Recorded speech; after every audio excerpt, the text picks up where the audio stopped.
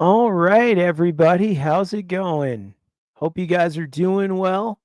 I want to thank you guys for all coming out for the show. I really appreciate you guys. Super excited to be here. This is the last Starfighter birthday stream.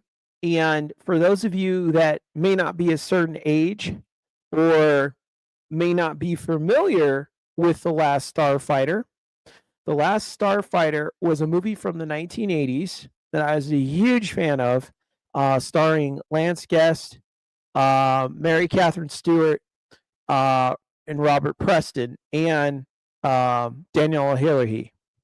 And it was a science fiction movie. It was after the craze of Star Wars was over, after Return of the Jedi had ended in 1983. So by 85, it had hit, and it didn't do as well, not because it wasn't great, but because people were done with science fiction.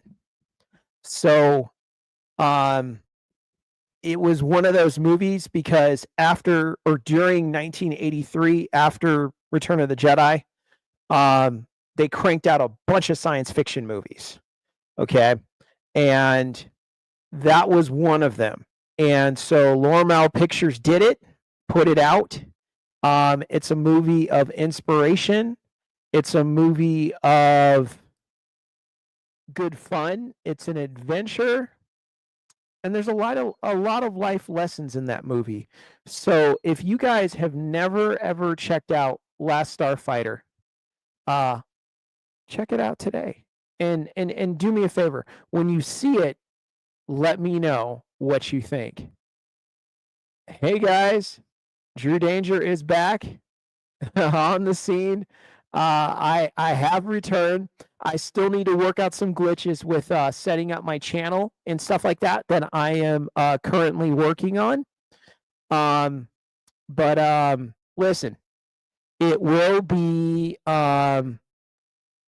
coming soon. Okay, there's just a couple things I got to work out, and I don't mean like in a year or anything like that. I mean like within a good amount of time. You guys will have all the craziness that I decide to bring to the channel. Okay. So guys, I do have a special guest, co-host, that's not here yet, but they will be coming. I know. If anything changes, I'll let you know. But either way, guys, we'll try. Well, I'll try my best to give you guys a good time. Okay, that's what we're gonna do. So here we go. All right, birthday day. Talked about Last Starfighter. If you guys have any questions, shoot them over in the chat on this side. I'll try my best to check those out. They move kind of quick, but I will look at them. Oh, heirloom. Thank you. Hold on. Okay. All right. Let's see. Okay. Okay. You guys let me know if my volume is better or worse. I do need to know that because I've been told it's not exactly where it needs to be. Okay. How about now? Is my volume good, guys? Please let me know. How's the volume? Is it? It's not good. Oh, it's distort. Oh, shoot. Give me a second, guys. Bear 1 minute. Hold on.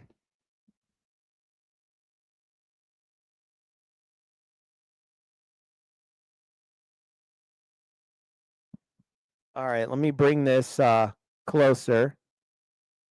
Okay. Is it distorted now?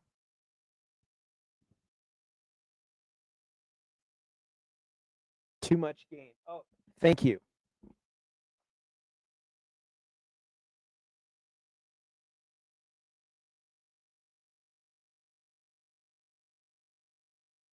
Okay.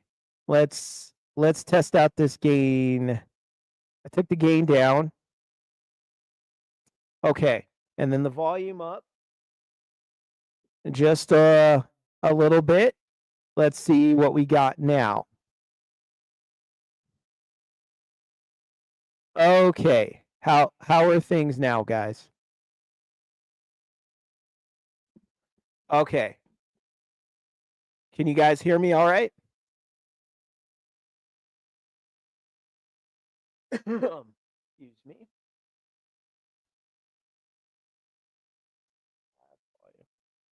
Okay. Okay, so now it's better.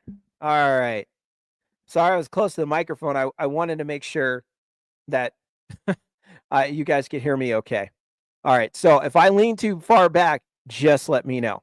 Okay, guys. So let's pick up where we left off. I'm sorry, I had a list, so I'm trying to make sure that I cover everything. I guess I should start with my favorite birthday gift and my favorite birthday memory. What do you guys think about that one? Should we start with that? Okay. But since we're going to do that, there is one thing I do need to get. Bear with me 1 second.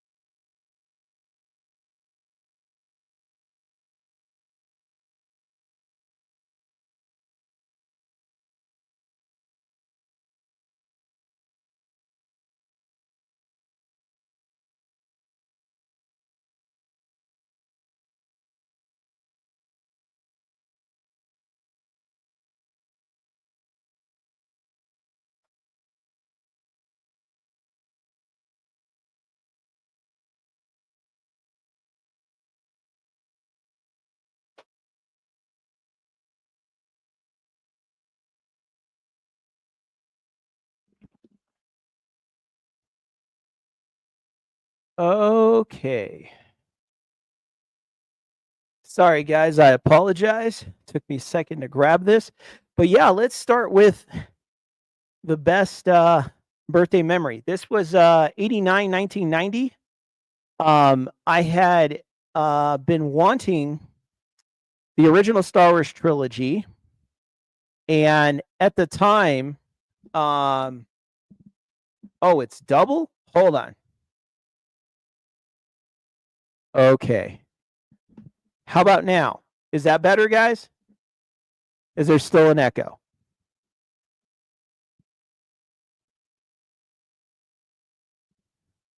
Is it good? Or no echo?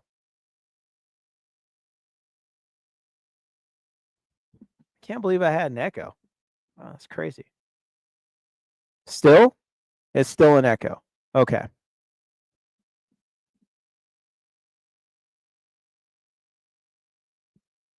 Let me see if I can change that.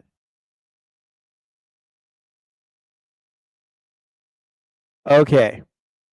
Okay, let's see if we can change that around. Okay. How about now? No echo? Oh, no echo. Give me 1 second, guys. Okay, okay. It's good? Okay, I just wanna make sure. Thank you. That is my Commissioner Gordon, over there letting me know. Your girl Renee called me saying it's good. So, cool, guys. Alright.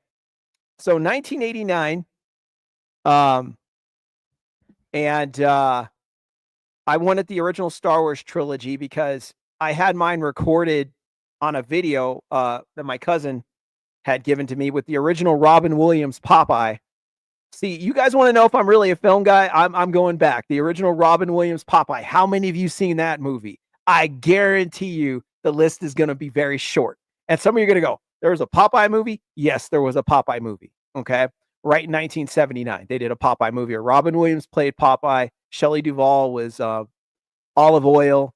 Trying to think who else was in the movie that was big.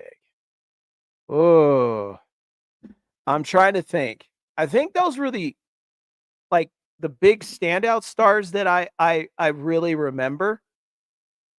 Um, but anyway, yes, I wait, hold on. I did hear, about the passing. Yes, I did. He also did Alfred on Batman the Animated Series. Unfortunately, the older actor that was supposed to be the original Palpatine in, Empire Strikes Back, who they use as the body double, he passed away, last night. He was in his 90s. And he also voiced, for those of you that know, Batman the Animated Series, he was Alfred in Batman the Animated Series. So, rest in peace, to him and his family at this time. And while we're on this subject, guys, um, rest in peace, George Foreman. 69 knockouts, 5 losses. Um, rest in peace. I had hoped to meet you one day. I know a couple of people that got a chance to meet him, and they said he was fantastic. Um, and he's one of the last guys that, Muhammad Ali fight he was around Muhammad Ali and he actually fought him.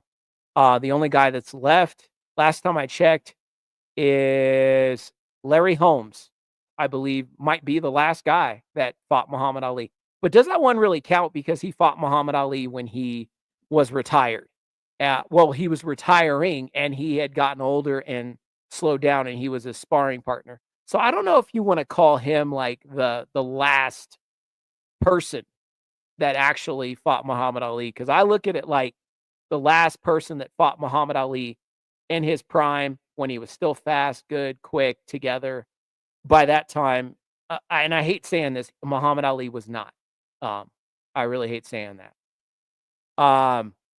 So anyway, my love goes out to the Foreman family and all his sons named George, which is still the funniest thing to me. But I guess he was really proud of his name. And for those of you who have a George Foreman grill or any of his equipment for his cooking, or go to Meineke to get your breaks, you always remember George Foreman because nobody else made a better grill than he did.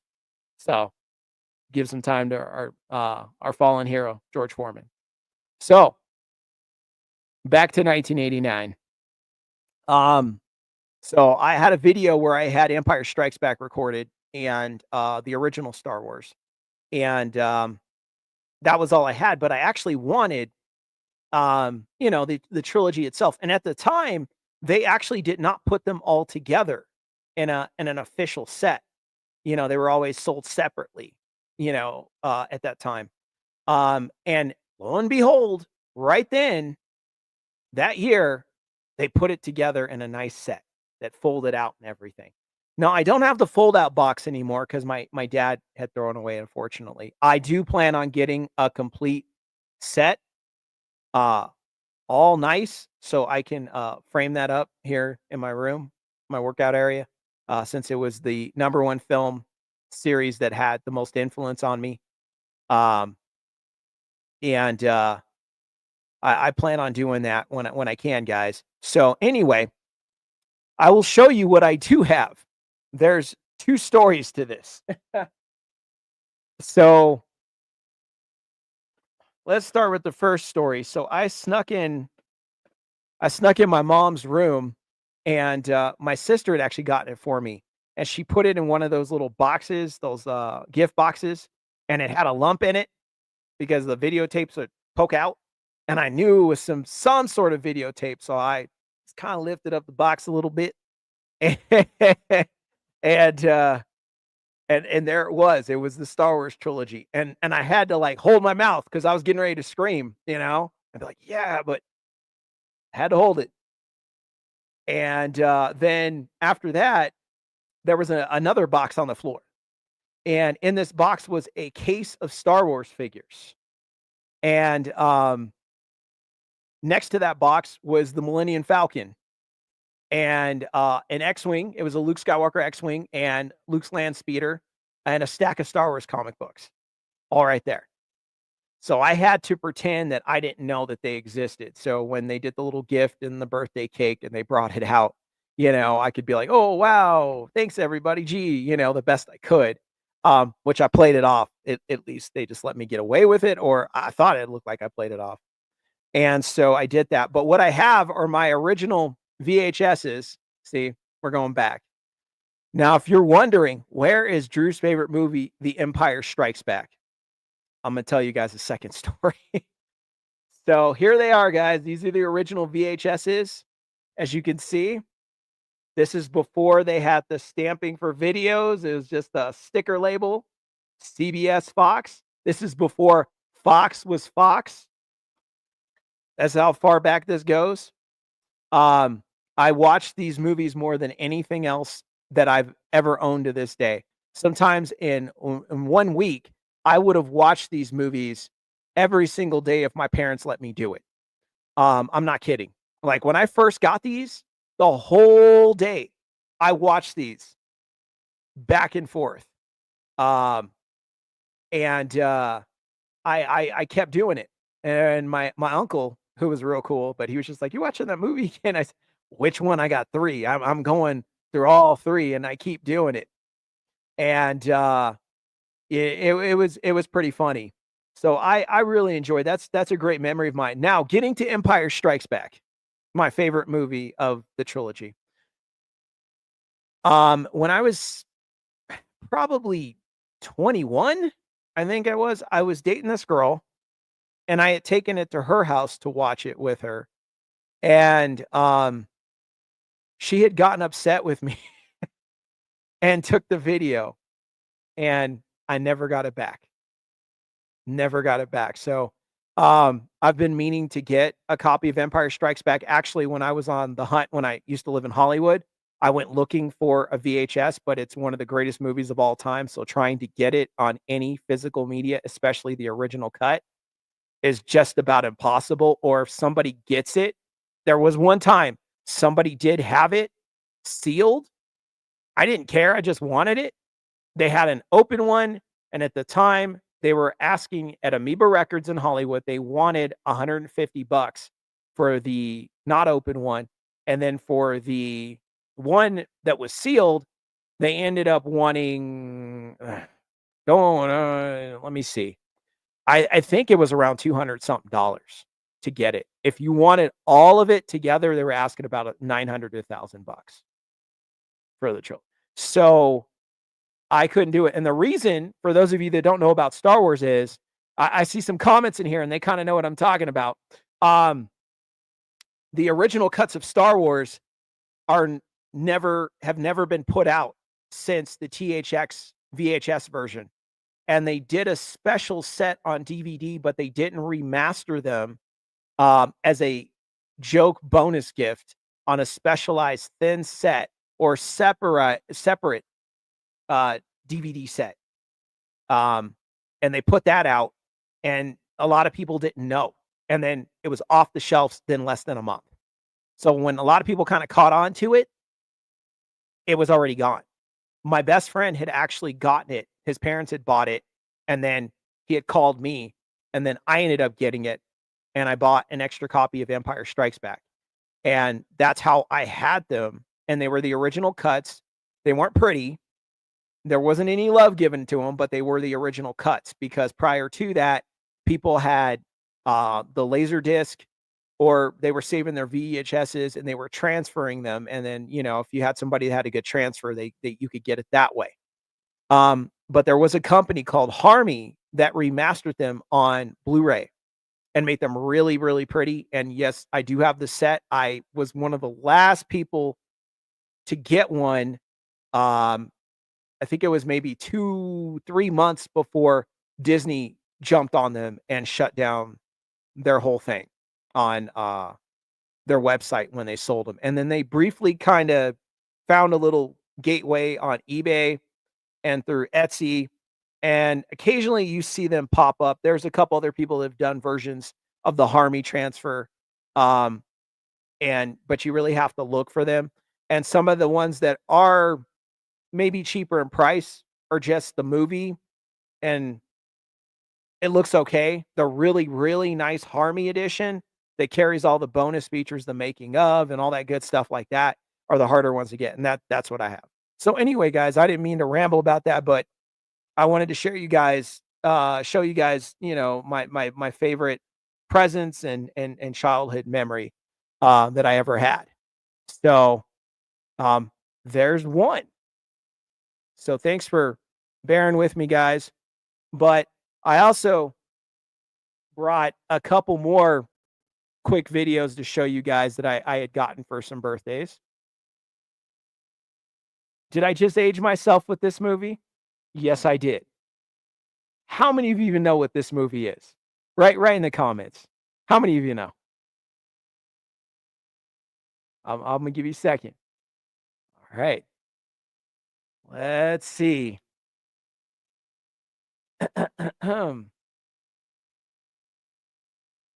Oh. Oh. Okay.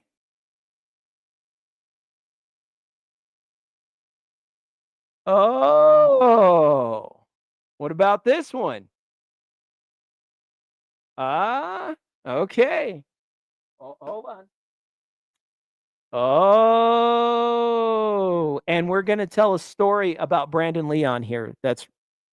I'm gonna get on my Brandon Lee kick and tell you guys how important Brandon Lee is to me.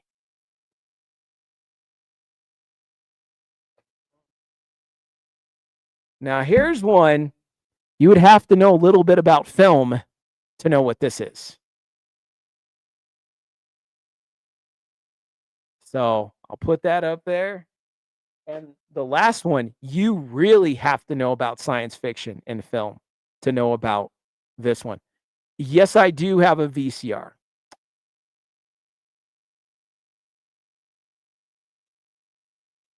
This is very special. And I know people are going, "Oh, it's anime." No, no, no. Anime animated and did this, but the story is not Japanese animation. It's an American story. This is Lensman, the Galactic Patrol. This is one of the original science fiction stories. It was written in the early 1900s by Doc E. Sampson. And this is where Green Lantern borrowed from the DC borrowed from to make into a character. You could say elements of Silver Surfer as well. You could say Star Wars borrowed things to make it happen as well. But in the 80s, they did an animated version of a movie, and Japan did a short-lived television series. Um, the movie and the books are very, very, very, very different.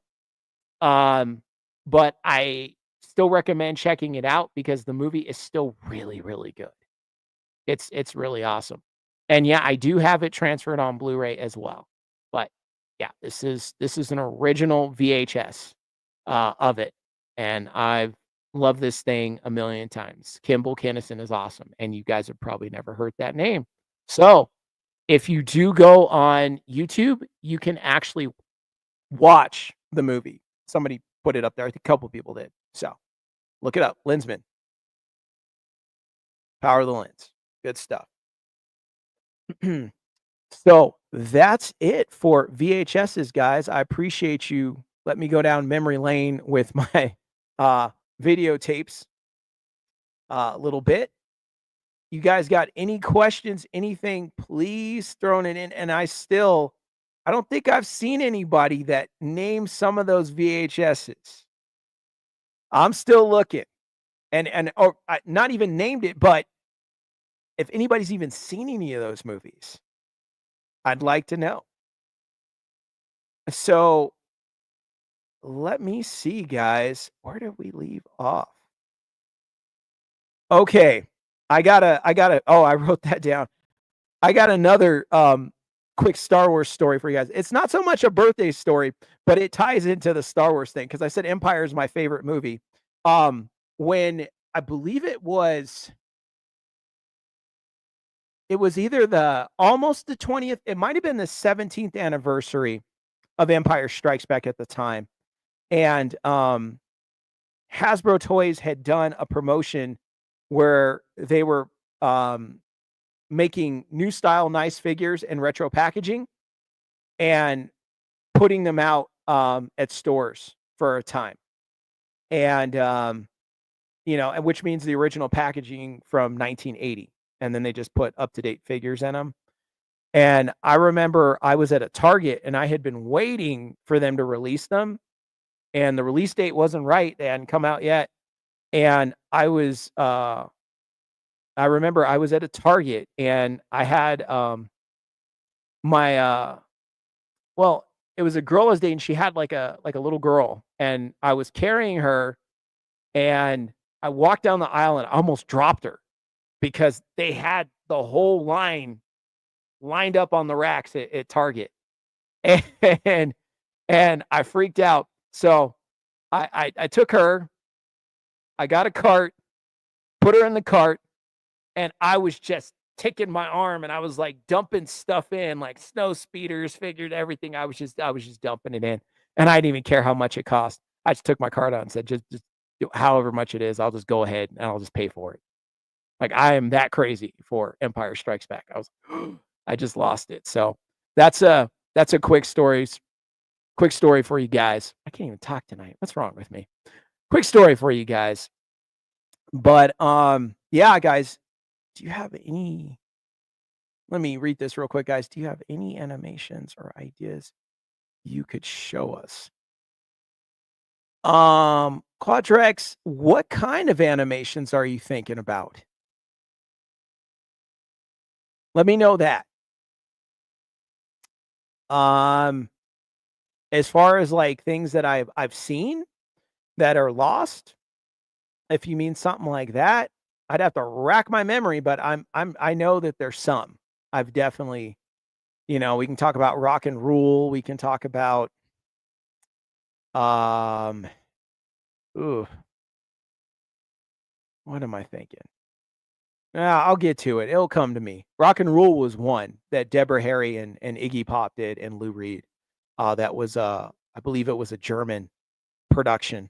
It was in Europe. They did, and it was kind of like a sci-fi adventure, rock and roll opera kind of mix.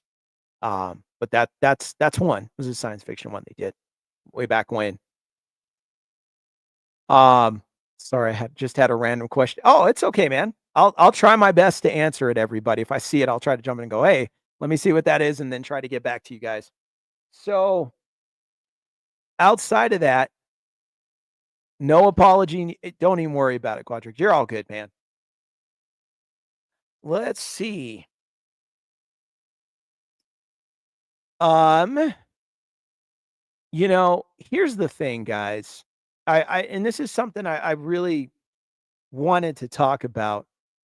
My birthday is how is life right now? It's going okay, buddy. Um, my birthday, my 10th birthday was my most tragic birthday of all time. Now I know we're supposed to have a good time and everything, and we'll do that. But I feel a birthday is a day, okay? And it's somewhat a normal day, a day you may be born on, but you know, I'm just saying business things still happen. So tragedies can happen. And on my 10th birthday, it was the official coroner report read for Brandon Lee, the official day he died. Now, for those of you who don't know, Brandon Lee was the son of Bruce Lee. I showed a VHS copy up here of The Crow. He was the main character in The Crow. He was Eric Draven. Okay. So, I mean, I'll lift it up again. So, if you guys have seen The Crow, you see right there it says Brandon Lee. All right. So, Brandon, I was a fan of Brandon before he did The Crow. When he did Legacy of Rage, Laser Mission, which were his smaller budgeted movies. And then he got a big deal with Warner Brothers. Actually, no, I take that back, with Fox, to do Rapid Fire with Powers Booth. And that was the movie that kind of set him on his way. Prior to that, he did a Warner Brothers movie with Dolph Lundgren called Showdown in Little Tokyo, and Kerry Tagawa and Tia Korea. If you guys have seen True Lies, she was the girl that Arnold was trying to lead and move around to get information from. Her name was Juno Skinner in the movie. She was in that with Brandon Lee. And Brandon and Dolph Lundgren were the two action leads in the movie. And it is a cool movie. It was fun. But Rapid Fire was his standalone, standout, starring role that he did. And I forgot about, he did do a Kung Fu David Carradine movie with David Carradine, which was one of his early ones too. I don't want to leave that out. But anyway, Rapid Fire changed everything. I was already hyped for Brandon. I saw Rapid Fire. As a martial artist, it was one of the standout movies. You didn't get to see Jeet Kune Do a lot in movies at that time after Bruce had passed, because Bruce showed it, in his films, especially in Way of the Dragon, where he fought Chuck Norris. That was really the one movie that you really, really saw it, like where he really made it known that you were going to see it. Oh, thanks, man. So with Rapid Fire was one of those movies that you actually got a chance to see it in full color, full action, the entire movie. And Brandon was the one to bring it, and he brought it, and it was beautiful. And he did it the entire movie, and he was so sleek and smooth. But here's the thing, comparing Brandon to Bruce, his father, they were very different.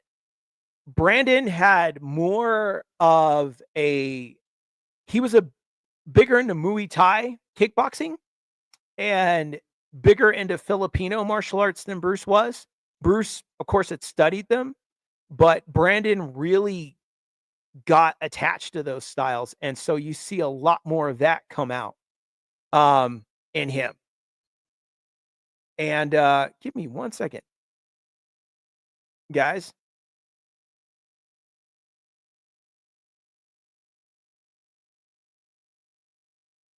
Yes, I am. I sent you the link to come on in. Come on in. We're ready.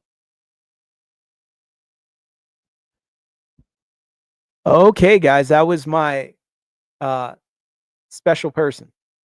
So anyway, let me back to Brandon Lee. So Brandon had a different style from Bruce, but his style really spoke to me. I love both of them, and I've taken from both, but I kind of got to grow with Brandon, and I kind of got to see, like, up close what Brandon brought, and it was really cool. So I saw Rapid Fire. I was hyped for that. And then Rapid Fire was such a hit that they were like, we're going to do a sequel. And at that time, Brandon was in talks for The Crow, because other people were supposed to do it. They actually went through people, quite a few, and they decided to let Brandon take the part. Ernie Hudson is also in The Crow, if you guys don't know. who I just met, who plays Winston Zedmore in the Ghostbusters, one of the famous Ghostbusters. So, Brandon ended up getting that part, and he announced that he was going to be doing The Crow, and The Crow was a comic book. Kitchen Sink Comics put it out. Vertigo backed it and kind of distributed it. It's a very dark comic book. If you guys have never read it, I'm telling you right now, before you decide to look at this comic book or read it online, however you guys do it, I put up a warning. It is very, very, very dark. Okay. The writer James O'Barr, who's alive, he did not die, but his fiance had died. She was hit by a drunk driver, and it kind of put him in a depression. And in his depression, he wrote this story. His life was filled in tragedy, and that was kind of the thing that broke him. And so when he wrote this story, that's where the inspiration came from, was that dark place. So that story, if you guys have seen the movie, it's a sad, dark story. The comic book is even darker. So just to let you guys know, as a warning. So anyway, Brandon in the movie, once he was talking about doing it and explaining and everything like that, everybody was getting excited. It was his breakout role. Like it was the one that was going to take him and make him a huge star. And boy, were they right. But here's the thing. As you guys probably know about Brandon Lee, he was unfortunately killed on set due to an accident that happened. And it was an accident, but also it was a negligent accident because they shouldn't have been shooting that day. I was talking in the voice chat the other day and explained to some of you guys what had happened. When you guys are on a movie set, you have your gun master, your weapons master, right? And every time a gun is fired for a scene, when the gun is empty or the shooting is done, they take it out, clean it, put a new cartridge in, make sure everything's cleaned out good, brand new, ready to go to shoot again. And this is something you have to do every single time. Okay. Especially when it comes to blanks. All right. So what happened was the main gun master had left. His assistant was actually there, and they convinced this assistant to just keep shooting and doing they weren't supposed to keep shooting. And he was not cleaning out the guns properly. And he was just putting the cartridges in, taking them out when they were empty, and just putting another one in. He was not checking. And what happened was metal debris had built up inside this gun, and the metal particles became like a projectile. They had formed in like a projectile that came out. And it shot out of the gun and it pierced Brandon's aorta. That's what did it. So that's what I mean by accidental negligence, because that should have never happened at all.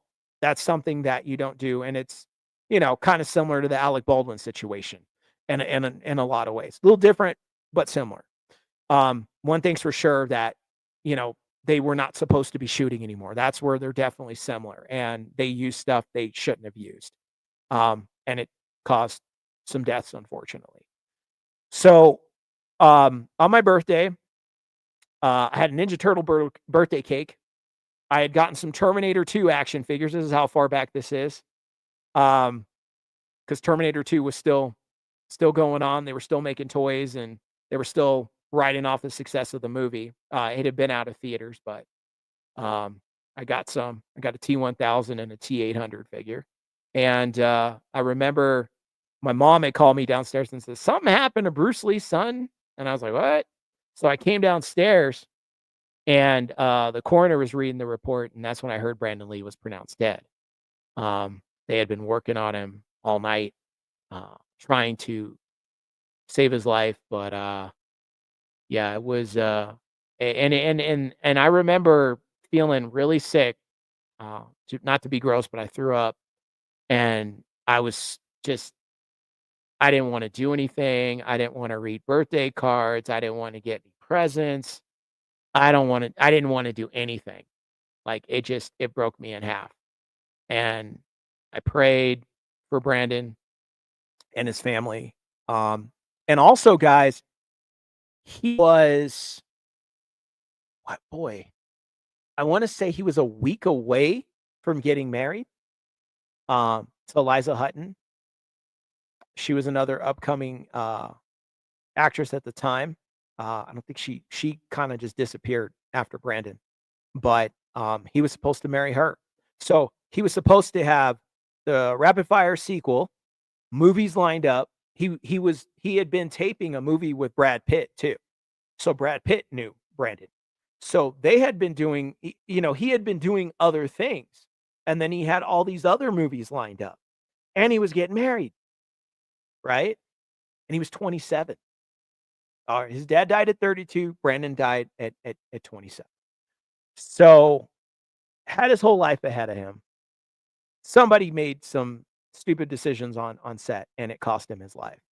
And, yeah, I was completely destroyed, uh, after that. And the other thing was, were they done filming? Now, they were in a place where they had done a lot of taping. They were close, but there were still some shots that needed to be redone. There was some stuff most of the stuff they had taped. The stuff that they hadn't taped was a lot of it ended up being in shadow. So a lot of the close-ups and it was early computer work. They had kind of overlaid Brandon's face on another stunt actor in the shadows, so it blended together and you don't see it. They really worked that out really nicely. So they did practical and early computer effect to finish the rest of the movie. And the movie was pushed back because, well, the studio just cut the funding. They didn't want anything to do with it. They weren't sure also if Brandon's family wanted them to go forward. So his wife, his mother, Linda, his sister, Shannon Lee, who runs the Bruce Lee Foundation now, it was kind of up to them if they wanted to go forward with anything. And if they could, from there, if someone could talk a studio into producing the movie, and I believe Dimension Films, Miramax, what became Miramax, ended up doing the rest of the movie and putting it out. And so finally they decided with a little bit of a delay that they were going to finish the movie and then they were going to put it out and distribute the movie. And so we ended up getting the movie. I had to wait a long time. Well, not super long time, but I couldn't see it when it was out. Number one, at that time, my parents had found out I had been sneaking out to the movies. Um, and so they were really watching me like a hawk, so I couldn't get out. So I had to wait until it came out at Blockbuster, aged myself again, and I got the movie and I watched it finally. And yeah, it blew me away. I was so excited to see Brandon and so sad at the same time to know that Brandon, this was his last official thing that we got to see that was fully him, that really revolved around not just action, but his dramatic acting at a high level, and it was like a whole package deal. It showed that he could be a leading man, it showed that he could be an action guy, it showed his martial arts. Well, let me take that back. He didn't really use it too much. In certain scenes, you might see him do little things. Most of the martial arts you do see him do was in the shadows. And then outside of that, it was just kinda like blunt, strange reaction fighting, and that's what they kinda wanted him to do. But there were some situations they put him in, like when he's in Top Dollar's, club, he had to use certain things, and then they kinda let him, do some flips and different things like that, some acrobatics a little bit more in that scene. And then the rest of the stuff, was pretty much straight shot. So I was able to finally see this movie. It blew me away. It was amazing, and it became one of the most iconic movies in history. It is one of the biggest independent movies out there. Um, it really changed the game, and, people dressed up as the Crow for, like, and to this day, for a million years. That face paint that he wore, you don't know how many times being from Southern California, I saw that face paint, and I wore it myself because I was the Crow, like, oh boy, let me see. I had at least had to been Brandon Lee as the Crow, like, I think about it a good 8 or 9 times. Seriously. And I even taped the electrical tape and I had the duct tape because, like, everybody thinks it's electrical tape, but it was actually, like a weird duct tape blend, and they covered up his hands underneath because the duct tape, it sticks better. It comes out shiny, but that's why it was shiny in the movie, but it holds better for, like, what they need it to do, like, electrical tape doesn't do anything. A bunch of kids I went to school with were walking around with electrical tape, and it was just falling apart. And that was kinda crazy, and I actually got the duct tape and put it on, and I was the only person at school at that the last time was it the last time I wore it? It might have been by that time, I think the 2nd to 3rd last time I wore it. I was in high school, and I had the duct tape, and I tell you guys that because this guy was so jealous and angry that my costume looked better than his, and he never let that down. It was pretty fun. It didn't bother me. I thought it was hilarious. But anyway, guys, that is my tragic birthday memory number 1.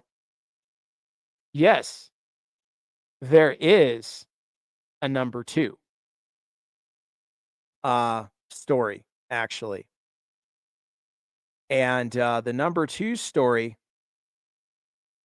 um and this is something I want you guys to really, really think about because, you come on people's birthday streams and different things, and, we have a good time, but I wanted to do a mixture if I could. And the second story actually had to do with me and my dad.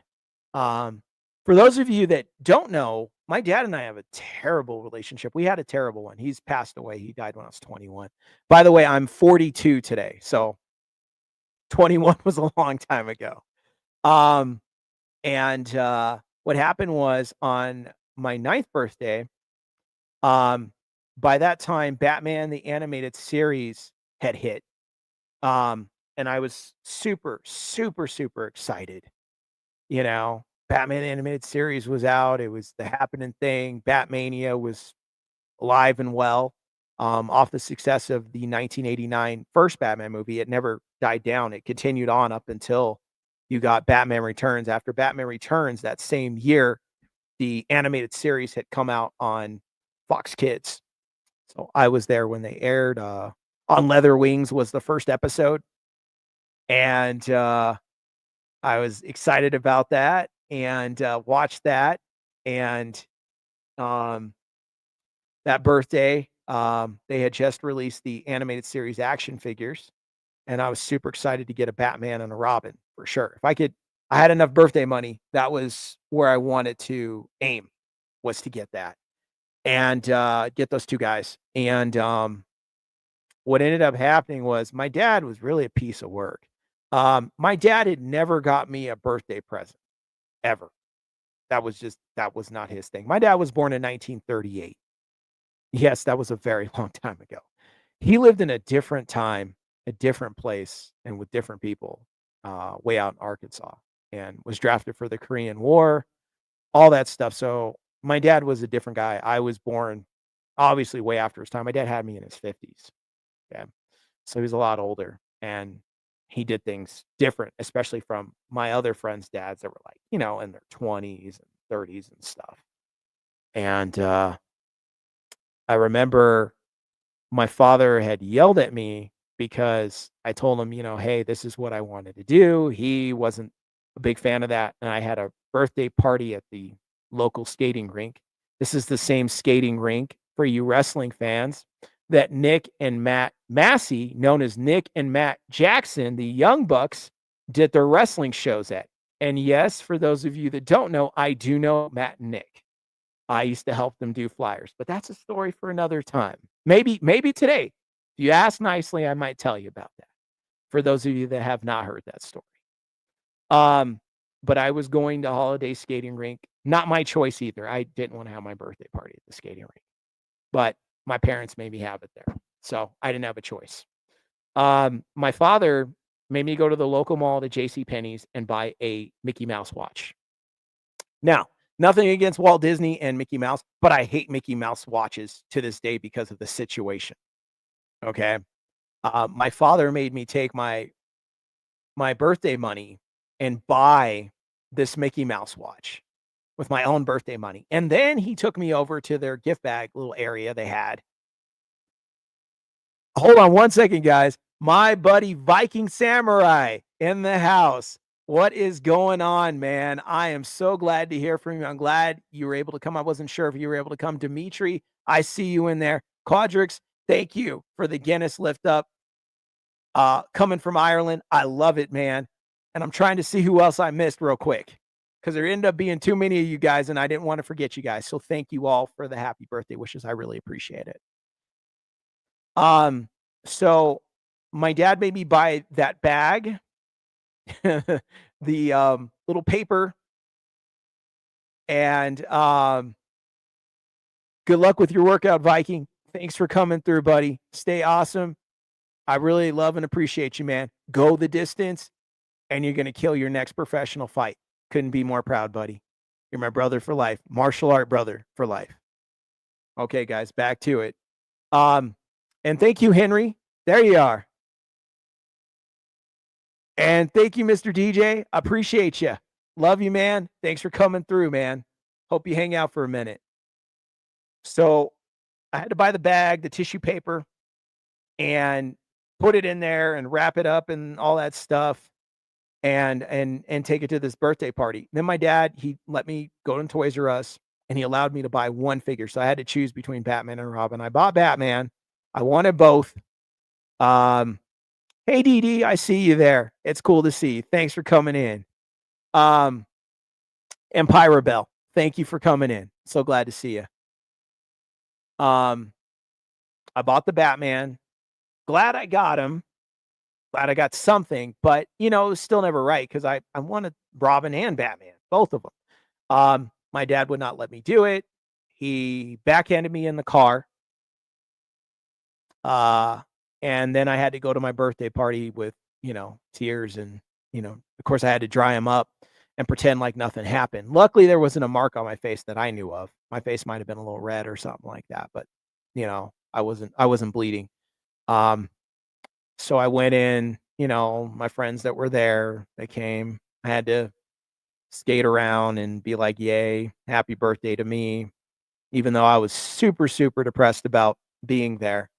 And came gift time, which I was not excited about because I had to get that stupid Mickey Mouse watch that I paid for. And brought out the Mickey Mouse watch. Well, I should say that the bag. And my dad was looking at me like this. And, I had to sit there and go, "Oh, wow, what could this gift be? I don't know. It's from my dad. Thank you so much, Dad, for getting me this gift." And I reach in, pull this, "Oh, gee, a Mickey Mouse watch. Thank you so very much for giving me this watch." And I had to take on this watch and put it on my wrist and wear the stupid thing. As fast as I could, I tried to get rid of that watch, but I had to do it in the right way, because like if I did it too soon, he would know I was trying to throw it away or something like that. So I had to wait a while and then, gee, I don't know what happened to it. I guess somebody took it, as fast as I could.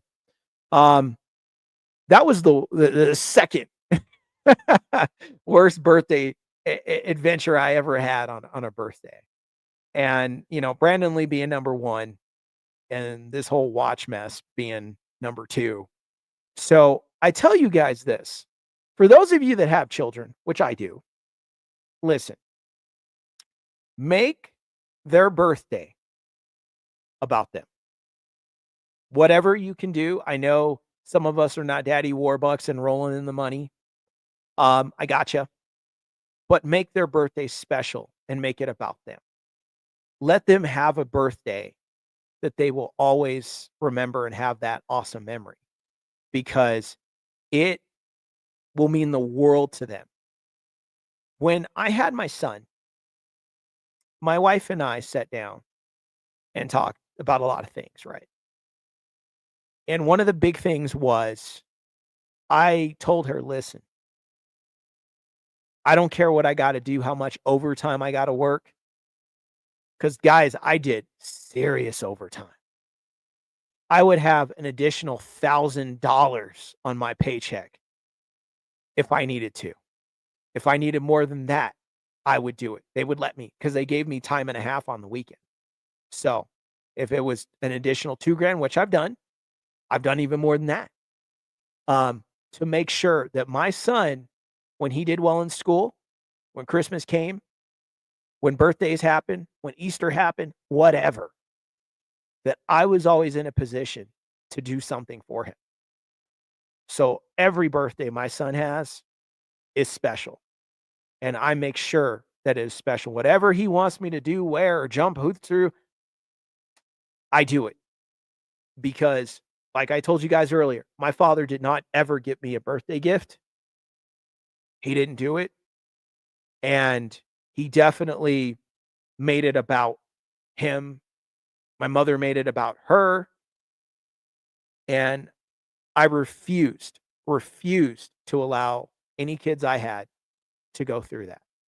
So if I could give you guys any advice as a new parent, current parent, up and coming parent, or you're just thinking about having kids one day, take a chapter out of my book on this for sure, because this will be for everybody. Make birthdays and special events with your kids about them. That's the number one thing I could tell you guys. So, and yes, Cheyenne, thank you so much for coming in, and shout out to all the fathers out there. Yes, and the mothers out there. Shout out to all you guys. It's a not easy job, but it's a rewarding job. It's a very blessed job, and it could really change your life for the better. And it has changed my life for the better. I can tell you guys that right now. It does a lot for you. So it completed me in so many ways. So, and I got to give a shout out anyway. A shout out to my wife, who's amazing. We've been married 15 years. When you marry somebody that's incredible, that really enhances your life, and really just allows you to experience just an awesome, amazing person that can take the most dull day and make it the greatest day ever. When you go through that and have that, there's nothing better. I'm telling you guys. I'm very grateful. I'm very, very grateful. I'm here. I'm alive because of my wife. And that's my birthday gift. My big birthday gift is to be able to see my wife and to be able to see my son. So number 1, wife, number 2, son. Those are my greatest birthday gifts. Nothing else can be better. Not even those Star Wars trilogy moments I told you guys about. Those are awesome. Yes, I love them. Did a lot for me. I got to work in special effects, and that would have never happened had it not been for the original Star Wars trilogy and all the amazing science fiction things that I saw at that time. But even with that, martial arts, everything does not compare to my wife. If you guys don't mind, I just want to tell you guys something real quick. After all, this is my birthday stream, so I think I get a chance to get away with it, right? Just for a second. You guys don't mind? Here's the thing. And Quadrex, this is for you. When I got diagnosed, I'm not going to tell you guys the whole, because this is too long of a story. I'm not going to bore you guys with that. But I'm going to tell you guys this. In order to fix me, I didn't have a choice, because all the conventional ways of treating MS, especially because mine is a very advanced MS. It was so advanced because I had it 15 plus years. longer than that maybe, and I had no idea. So my body's just fried out. It's damaged. I got lesions. It's jacked up completely. Okay. I'm looking at not a very good time. All right. And, my brain is all here and there. My spine is all, the myelin sheath is going. My mobility is in question, all that stuff. Okay. And the only choice I have is to do uh, chemotherapy and a stem cell transplant from an experimental project. Okay. With it, it's experimental project comes risk. Okay. And the risk is heavy. All right. Like you could die from this stuff, obviously. Just the initial beginning of it could kill you. The after effect could kill you. The test before could kill you. And that's a story I never told any of you guys. I actually almost died from um, them just getting the stem cells out of me before I even did the thing. Too much was sucked out of me too quickly. I lost too much of the stem cells and whatever else plays a part in there. And I was standing up when they were making some adjustments and it hit me. And I collapsed over in my chair and slipped out. And they had to start working on me to bring me back. And that was before I did the experiment. So that's one thing. The other thing was um, when I did the chemo project, and I came home the first night home. And by the way, I had to live there 4 weeks for you guys that don't know. I had to live there 4 weeks. I could not come back home. I had to live there, do the whole experiment, shower there, hang out there, watch TV there, whole 9 yards. Hey, Dust, how's it going? Glad you were able to come through. Good to see you. And that was how it was. Okay. And because it was chemo, I couldn't be around my son for a year and a half because I had no immunity system for like a year and a half. I'm not kidding. It was that serious. Um, so my son saw me at distances that first Christmas. We were close, but we really couldn't be close, and I couldn't be up there that long. Had to mask up, do the whole thing, So Christmas was kind of weird. Couldn't really hug him. Couldn't really bring him in. I couldn't hug him at all. So I was more like, oh, okay. I had to do it like that. That was hard. Um, and the other thing about that was when I came home that night, I was throwing up a lot, like whole bunch, like too much, like exorcist much. Like it was going crazy. And, we had to call the emergency hotline for uh experimental project. And they told us like, if he's not better in the morning, which we doubt he will be, I probably should have gone that night. I'm lucky to be alive by the morning, because by the morning I was completely gone. Like I was just like, I cannot move. I'm really, really sick. And it was like a sickness like I had never felt. And I was like, oh, this is bad. And I couldn't move. So the fire department had to come in and bring a carrier chair and pick me up, put me in the thing, strap me in, and carry me through the house to get me out our garage to get me to the ambulance. Okay. And I got this is how bad it was. They could not drive me to the hospital where I had the experiment done. Okay. Because they didn't think that I would survive the drive. So they had to stop off at the nearest, fastest hospital, which was not far away. I was very fortunate. So they got me there. They started working on me immediately. My blood pressure was so high. Okay. And I don't have blood pressure or blood sugar problems at all. You guys know I work out all the time. I'm in perfect shape, take my health very seriously. So I didn't have that problem, but that day I did.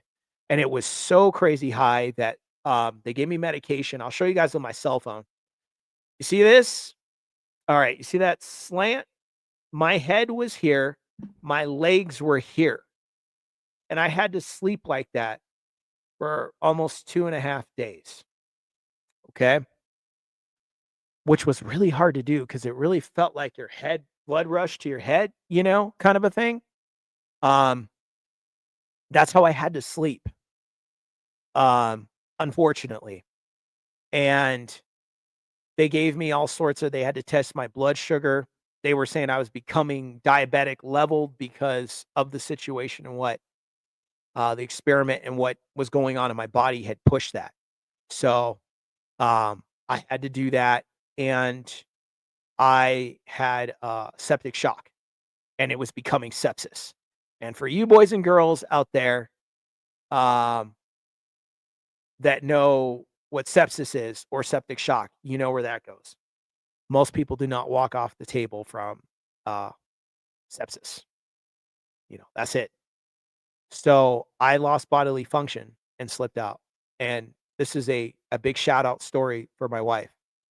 Uh, she changed my adult diapers the entire time I was going through this, and she did not break a sweat. She didn't have an angry face. She was not upset. She was as welcoming, kind, patient, nice, and loving as she ever was, and more the entire time. Whether she had help or not, she was right there, and she did it. I could still see. I could still see. I was just in a haze until I wasn't, but I did see that, and she was right there the entire time, and she was encouraging and never tired, and I know she was because she had not slept that entire time. And, hold on here. What is Chad talking about? Sorry, guys. Hold on. Oh, you guys are funny. You're funny, Chad. So, they stabilized me eventually, but then I had to be rushed in the ambulance over to the hospital because now they felt I could survive the drive, but they needed to get me back to where they did the chemo project. And I hung out in the disease control ward for almost 2 weeks. And they pumped all sorts of medicines and different things in me, and they put me in one of those extended rooms. And I thought, "Oh, that's cool. There's a bed there, an extra bed for my wife, that's really cool." Um, hold on one second, guys. Let me read this one. "My best friend had leukemia, 2 heart attacks, and stroke, passed away last November. Never saw a stronger man in my life, and he would appreciate your wife big time." We look at dude. I'm so sorry to hear that story, man. Sorry, guys. Quadrex put up this post here, and that's what I was reading. I'm so sorry to hear that, man. Wow, man. Man. Prayers for you, man. Prayers for you. Thank you for sharing that, Quadrex. If you guys have not seen this comment, I encourage everybody to stop and read that, man. Oh, man, man. And that's what I want to tell you guys too is sometimes you don't know what's gonna happen and how much time we all truly have. So for me, this is just me. I live hard the best way that I can with what I can do with what I have. And I try to give that to all of you out there in the TV land the best I can. Um, I really, really try to do that. Um, so let's try to be kind to each other. Let's try to help each other the best we can.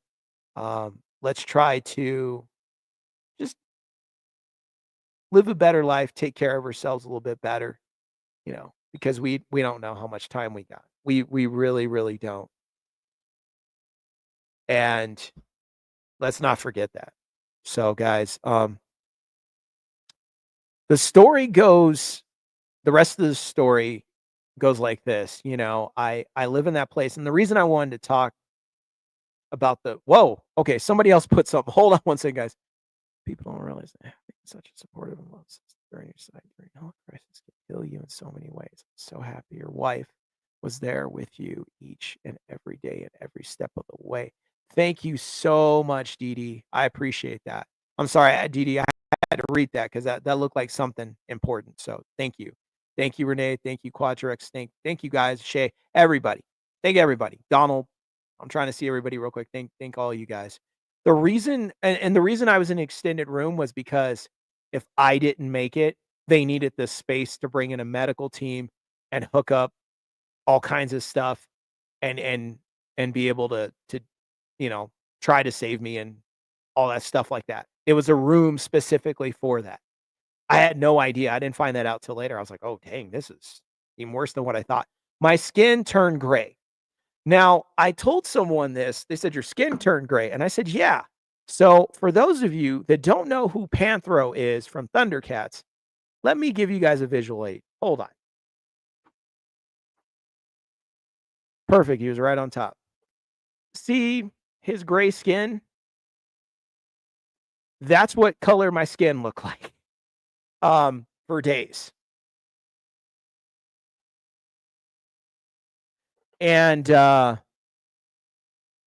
it was crazy. So people walked in that did see me that they allowed in and and I was like, "Whoa, what happened?" I get sliced up on my face or something. They were just like, "Your skin is gray." And I said, "Gray?" I said, "Oh, that's not good." So yeah, I look like Panthro. I am a huge Thundercats fan, and I guess at that moment that was kind of cool. I look like Panthro because he's, one of my favorite characters of all time. But I don't know if I want to be gray permanently. Um, but I'll take it. I'll take it for what it is. Hey, go Team Thundercats. Thundercats ho. There you go. Um, but I stayed in that hospital and I reflected on a lot of things, um, about my life and if I was going to pull through, and if there was going to be any more problems after. And Dust, I have the Thunder Tank. I have the Thunder Tank, and I have got a monster Thunder Tank. I don't know if I could bring it out. I can't. If you guys want to see it, I can't. You'll have to give me like at least a minute to grab it and bring it out because it's wide, but I do have it. Um, and I do have all the figures as well. But the thing about it, in my reflection about it, was, in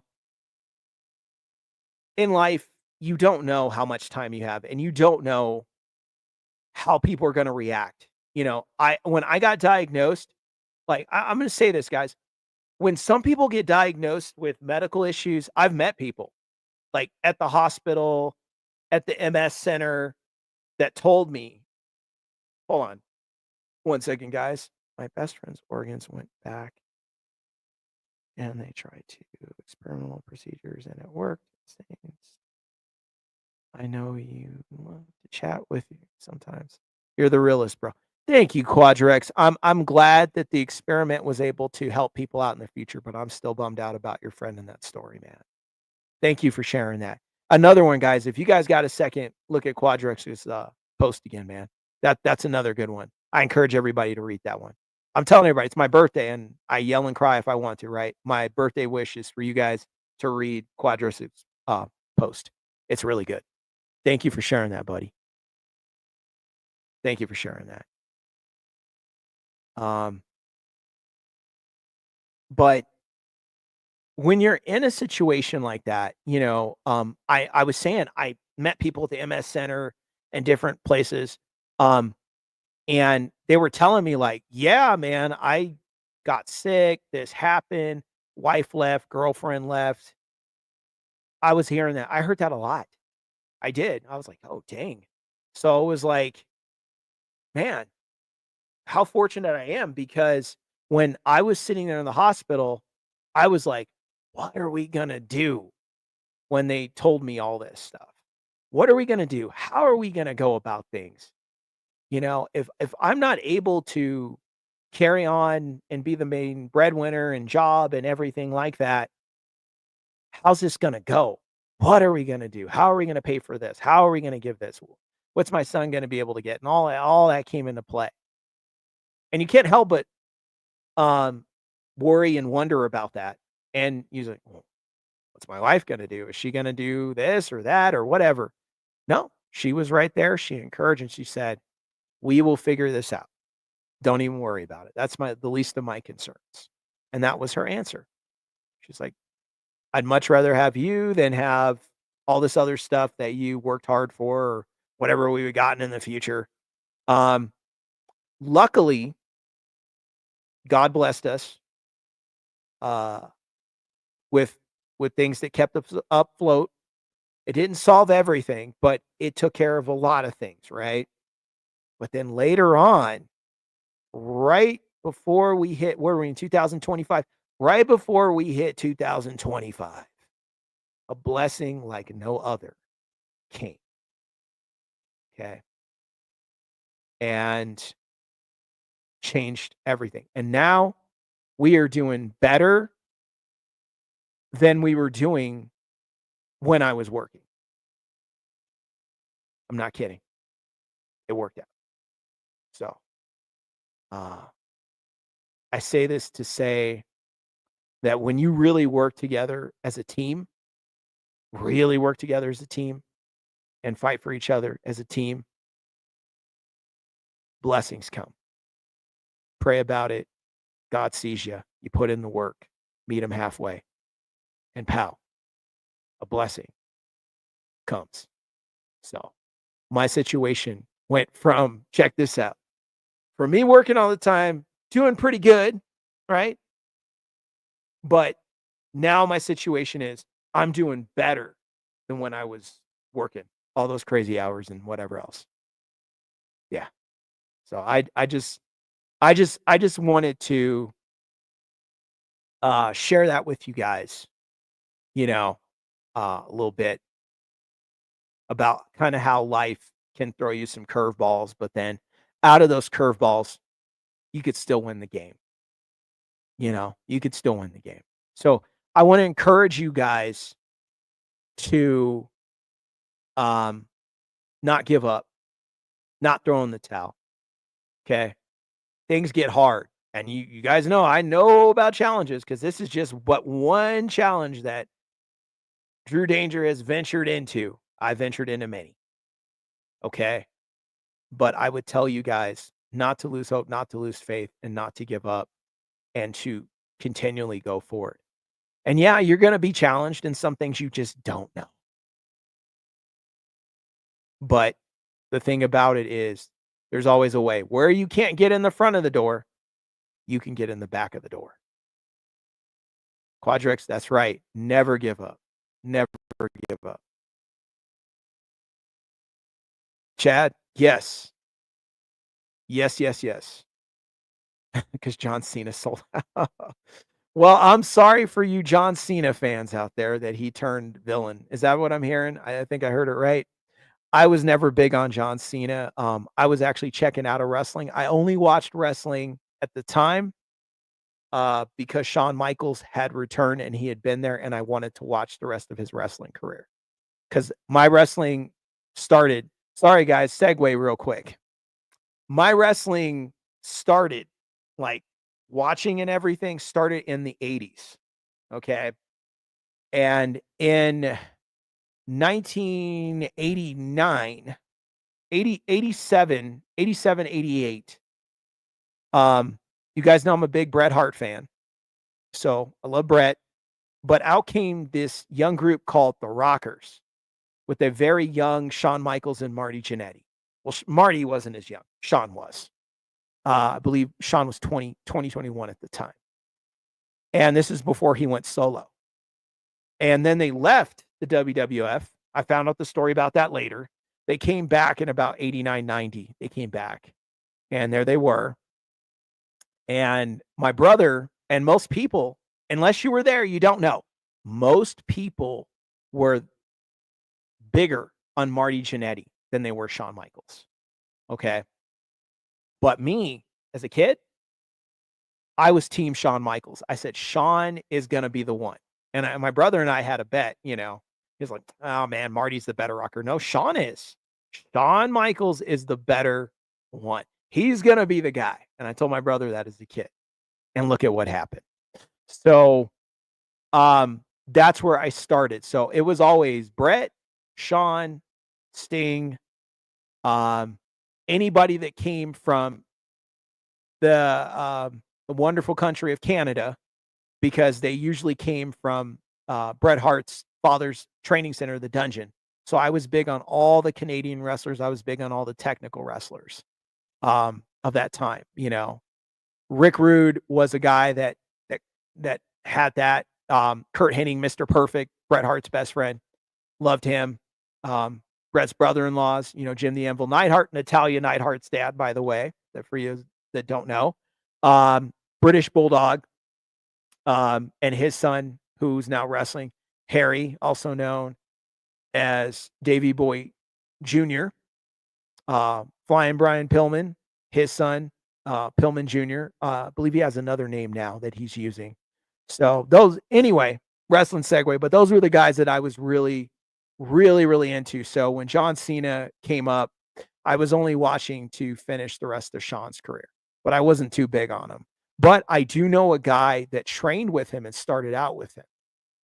The Suicide Kid, Mikey Henderson, is a good friend of mine, and he started out with John Cena and Samoa Joe. They all started together wrestling. So shout out to Mikey Henderson. I haven't talked to you in a long time, buddy, but I always have fond memories of you. So there's a quick wrestling story, and we'll do more wrestling stuff on this thing. We'll talk. You guys can ask me about stuff. I can tell you about what I do and don't know, including my Bret Hart autograph, which I do have one. I've never gotten a chance to meet him, but I do have Wrestling with Shadows, his world famous wrestling documentary autographed by Bret, which is pretty cool. So yeah, we can talk wrestling, we can do all that good stuff, but let's get back to the sad stuff just for a little bit longer, and then we're gonna segue into some more fun things, okay? So bear with me. And if you guys want to know anything about me, about life, whatever, I don't care. My favorite action figure, whatever. Um, please ask, and I'll do my best to answer the question for you guys, okay? No problem. But here's the thing, guys. I really want you guys to understand this. Your support system needs to be strong, okay? It needs to be strong. You need to surround yourself by people that really support you and believe in you, but you also need to give that back as well. That is really the secret of life, is to have that, but also to be able to give it back. Arnold Schwarzenegger, who's one of my heroes, you know, I grew up in that time. He always said that through everything that you get, do you know what Red's office hours are? Red's? I'm not sure. Red could describe a lot of people. Gotta let me know which one. Red Fox could be one. Um, but Arnold always talked about giving something back to the people. When you are successful and things go well for you, give back to people. Giving back to people blesses you. But don't do it for the blessing. Do it because it's the right thing to do. You know, if you're in a position to do something, hey, go ahead and do that. I never watched all of the 5 Heartbeats. That was a movie my mom watched. And I only saw pieces of it. So I'm sorry. I do know the reference now that you talk about it. That's where he hung the guy off the balcony or something like that, or close to it. So I remember a little bit about it, Cheyenne. Very isolated my choice, but I do have empathy and free relationships. I do not have. Okay, I got you, Quadrex. I got you, man. And I understand, man. I hope things, you know, I think that you're a really cool person, and I hope that the world sees you for what you truly are one day. You know, amazing guy, and they get to see what you can do. That's what I would say, if you don't mind me saying that. Where was I? Let's see. Sorry, guys, lost my train of thought for a second.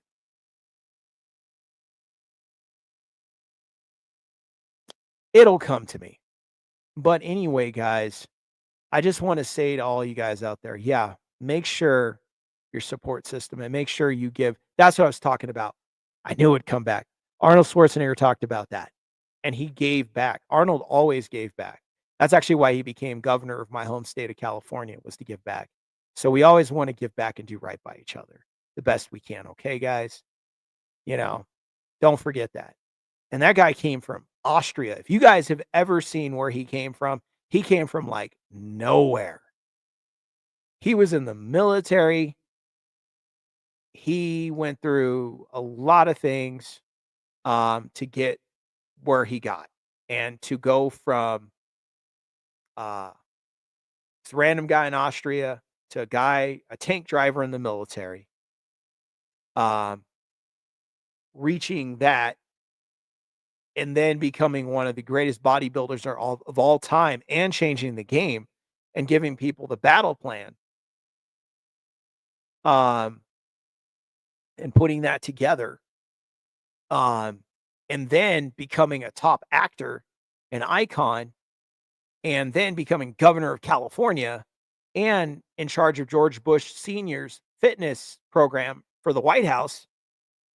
Dude, to be a guy from another country who came here and did all that, that's huge. But he always gave back and always tried to do right by people wherever he went, and that's really cool. And that doesn't mean he didn't make mistakes and he had flaws. His marriage was his greatest mistake and failure. He owned up to that, and he handled it right. He was like, "Yeah, I messed up. It's on me, and I gotta own that." And you know what he says? He said, "But I still wish that I had her back. I'll do anything I can to get her back one day if she'll let me. I don't know if I can ever make that happen, but that's what he said." So, not only did he make the mistake, he realized what he lost, and he's still working every day to try to get Maria Shriver back. So, hey, let's take a lesson out of that book, and let's try to be loyal and faithful as well. That's very important, not just in your marriage, but you know, to all the people that you really love and care about. So, are you guys ready for me to get into some lighter things, or you guys want to talk about some more life lesson stuff? I'm happy to do that. But if not, we will move on to the other things. Thank you, Quadrex. Don't worry about, you're rambling. You're all good, man. These are good things, man. Good things. Let's see. Interesting to see. Yeah, simply Melissa. Yeah, Joseph Banna looks just like Arnold. Arnold's other son, if you guys have seen him, he is spitting image of Arnold. It's crazy. Oh, degenerate. I'm not even gonna read that one. I see you. I see you. Degenerate's just having a moment. Those of you that know Degenerate, he is a funny guy, and I enjoy him. But he's a very talented, good young man that's gonna change the world. I'm pretty convinced. So I'm proud of him. Definitely proud of him. Oh gosh. You guys are funny in the comments. So are you guys ready for some lighter stuff? Let's try. Let's see what else we got here, boys and girls. I did some birthday stories.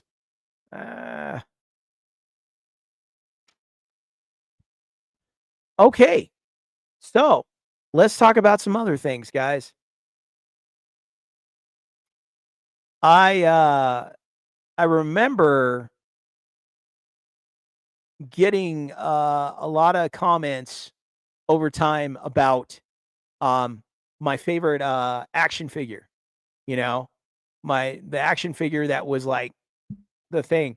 Well, I want to start by saying the action figure that changed the game for me, the one that I eyed more than anything else. Um, oh boy, you guys are funny in the comments. The one that I eyed more than anything else, and mine was the 1978 original Luke Skywalker action figure. As you guys know, my childhood hero, maybe some of you don't know. Some of you that don't know, my childhood fictional hero of all time is Luke Skywalker. Luke Skywalker changed the game for me. My son's name is Luke. Go figure. After Luke Skywalker. I'm not kidding. Skywalker would have been his middle name, but my wife thought that'd be a little bit too much. So I do have him. Hold on one second.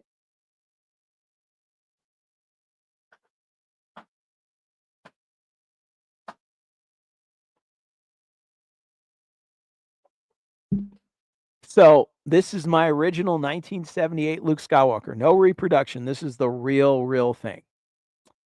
This action figure right here, we have gone on many adventures. We have lived a lot of lives together and traveled many places. And, you would put his lightsaber. For those of you that don't know, the lightsaber would hook up right through here.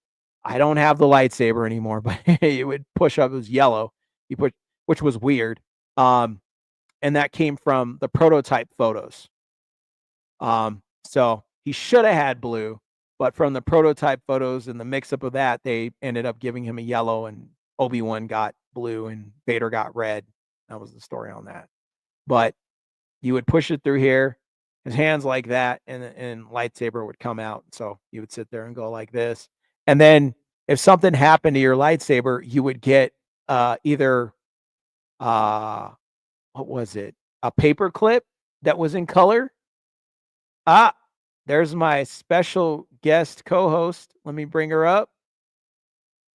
Say hi, everybody. Hi, Drew. It's Is my mic Lady Francis in the house. I am so happy that you came. Hi, I'm sorry I'm late, guys, but But today's your volume, you got to turn your volume. Your volume, I can't hear you. I don't know what Can happened. you hear me now? Technical No? difficulties, everybody. I'm sorry, guys. If my speech is coming out backwards. I'm going to explain that. I'm going to tell you guys that story here in a minute when I'm done with the Star Wars story. Can you hear me? Or no? Can you hear me?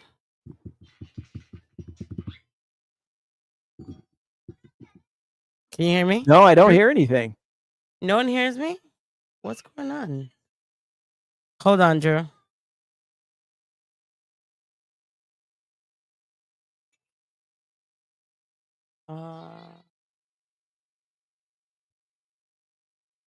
Hold on, Drew, okay? No problem, Francis.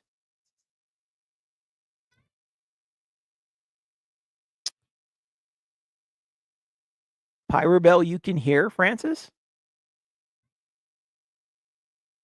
You guys hear me? Okay, certain people are hearing Francis. This is weird.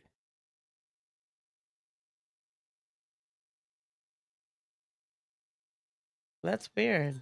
Okay. This is weird. Drew, Why can you hear can't me? I hear Francis? Oh, I'm loud, So right? everybody I else is hearing hear myself Francis loud. except for me. Drew, Why can you hear can't me? I hear Francis? Maybe you have me low, Drew. Hold on, I'm very loud, I guess. But you can't. Okay? Everybody can't hear me. Hold on one second, everybody. Let me see. Yeah, my mic is high. I can hear it. I just put it down. Oh, Drew left. Hi, Daddy. Did he log out? Did he cancel the thing? Oh, I'm loud. Well, while Drew gets that fixed, how's everyone? Hold on. Well, are you back? While Drew gets that fixed, how's everyone? What happened? Henry Why said can't I hear Francis? audio speaker settings. Hold on. Invite. Hold on, let me see.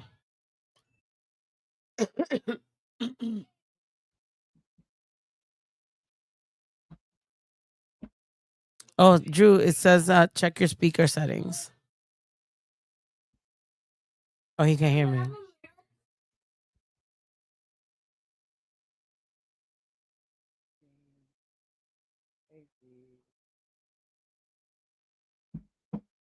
I'm trying to figure out why I can't hear her. Can you hear me? Drew? Somebody help me with troubleshooting. What can I do? Check your speaker setting. Oh, it says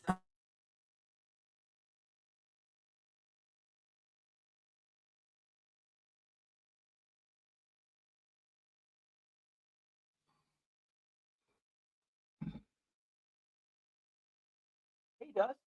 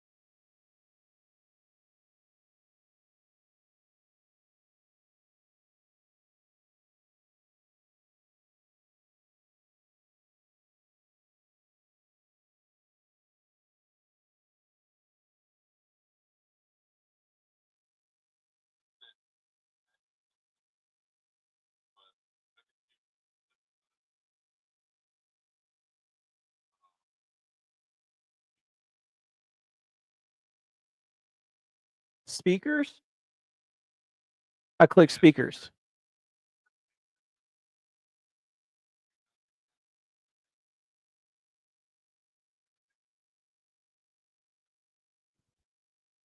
All right, because my speakers was down 0. So I turned it up to 100%.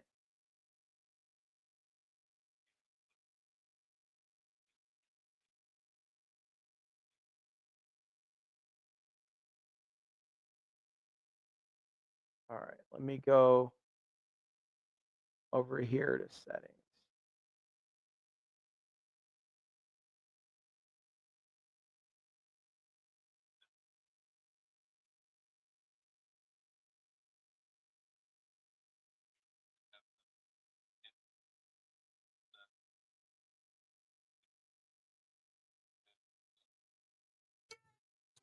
hey, can you hear me now? I hear Francis. I got her. We got it, Dust. I'm good. Thank Hi. you, Dust. I appreciate you. Yeah, Oh, Dust, I love him. you got it.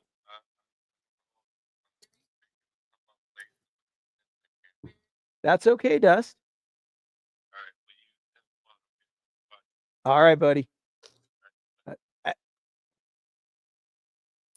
Well, we're Dust not said his. talking. Right? Can you hear me, Rayusi?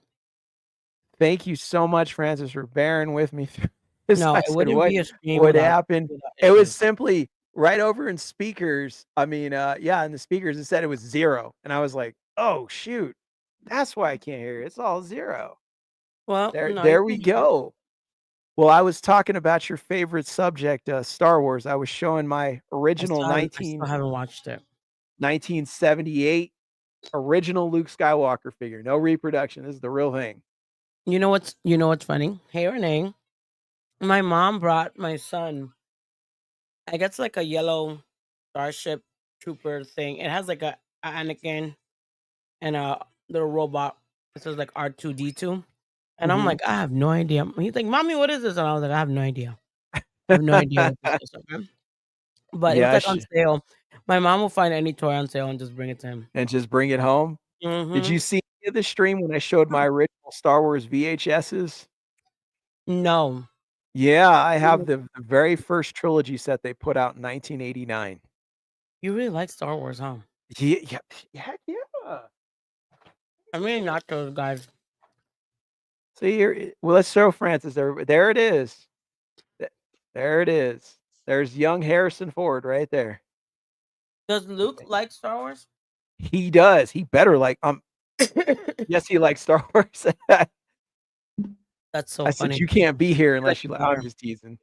So there's my Return of the Jedi. Yeah, I and here's the thing. For you guys that don't know, I don't like any of the movies after except for Rogue One. I didn't like episode 1, 2, and 3. I didn't like the sequels.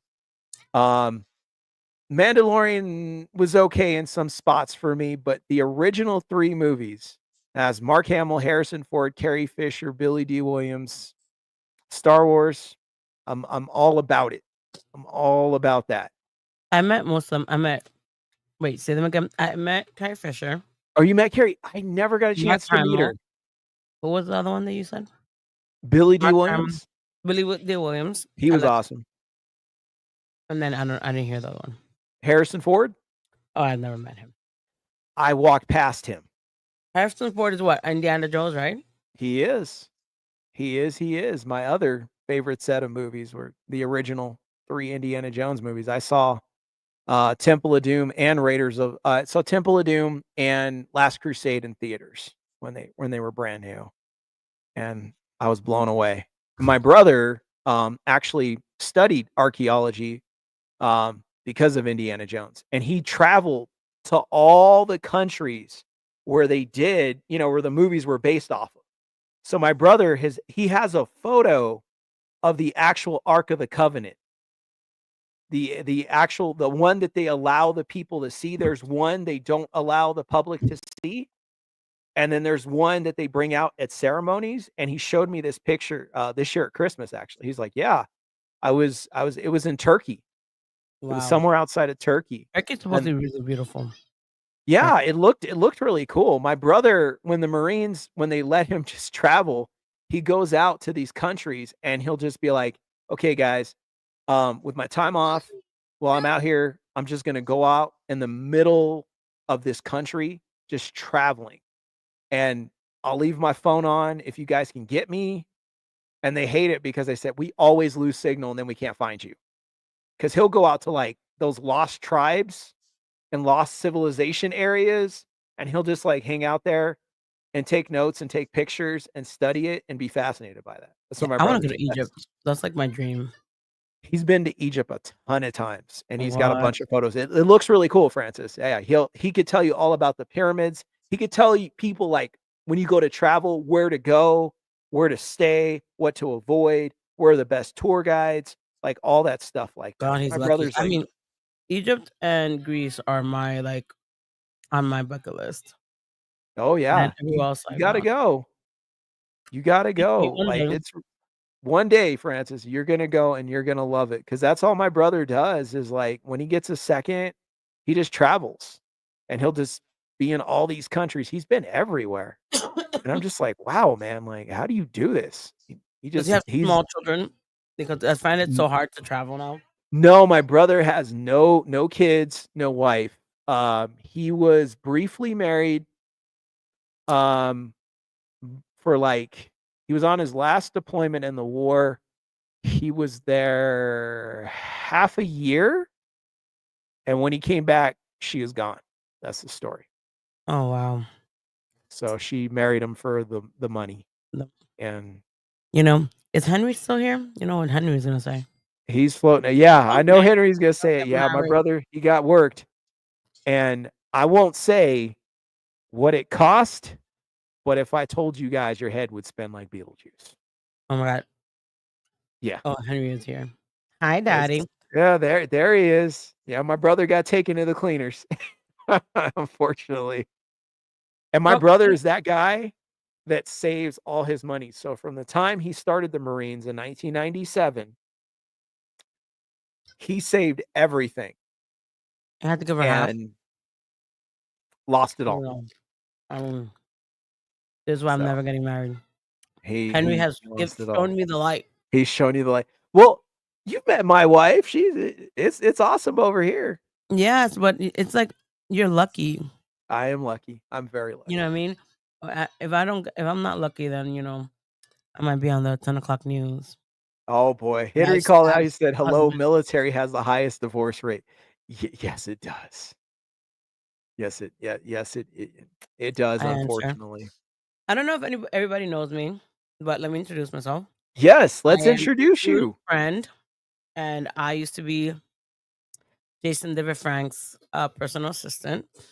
Jason David Frank, obviously the original Green Ranger, White Ranger, and I've met Drew through Henry Resilience channel, and we've become, I want to say, close friends. Drew is We probably are one of close.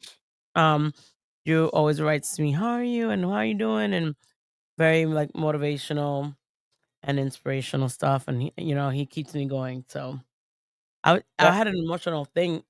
Uh-huh. This I've been emotional this week. I don't know if it's like your birthdays on my birthday, like they're like everyone's like birthdays like back to back to back.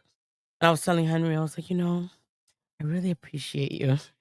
And I Oh. think that people don't sometimes we don't say that enough. So Drew, I appreciate you very, very much. Well, thank you, Francis. I'm sorry I didn't introduce you. We were messing with the speaker Yeah, so much, I was gonna no kick it worry. down. But this lady right here, let me tell you about my friend, Francis. Francis is one of the most kindest, unique human beings I've met in years, and I've been everywhere. I've seen just about everything, but there's nobody like Francis. So whoever marries Francis, yes, I did. I said that, will be a very lucky person, No, and not happening. you will you will change their lives for the better of mankind. I love you, Drew. I Look at love you Henry too. starting problems. What? Yeah, well, He's like, it's yeah. her time of the month. Pay her no mind. It is not my time of the month. Okay. I've just been emotional. Oh, man. Dust, thank you so much. Both of my partners in crime on the internet together. Yes. There you go. No, I love you, Dust. I'm so proud of Frances, and I'm proud to know her. Frances is like a sister. She's not a friend, she's a sister. My wife thinks so highly of Frances, and, you know, my son thinks you're really cool. Um, so Oh, I'm just I love proud Luke. to know Love you. you. But I'm just you proud know, to this know is you. your stream. So Drew's I know, birthday's but on Monday. I'm glad to have you here. I'm giving the love because it definitely knows, but, because I know I'm gonna bug you here in a minute with my Luke Skywalker, but Oh my guys, god. this is it right here. This is my number one buddy, 1978 Luke Skywalker. I got this Luke Skywalker in 1988 and was thrilled to get him, and when we first moved, because we left LA and we moved to the high deserts of Southern California. The house that we lived at, the yard was all dirt, right? I was like, "Ooh," because like coming from LA, everybody has grass. Like you didn't really see that. In the high desert, well, dirt's just common because they just filled with dirt. So I remember like Luke Skywalker. If you guys remember in the original Star Wars, Luke stands and looks at the binary suns, the two suns of Tatooine, and they play that awesome, awesome orchestrated music where he's just venturing off and thinking like, "Where's my life going to go from here?" Kind of a moment. And that's still my most favorite moment in movie history, and that inspired me more than anything else because it was the beginning of my many adventures into life. Um, and I remember putting my foot on top of a rock, standing like Luke Skywalker, looking off into the sun, and my dad was just looking at me. He's like, "What are you doing?" And I was like, "This is like Star Wars, Dad." And he was like, "Yeah, it is. It's filled with dirt." I was like, "Hey, you picked this house, so we're stuck out here." So that was when I think of Star Wars, I think about when we moved to the high desert, which was awful coming from Oh my LA. gosh. It was filled I'm such with, a city girl. I wouldn't neo-Nazis. What's that, I'm Francis? such a city girl. I wouldn't see myself like moving to the suburbs or like rural area. I'm just not That's just not me. I don't blame you. Well, let me tell you, Francis, if you'd like to hear the story about what happened was the LA riots were coming. Okay.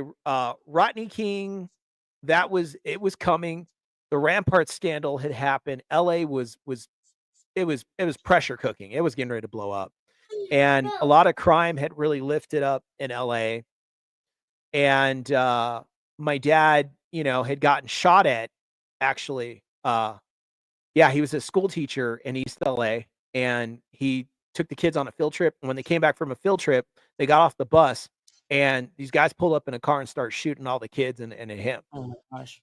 So my dad, he ducked and dodged and got the kids and moved them out of the way. And he asked the principal about what was going to happen, and he's just like, oh, I don't know.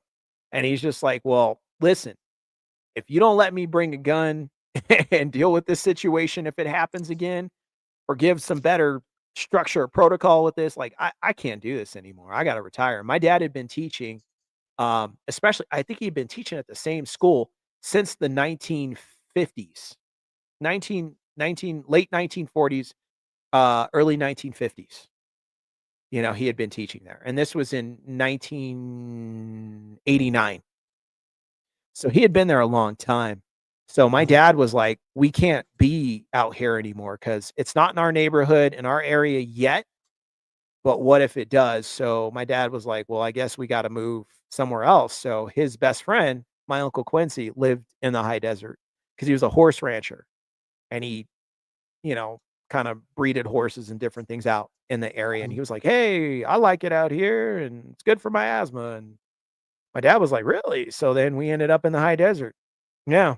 I We mean, moved out there. I would move too, like if I'm, gunpoint with kids and all that. But so yeah, I think it was a smart decision, even though you probably hated it, but I think it was Well, smart. Francis, it was filled with neo-Nazis. Mm, Nazi skinheads, the up and coming neo-Nazi. That's when they were um, they were rolling through there. I mean, heavy, heavy, wow. heavy. You would go to the mall. That's when I saw him. I was at the mall. They had a mall out in Victorville. It was brand new. And you go, yay, there's KB Toys and there's Suncoast Video and there's Sam Goody, and all this good stuff. And here's I don't even know JC what Sam Penney's. Goody is. Yeah. Huh? What is that? Sam Goody's Sam was like, Goody was like a CD music shop.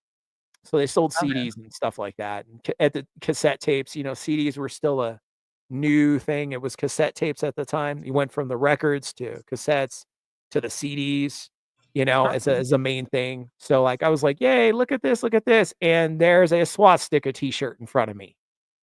I was like, what the heck? And a shaved head and a very angry face. And there's Oh one, gosh. 2, 3, 4, 5, 6, 10 of these guys. And I was like, whoa, this is a little crazy. And then there was a fight between a cowboy guy and this black guy. They got into a fight. They were arguing about some racial things in the food court when we were eating lunch. And I just heard plop, and this table knocked over, and this cowboy hat goes flying off. Oh And god.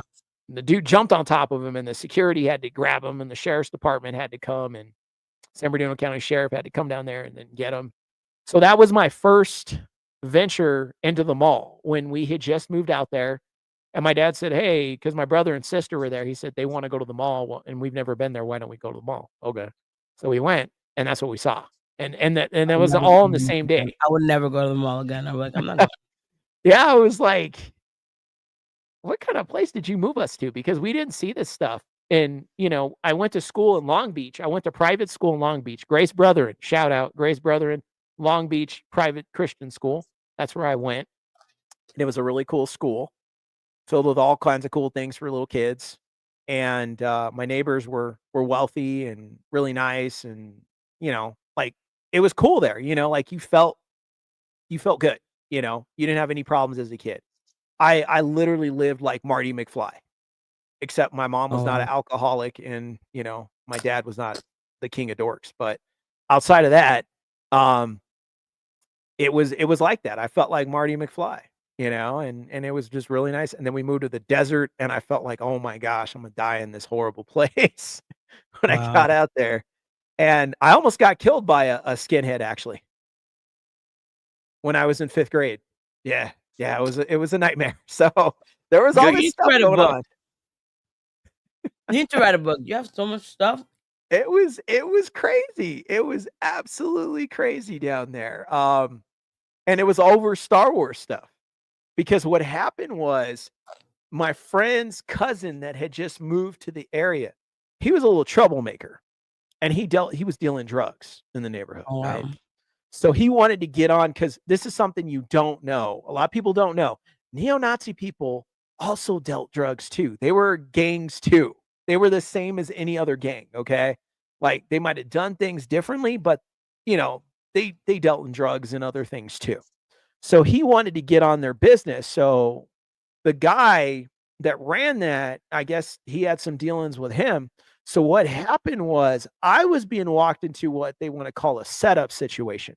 So anybody that knows anything about neo-Nazis is this. They have things called braces. Bracers.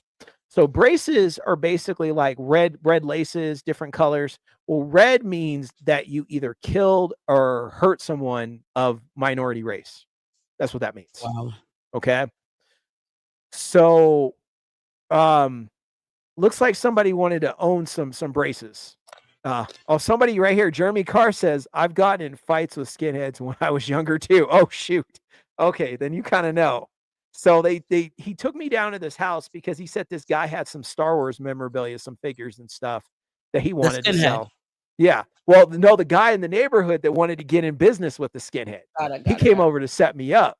So I'd go down there. So he's like, "Yeah, man, this guy, he's got some Star Wars stuff, you know." I was like, "Okay, okay."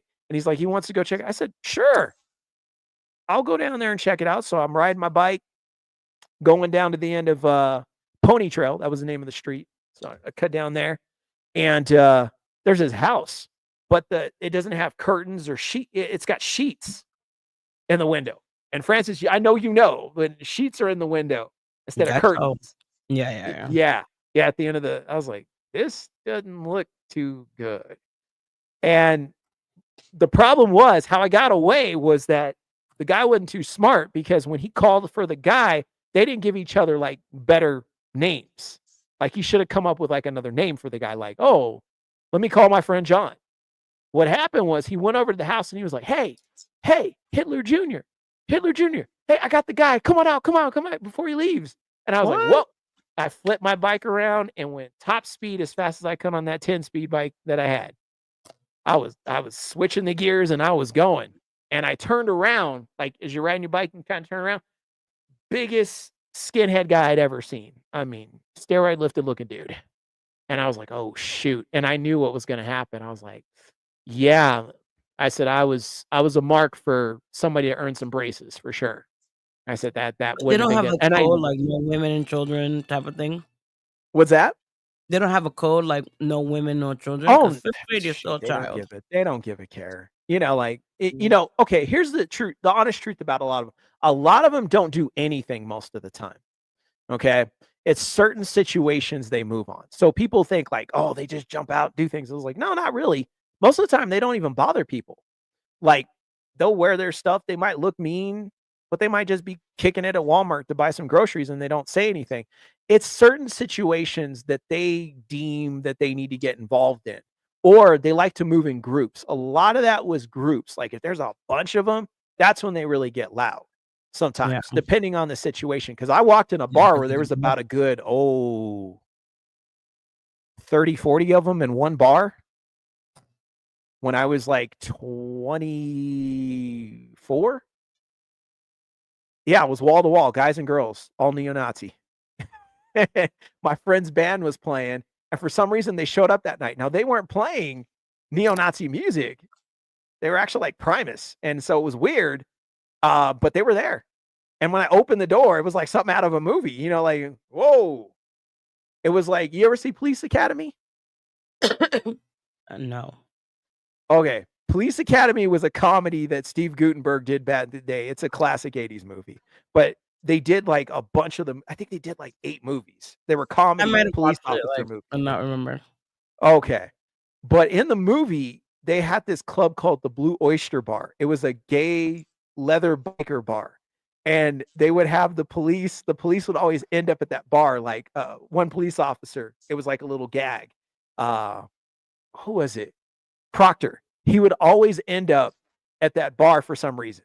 Like, there'd be like, "There's a disturbance at this bar," and he would, like, show up to the bar and be like, "This place again," and he'd walk in, and they would, like, dance with him, and they wouldn't let him leave. It was like crazy bar. It was like a crazy leather gay biker bar, and that was the whole kinda it was silly.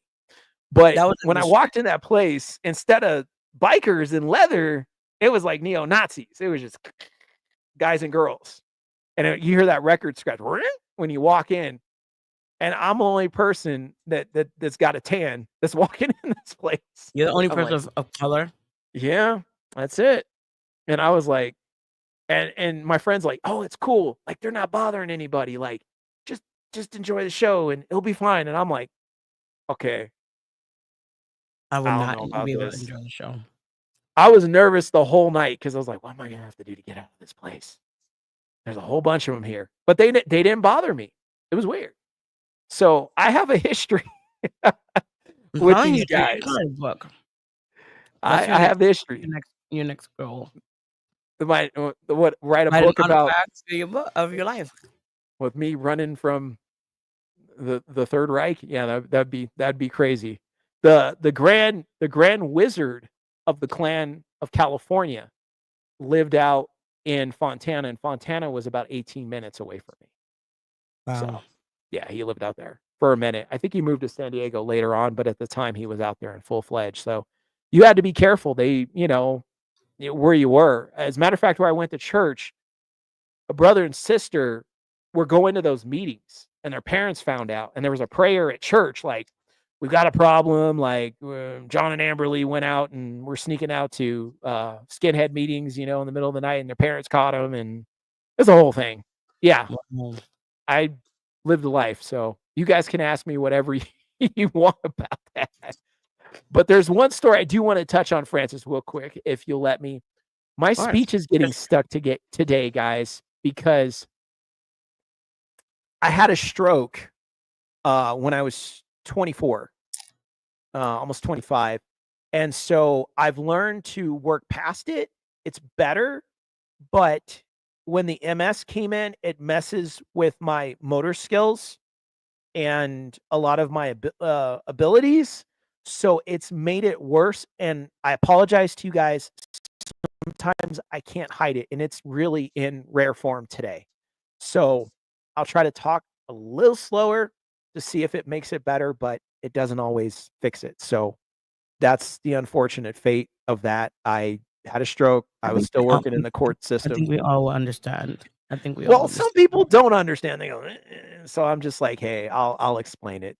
Some people, they can be kinda blind. So, for those of you that may not get it, that's what went down. I passed out in front of the county interpreter's office, the Spanish interpreter's offices, when it hit, Wow. and luckily, Susie and Carmen, that were the interpreters at Barstow Courthouse at the time, saw me and heard me, and Susie and I are super cool. We started together in the courthouse, and, she called the ambulance, and they rushed me across the street and worked on me and all that jazz. That was my first life-death experience, guys. I actually technically died for, like, a second, and it was crazy, and I came back, and I've never been the same since then. Wow.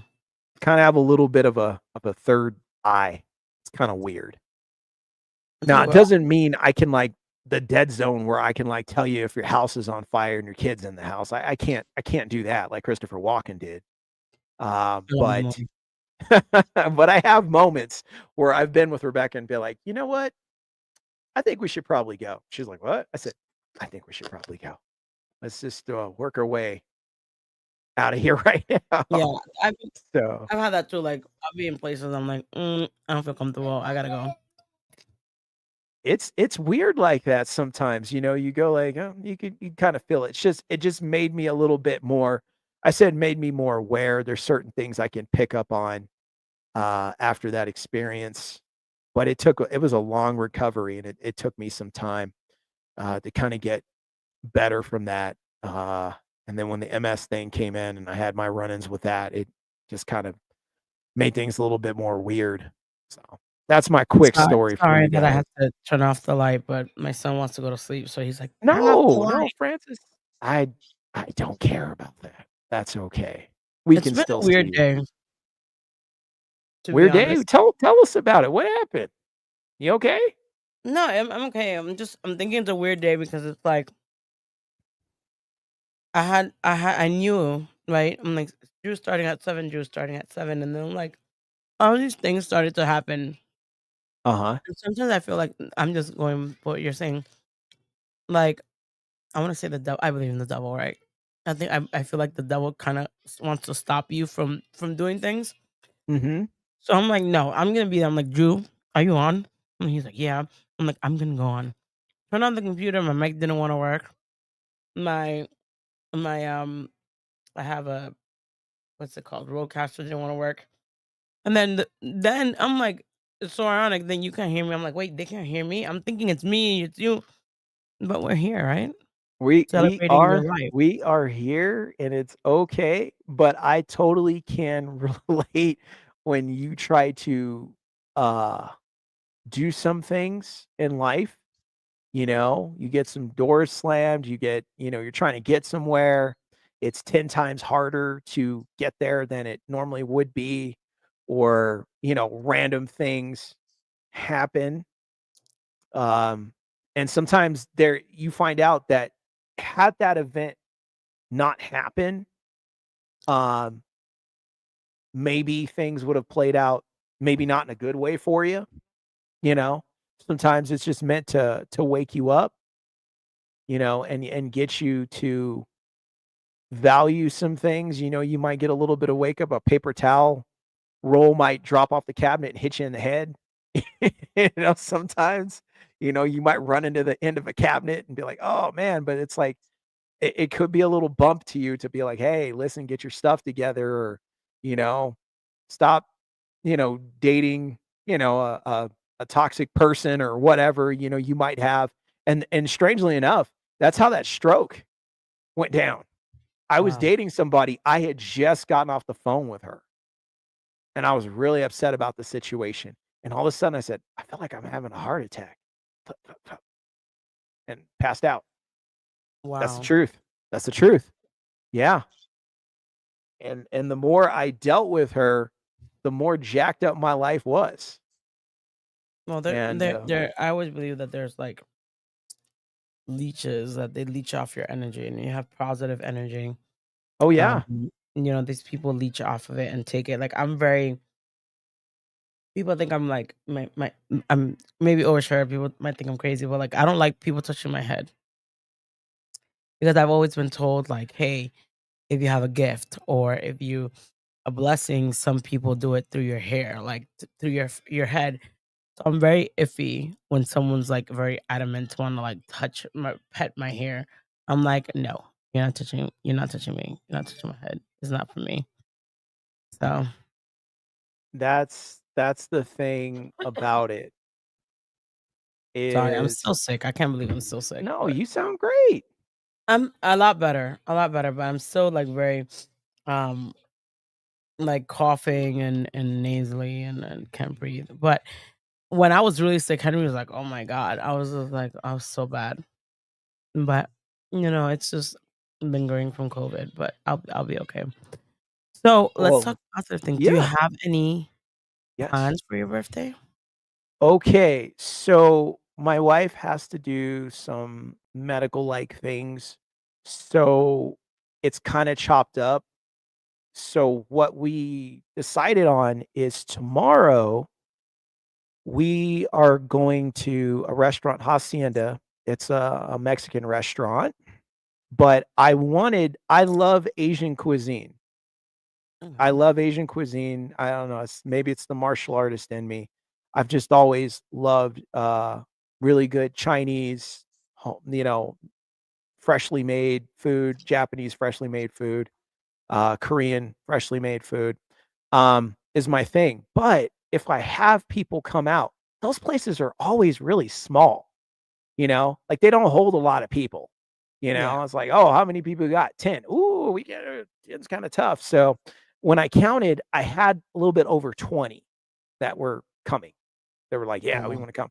So I was like, "Okay." I told Rebecca, I said, "Listen, we gotta find a place that's good, that people will like, it's nice, but that can hold people." So we went over to Hacienda, they're like, "Yeah, we can hold 500, we can hold 50, we can." So I was like, "Okay, that's." So we ended up there. So we're gonna meet there. Um, I had a friend of mine, really good friend of mine that recently moved from, out here from the Bay Area. When we lived in the Bay Area for a quick minute, we went to church together. Really, really neat guy, and he ended up strangely moving out to Colorado. So I'll get to be able to hang out with him, as well as others tomorrow. And I got Luke covered because I got Luke's girlfriend and her twin brother coming. Yes, Luke has a girlfriend. My son has a girlfriend, and he's Wait, 8. wait. Yes, Luke has a girlfriend, Imma send you the picture. Yeah, I'll send you the and you picture. let him?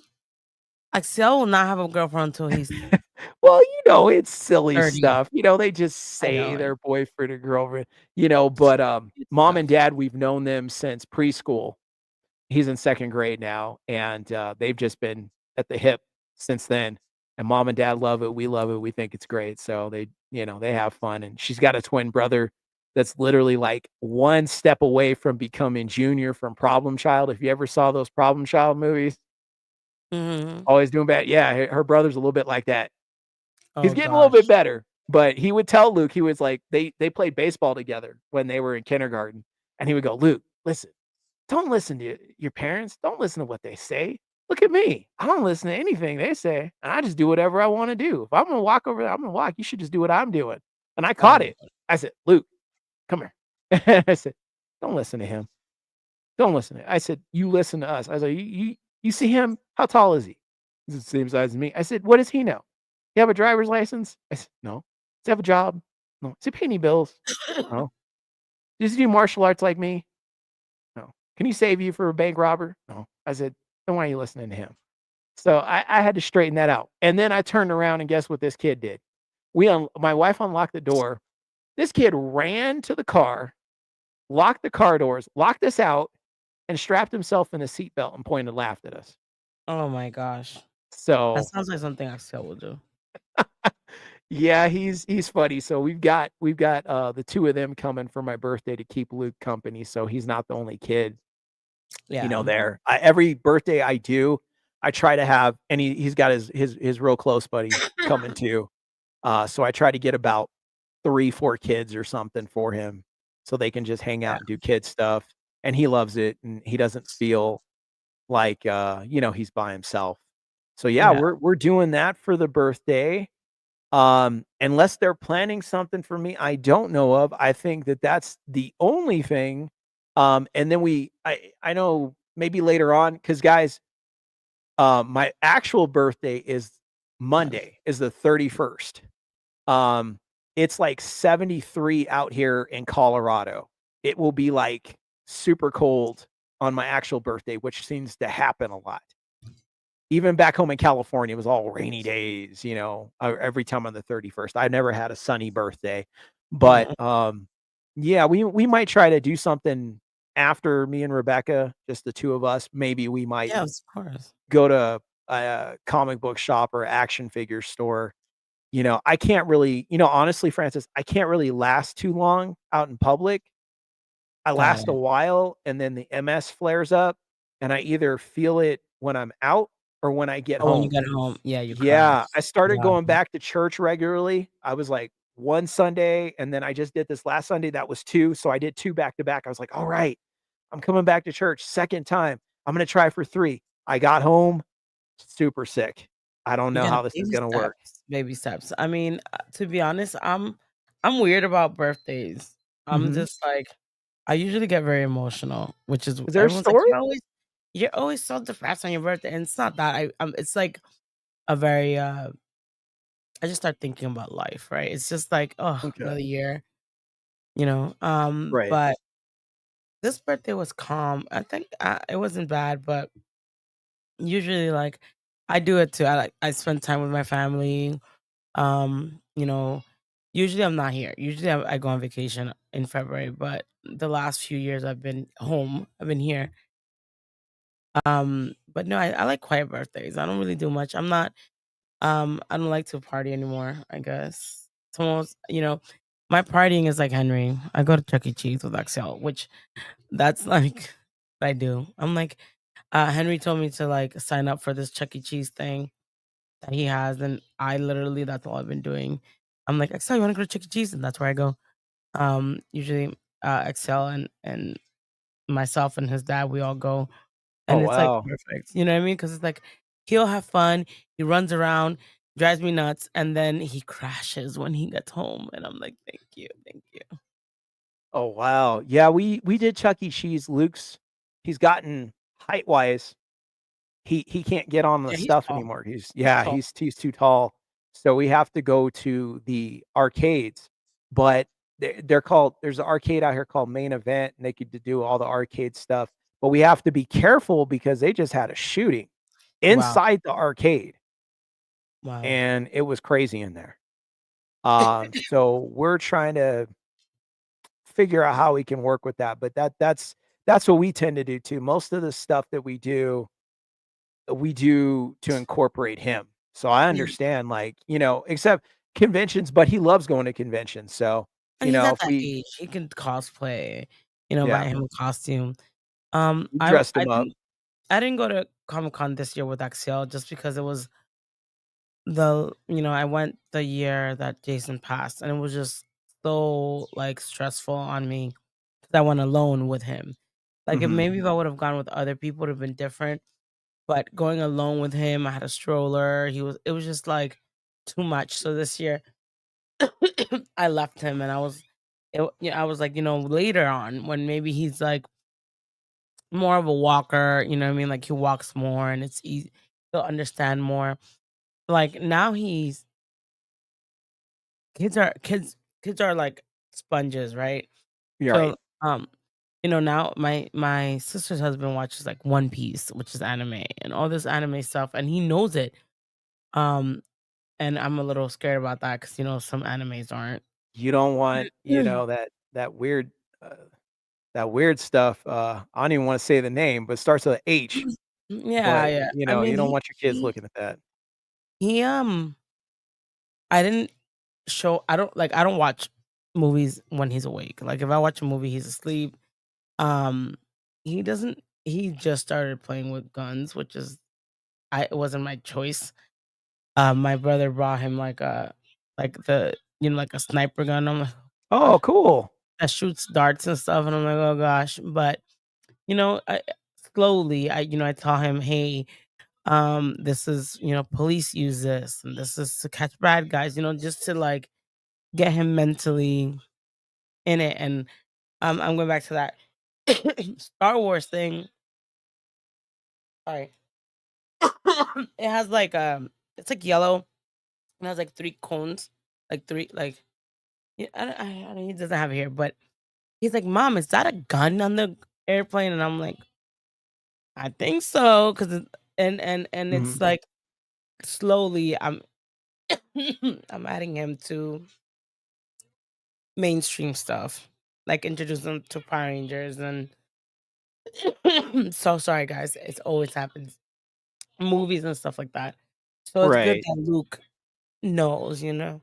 Yeah, Luke knows, and he loves guns too. So did I, and, I had to carry one, when I did investigations. So, um, he has, some airsoft some of my old airsoft stuff that he just likes just playing, just inside, and racking and everything like that.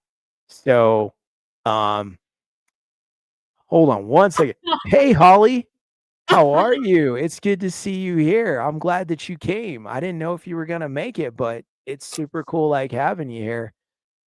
Holly's a friend of mine back home from California. I've known for many, many years, and she came Hi, in to say hi. Holly.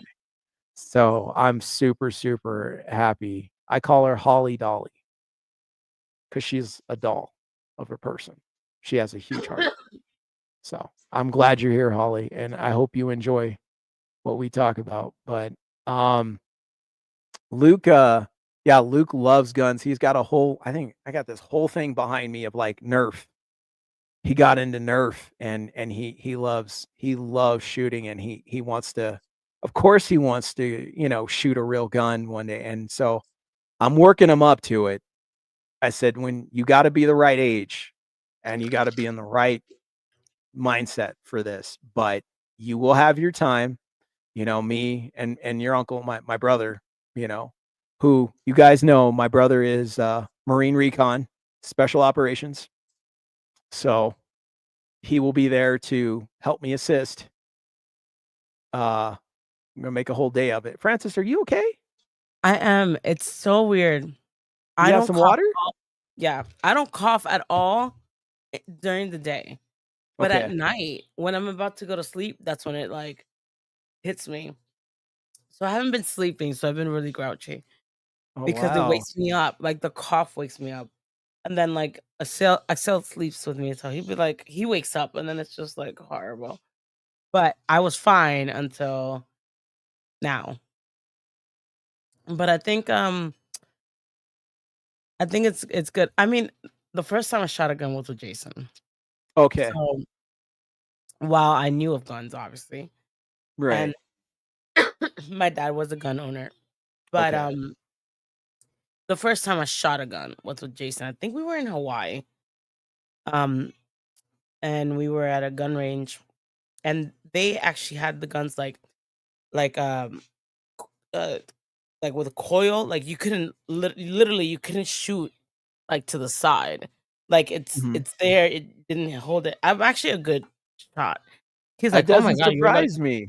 He Most was like, most ladies are. Let you on a secret. Most ladies are really accurate with shooting. My wife could hit targets better than I could. yeah, She'll like like I take a was really good. revolver and do He it. was And I'm like, like, oh gosh. "Be careful," because I shot, and then I love like Glocks, like the big Oh, ones, you like do? I Okay. love that. And like I shot a rifle and all that. And he was like, "You're surprisingly really good for someone that's never like touched a gun." And then That's how it is. we went to one here in New York, and it was so weird because there was no locks. So literally you could like and I was like, "Oh my god." I was like, "Jason, you imagine?" And he's like, Don't like that's not gonna happen. People like." And I was like, You never know." But it was like it was different because they had like the big like boom. And he Yeah. taught me, he's like, "Hey, make sure you hold it a certain way because it will It'll hit you smack back." back and hit you. Yeah. But it was surprisingly, I don't obviously, New York, you don't have that luxury of open carry, or it's really hard to get a gun license here. I Right. love guns. I love like, I would probably if New York ever became, like, more lax on gun laws, I would probably own a few legally, I guess. I don't blame you. They're, you have to be responsible with them, but they're fun, and my mom owned, my dad owned, grandmother owned. I think with how times are, right? Mhm. Especially if you're, like, a homeowner, uh, I think it should be a necessity. Oh, for Um, sure. I don't know if I told you guys, I don't think I told anyone. Someone broke into my home on New Year's Day. You did tell me about that. I told you, Yeah. I didn't tell the world, I told you, Yeah. and it was just so scary, you know? Um, it was so scary because obviously that person wasn't mentally 100% there. Probably was out drinking, Mhm. high or whatever, and it was scary just because I was like, "Listen, like, that guy just came in my house."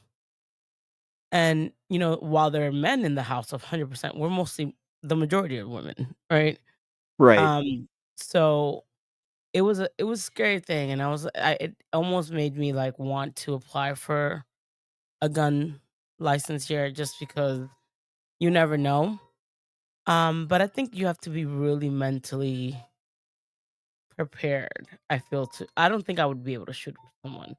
Maybe, like, if I had no choice, it would be easier, but, like, if Right. here talking with you, like, am I gonna shoot somebody? I probably wouldn't, I would It's think about it harder to twice. do that with no, I agree. It's hard to do that, like, my brother was in the war and, but he's special operations, so he's with it when he had to be, but he said, yeah, it was hard to actually, you know, get to a point where you had to do things like that. It's not easy. Your first time where you gotta go out there, even, if you're getting shot at, you're in the heat of combat, and you gotta do that, it's not easy. Yeah, It even it's like people so that trying to that do that stab is other not an easy ones, thing. like people that stab people. Like remember hearing like, oh, some man stabbed the person in the head. I'm like on in the skull. I'm like, you know how much force like you Yeah. have to stab someone. Like Yeah. unless it's like my life, like my life or that person's, I think that's different, right? Because I'm gonna fight for my life. But Right. like I wouldn't be like people that just go ahead and stab and shoot people. I don't know how they have the balls to do that, right? Like it's just not me. Like I don't think that's. I mean, It's I'll fight you. Like I'll fight you. it's Like tough. I have no problem fucking We you up. almost had I mean, to fight you. You know what I mean? But I don't know. But I don't know if I could take to that extreme, right? it's tough. Imma tell you something, Francis. There is and this is back in the wonderful and Holly is out in that area of California that I was like, "Ugh," out in the desert. That's on here. So she knows. Um, my dad almost had to kill my neighbor's son, Wow. actually, when I was, 7. What happened was, the son, the older son, he got on some heavy drugs, and he beat up mom and dad, and, mom and dad came over to our house, scared and trying to figure out what they were gonna do. And my mom, made coffee and sat with them and stuff, and the son came over to our house and was beating on the door, like, losing it, and the younger brother that was my age, we were upstairs, we had 2 stories, so he was upstairs in my room. My dad said, "You 2 stay inside this room and don't come out." I was like, "Shoot, wow." He's like, "Play with those turtle things and just stay here."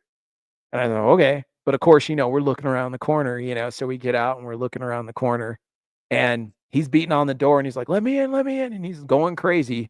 And my dad goes upstairs. My dad was a real calm guy, He went upstairs, took his time, went in his room, heard something, came back out, and I saw he had his 38 special, old school 38 special. And he went downstairs, he opened the door, and he pulled the gun directly to his head because he was set to jump in the house. He went to jump Wow. in. So before he jumped in, my dad went like that. And he was like, "Hi." And he's like, "Hi." And he's like, "Oh, oh." And he's like, "Exactly." He's like, "So I hear you have a problem acting crazy." He's like, "But now you seem very sane and very civil, like you were coming to jump in. Now you don't want to jump in." He's like, "Why not?" He's like, "Cause you have a gun, you're shooting me." He's like, "Exactly." He's like, "So I'm gonna give you 2 choices." He's like, "You can go back over to your house and sit right there and wait for us to call the police and for them to come and get you and straighten you out, or you can try to walk in here and I'll take your head clean off. So which one do you want?" And my dad was not a shaky guy. My dad would have done it. I knew my dad. My dad would have, yeah. He was drafted for Korea, so he didn't care. Mhm. He was just like when we went to war with Iraq during 9/11, my dad was like, "If I was an old, I'd tell him to give me an M16 and let me go right on the front line and I'd take out everybody out there." I was like, "Oh shoot." He's like, "Man, I'm too old to do it. But if they let me, I do it." And so he told him and he was just like, "Okay." And he went back over on the Well, property and he sat right there. some people need some like tough love. You know what I mean? Like Yeah. tough, reality check. It's hard. I mean, I'm not. I don't want to say that I'm pro gun. I don't know. I mean, I think for defense, definitely, I would get one in a heartbeat, right? But here it's just so many things. Like I remember when that happened. Um, the police were saying like, well, you can't really like do anyway. Like, you know what I mean? You could defend yourselves, but if someone comes in your house and they're running away, you have to let them run away, right? At least in New York. It's not like they can come up and out, I can shoot them and be at peace. If they're running away, you're supposed to let them run away and stuff like that. And it was just like, I'm like, really? Does it So really they could come help? back Like, and run in here again. Yeah. yeah, like, does that really protect us? Luckily, I mean, I think it was just the guy was really messed up and thought he was in his house or something. I have no idea really what went through that guy's head. I mean, he's lucky that um the girls woke up first than the guy. I mean, we were awake, but the guys when the guys woke up, we had already like kicked them out the house pretty much. Um like we pushed him. It was a scary thing, but I think Shay said when I remember that my home is very protected, let's just say that. And I was like, "Who the fuck is that?" I'm sorry, I keep cursing. I'm like, "Who is that?" And I thought it was like, it was New Year's. I thought it was like my nephew's friend, and I'm like, No." So like, you know, I have various entrances, and I remember locking all the entrances where Excel was. And I came out, and I'm like, gotta protect my son. Right. Um, and then I hear my niece yelling, and I'm like, oh my god! So I remember like I'm running out from one of the like extra doors, and like we both like were pushing him. Then my nephew heard like the scuffle, and he came out and like finished the job, right? But like I feel like when you're at, I feel what your dad is saying, like, what I mean, when you have to protect, Yeah. like, you don't care about yourself, right? You don't care about the extreme that you're going through because you're on I need to protect the people I love mode. Oh, Um, yeah. so I think that in that case, I would probably use any means necessary, right? To protect my son and my family. Um, but it's things that happen in life, and I think it's crazy It that it that it can be. there's so many things that are happening, and it's like they don't really protect the at least here, I feel like we're not protected homeowners way, I guess. It really depends. Out here, um, the thing about it, oh, wow, somebody came from, Dana with the Data, who is a good friend of Judge Joe Brown and helps him set up his channel. Thanks a lot, Braxton. I appreciate you coming through here, man. That's really cool. Um, it's it's interesting when it comes to, situations like that, Francis, because, you would hope that you never have to experience that, that you don't somebody invading your home and then doing, things like that, and hopefully you don't. But to Mhm. say that it can't happen, well, that's being unrealistic, like, totally, Um, you'd be surprised, like, people crazy in New York, people crazy in extra Everywhere. crazy People in I think California. there's no, like, safe space. Some people like, Yeah. "Oh, no," no, I think even in the most safest communities, there's, like, crazy issues, you know what I mean? Yeah, the nicer the house, the more things they're gonna get, They know Exactly. if they go down to the hood in different places, they're probably not gonna get much, and they're gonna have to deal with certain things, and they live in the area, right? So, they're gonna go to a lot of wealthy areas, things like that, and try to get there. But the smart criminal knows the wealthy areas, everybody's packing, and the response time is lightning quick, I mean, you I know? don't suggest anyone try to come to the houses where I live, but, I think we're all very protected, I guess, to say the least. But, it's crazy, I think. I mean, going back, I would probably be a homeowner, a gun owner Mhm. if I needed to, if it was allowed, right? Um, Did you get an AR? Yeah, I don't know. I probably will. I like big guns. I ARs like are big great. guns. AR-15s are Jason fantastic. used to say he's like, "You have a heavy foot and you're quick with the gun." So I'm like, because he actually was teaching me how to drive at some point, and at that point he had a Range Rover, And I'm like, I don't want to practice in your Range Rover. He's like, why not? I'm like, because I cannot afford to fix this car if I crash it. And he's like, it doesn't matter. He's like, it's better if you drive in, you do the Range Rover because it's a big truck, like you won't have, you'll probably damage the other car, not this car. And I remember the first time we were doing it in his, he lived in a gated community, and he was like, he wasn't. It was so funny. He didn't have a seatbelt on or anything like that. And then he's like, "Okay, go." And he's like, as I'm driving, because I do have a heavy foot. He's like, and puts the seatbelt on. Um, but no, he was a gun owner, obviously, and he loved guns. So I guess maybe that's what we like. We just got a lot of things in common.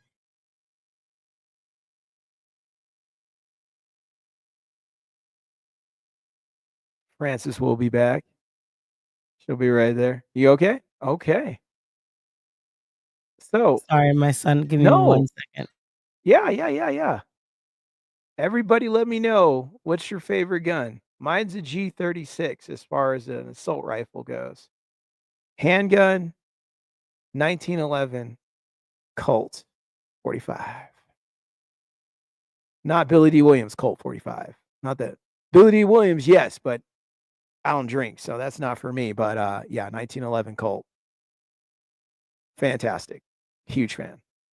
Let me know what you guys think, what your favorite guns are, uh, what you guys like to shoot, or you can even tell me like what type of guns you guys like that you saw like in a movie or something. You like the minigun Jesse Ventura had in Predator. I don't know. You like Sylvester Stallone's 1911 he had in Cobra. You like John McClane's Beretta. Mel Gibson's Beretta or sawed-off shotgun, since Mad Max, or Beretta from Lethal Weapon is Martin Riggs. Let me know what you guys think. Let me see what we got here. I've never touched button Fortnite, SMG, ARs are okay. Simple Melissa. ARs are cool.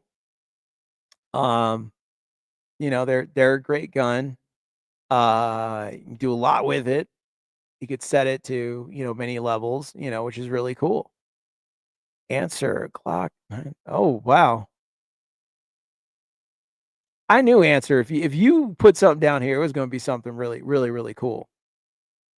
Because I know you could definitely shoot some really cool stuff and would make it add on, I should say, some really nice things onto it too. Man, yeah, I'm feeling you on that one.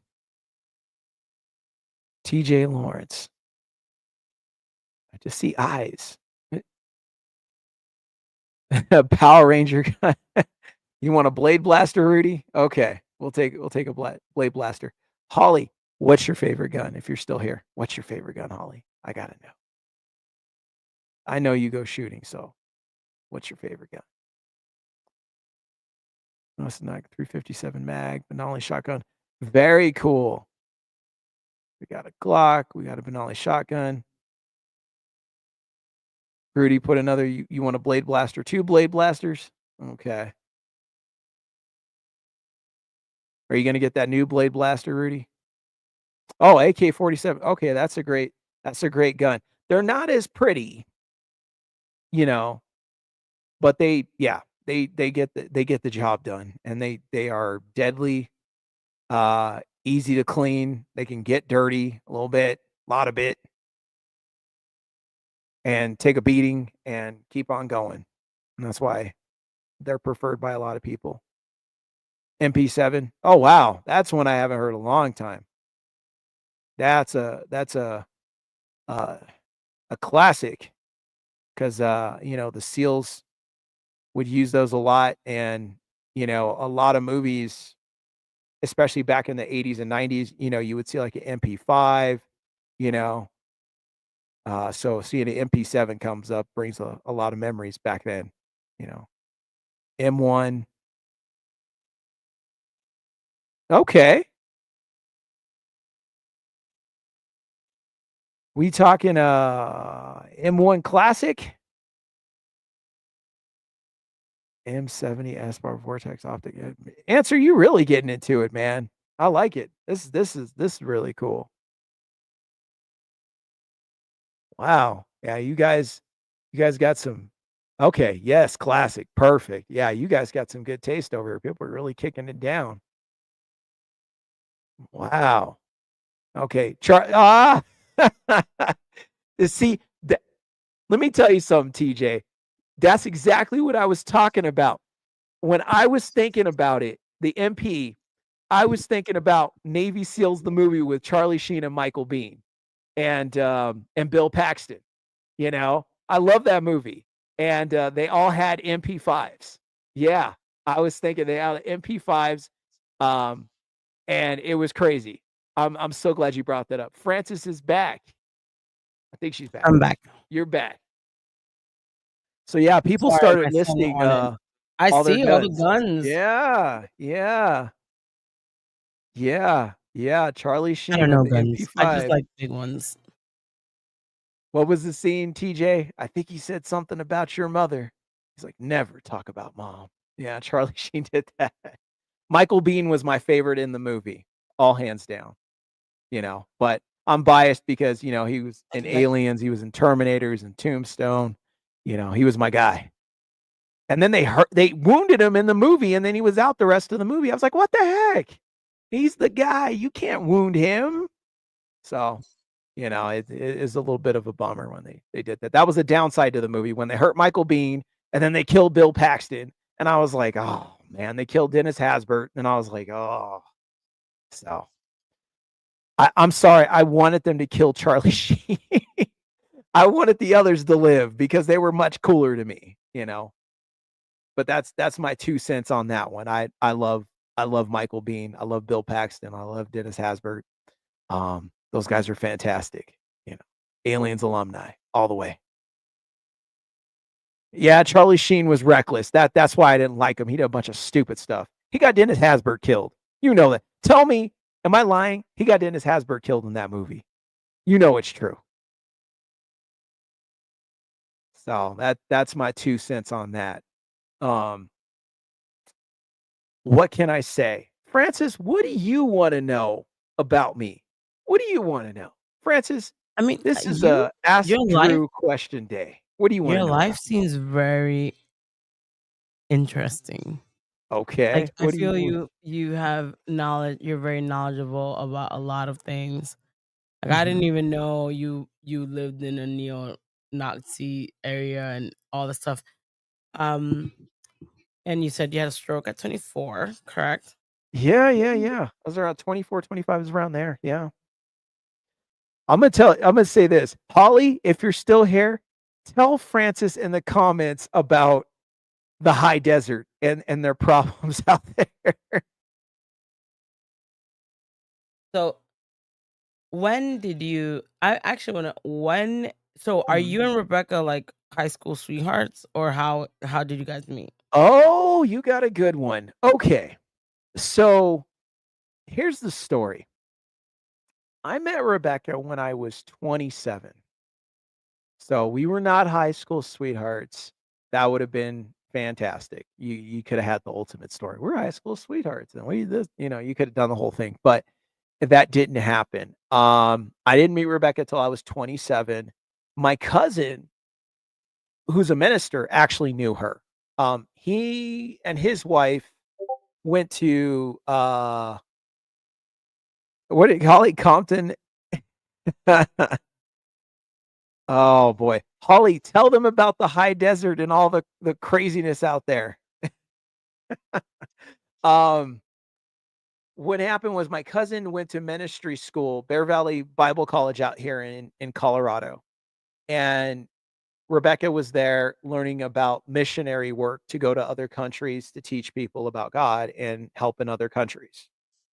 Um, so they got to know her. They ended up in the high desert. He and I were hanging out, and he was like, "Hey, so how's your dating life?" And I was like, not good." And he was like, "Okay." And he's like, "Well, I got an idea." I said, "Well, what's your idea?" And he's like, "There's a girl, I want you to meet her. Um,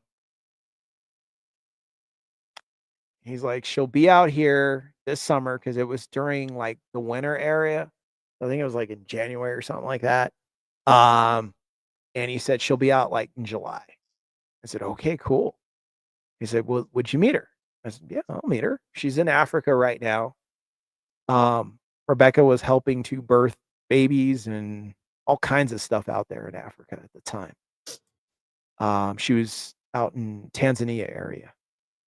And so she flew out right in July. He called me and said, "Hey, she's here.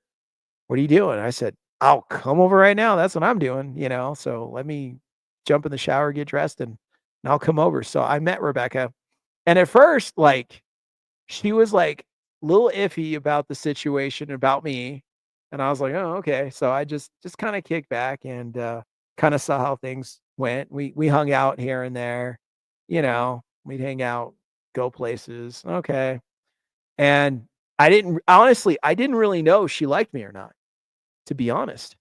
And I was telling my investigative partner, I said, "Look, man, I don't know if she likes me." And he's all, "Well," he said, "I got an idea." I said, "Okay." So I went to go pick up a rock camera. Now, a rock camera was a camera we had that was disguised as a rock. It looks like a rock, but it's actual surveillance camera. And it Okay. records and you gotta recharge it. It was either every 24 or 48 hours, I've forgotten. Um, but we put extra dirt and different things so it blended in even better. So we had it filming at a location we were working. And I was gonna go out there and pick it up. And he said, "Well, why don't you go out there and pick it up and take her with you?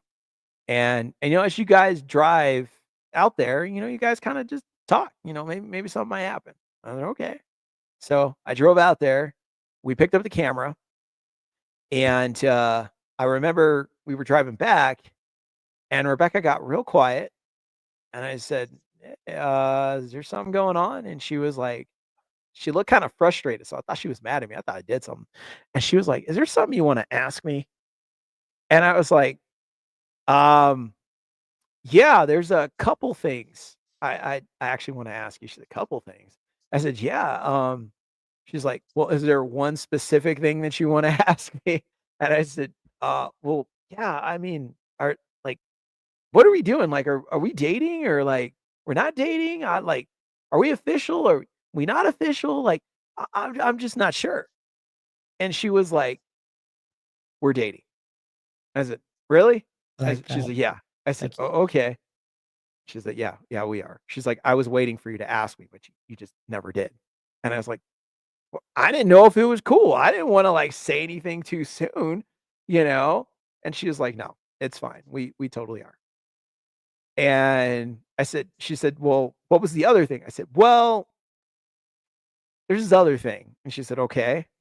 I said, "I don't know what it is, but I just feel like I wanna marry you, but I don't know why."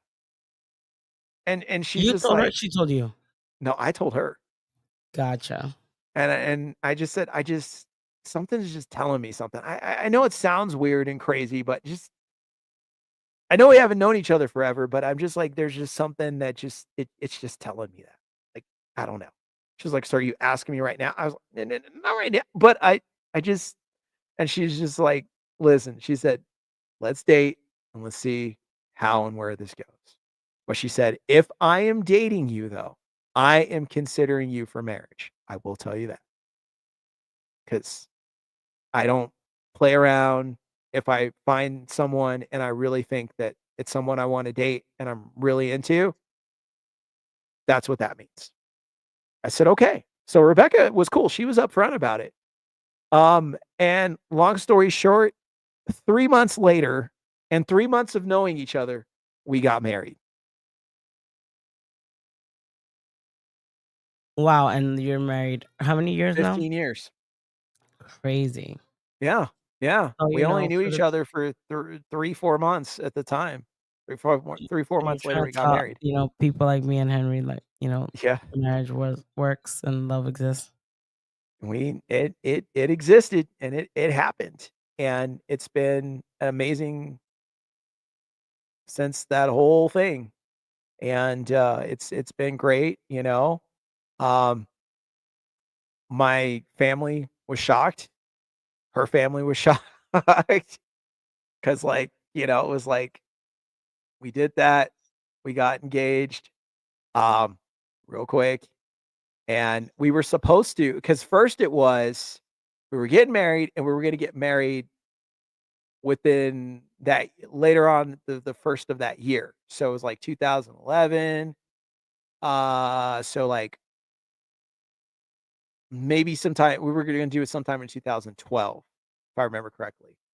And what happened was, you know, Rebecca just said, "You know what? I think we should just do it." And I was, "You think so?" She's, "Yeah." And she said, "Well, how do you feel about it?" And I was like, "Yeah, I think so too." I'm like a little kid. I was like, "I think so too."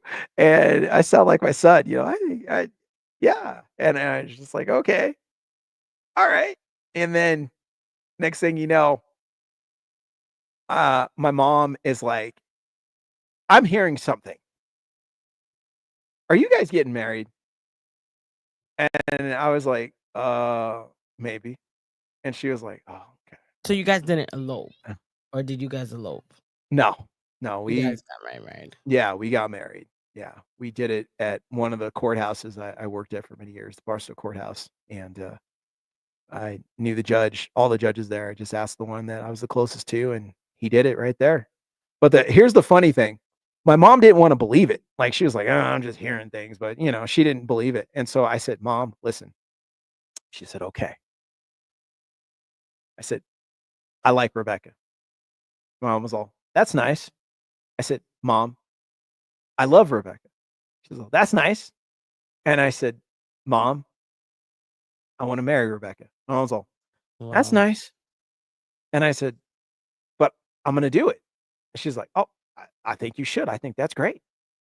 I said, "Well, all right then, because I'm gonna go do it. I'm gonna go buy the engagement ring right now." She's like, "That's nice." I said, "Okay, I'll see you later. I'll be home later." "Why?" "I'm gonna go propose to her." "That's nice." "Okay." So I bought the ring. I had the ring. I had everything ready to go. And originally, I was gonna take her to Disneyland because I was still in California. So, I was gonna take her to Disneyland, I was gonna propose to her there. But then I was like, everybody goes to Disneyland and goes, "Oh," and he does the whole thing. So, I had already taken her to Universal Studios, and I said, "Well, she'll know because it wasn't I wouldn't do it there, but she'll know where we're going, right? She'll be like, 'Oh, this is Universal.'" I said, "I gotta take her someplace that she won't recognize." Well, the number one theme park I spent the most time at as a kid, a young kid, was Knott's Berry Farm because my sister worked there. And, you know, my dad was like, "Oh, it's free." So, because my sister worked there, so we went there all the time, and it was just down the street from us. We lived down the street from Knott's Berry Farm when I grew up, the original house I grew up in. And so, I said, "That's perfect. I have most of my memories there. This is gonna be great. She won't recognize it. It's perfect." So, I drove her down to Knott's evening time, okay? And Rebecca likes, the peanuts a lot. So it was perfect because Knott's Berry Farm has the peanuts license, right? So I went over right where Camp Snoopy was, right where the waterfall where they have the canoe that moves like this, that Snoopy's on, and Woodstock in the bunch. And, right where the waterfall was, you know, that's where I did it. But we actually ended up arguing for a quick second because I was trying to figure out how to get down on my knee and give her the ring and do the whole thing, but I couldn't come up with a reason. Well, the only thing I had was I looked down and she had shoes with laces on. I said, "Okay, perfect." And I was like, "Hey, your shoelaces are a little loose. Can I help you tie your shoelaces real quick?" And she was like, "What?" I was like, "I need to help you tie your shoelaces. You're gonna fall." And she was just like, "I'm not gonna fall. My shoelaces aren't loose. They're fine." And I was like, no, your shoelaces are loose. And she's like, no, they're not. So we were going back and forth. I was like, you let me tie your shoelaces? And she was like, no, that's weird. And I was like, no, I was like, you know what? Never mind. And I just went, and she was like, whoa. And I was like, I That's just went in cute. and That's tried to tie funny. her shoelace. I grabbed it. She didn't know. She was like, what? And then I pulled out the ring. That's beautiful. And there was nobody there. It was like night had just barely set down. The sun was just a little bit up, and it was right in front of that waterfall, Camp Snoopy. And she immediately said yes. There was no pause or anything weird. She was just like, yes. She was in. Well, I mean, you went through all that. I don't know. I think if someone went through all that, I would like, yes. I did. I went through. I mean, maybe before. Now I don't believe in marriage. Now I'm Her like, father did not want me to marry her, so I had to fight with him. Um, and we don't talk to this day. She got disowned by her father. oh, Yeah. crazy. I mean, And I she, believe that, it's if people love each other, yeah, who are we to interfere? You know what I mean? and let me add on to this story. Um, there's a little bit more. We got engaged. My Rebecca went to show it to my mom. We went over to my mom's house, and my mom looked at the ring and was all like this. And she's all, there's some diamonds somewhere in there because Rebecca works with horses, so she doesn't want to wear anything thick, you know.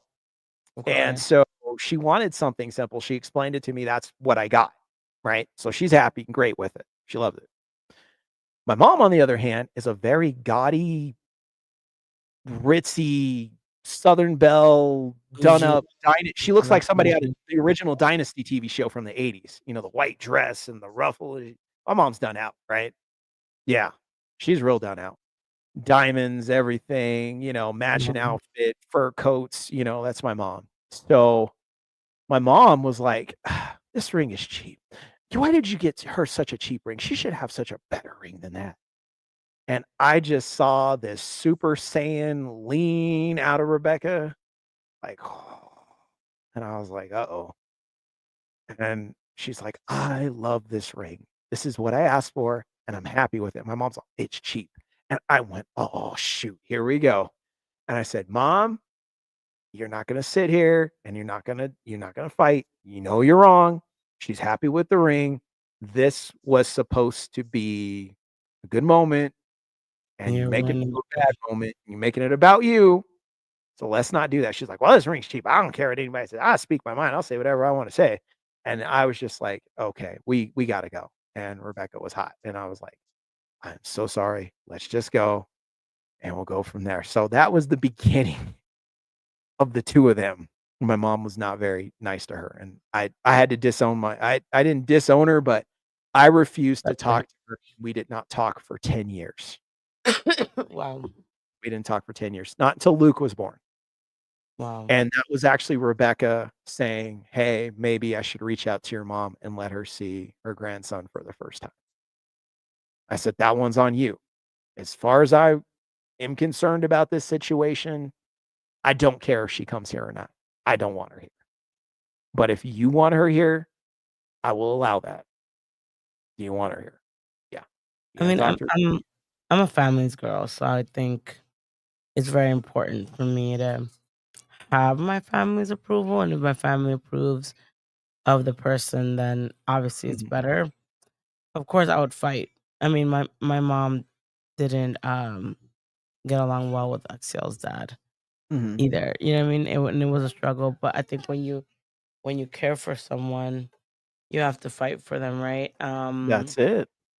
I came And fighting. let God. I mean, at some point, people get tired and they'll understand, like, hey, he really loves her. You know what I mean? Or My she mom has did. That's true. Her mom was kinda, I don't know, but she's fine with it. She was cool. But her dad, never, never. He completely disowned. So, he took it was a color issue thing with him. yeah. He's like I just want to answer he's right. like, You "No." say, and the answer is never, never. I'm never getting married. Even though your story is beautiful, but Oh, you're lucky. You I and am I Rebecca am lucky. complement each other. You're very lucky. Um, I don't know. I think I was. It's so weird that I have this we're having this conversation. Like I can tell you love Rebecca, right? There's Oh, so yeah. and vice versa. Um, Yeah. and I think you know you know when people really love you when you're struggling. Um, and there's so many people that say I'll be there," but when shit hits the fan, they're the first ones to go. So, um, I don't, and I believe, I wish that I could believe in love, but I don't. Um, I'm more of a, I don't know. I don't know if I would get married. I would live with someone and see, but I don't know about marriage. I'm so afraid of like someone taking me out for the cleaners and seeing I everything and everything. I don't blame you. I don't blame you. Imma do you a favor because I got you up on text. Um, Imma send you something. Now, Look at Henry. He's I'm like, do not get married. He's like, it's hard when you know what I'm not trying to sound like bougie or anything. If I didn't have anything, I right. would think Check your about. message thing. I would not. I would. I might not hesitate like now, but like when you are a wow, when you are a I saw Drew. When you are a Okay. homeowner, when you have property, when you have a business, when you have whatever. Um, I would hate for someone. I'm a hard worker. You know what I mean? Everything I have, I've worked hard for. And for me to have someone come in and I have to like forcefully give them half of everything that I did, or God knows, because some people are ruthless and want more. Mhm. I would be devastated. It would probably break my heart. So and while there are prenups and stuff like that, I just feel like once you start mentioning like, "Oh, let's get a prenup," you get the, "Oh, so you don't believe me? Oh, so you don't love me? Oh, so you don't Yeah, trust that's me?" kind of a tough type of one. thing, and that's not, my like, we were raised well, like, my mom and my aunts that they were raised, like, old school, like, in Dominican Republic, like, you don't get divorced. You either one of you dies, yeah, don't get divorced, right? And, my uncle recently passed away, I believe Sorry to hear last about week. your uncle. Thank you. And, like, I was so devastated from my aunt because I was like, they were they were married like you for so long, I think more than 20, 30 years, and for you to lose that life partner, and I was just so afraid for her, you know what I mean? Because it's different, right? I'm pretty sure, you would not be Drew without Rebecca, right? And Rebecca would not be Rebecca without Drew. That's So, I true. mean, I do believe in that there are people that can love each other and really genuinely love each other, but I don't know if I would give that person a power. Right. You know what I mean? No, I understand. It's a big decision, but when it hits you, when you got that person and it hits you, all that goes out the window, you know? It goes out the window. I It know, I know. definitely it does. It It's all hits Henry's fault. it hits I that believed in number it until I met that Henry. number I gave you, Francis, that number, that's how much my Crazy, brother lost. crazy. I would be Yeah, devastated. that's how I much would he lost. probably, So, yeah, um it was crazy. My mom, I was gonna tell you, my mom with the whole "that's nice" and all that stuff, like, when we were getting married, like, down to even to the point where we got down to the courthouse, she was still going, "Yeah, I don't think this is happening." And I'm like, I'm driving there with Rebecca and Rebecca's mom. We just picked up the marriage license. We're driving to the courthouse. It is happening. And then she's like, oh. And then she showed up there and was like, I didn't know this was happening. You knew, you just didn't want to believe it. So I'll have to find the picture for you, Francis. But there's a picture of my mom and me and Rebecca, and my mom is not smiling at all. She's just like wow. deadpan face. Yeah, she was not big on it. She was like, "Oh, no." Well, I mean, it's just again, all the stigmas like, oh, you only know each other for 3 months, you're not gonna last, or stuff Yeah, like that. I mean, I feel like why should there be a piece of paper if you love someone, you love someone, you don't need a piece of paper, right? you get I know those that a lot tax of people are like, breaks. yes, I guess, That's the only thing I but could think of. yeah, I mean that's good, but it's not like I don't know. I just don't want. I feel like I don't want anyone's power over me. No, I You know, understand.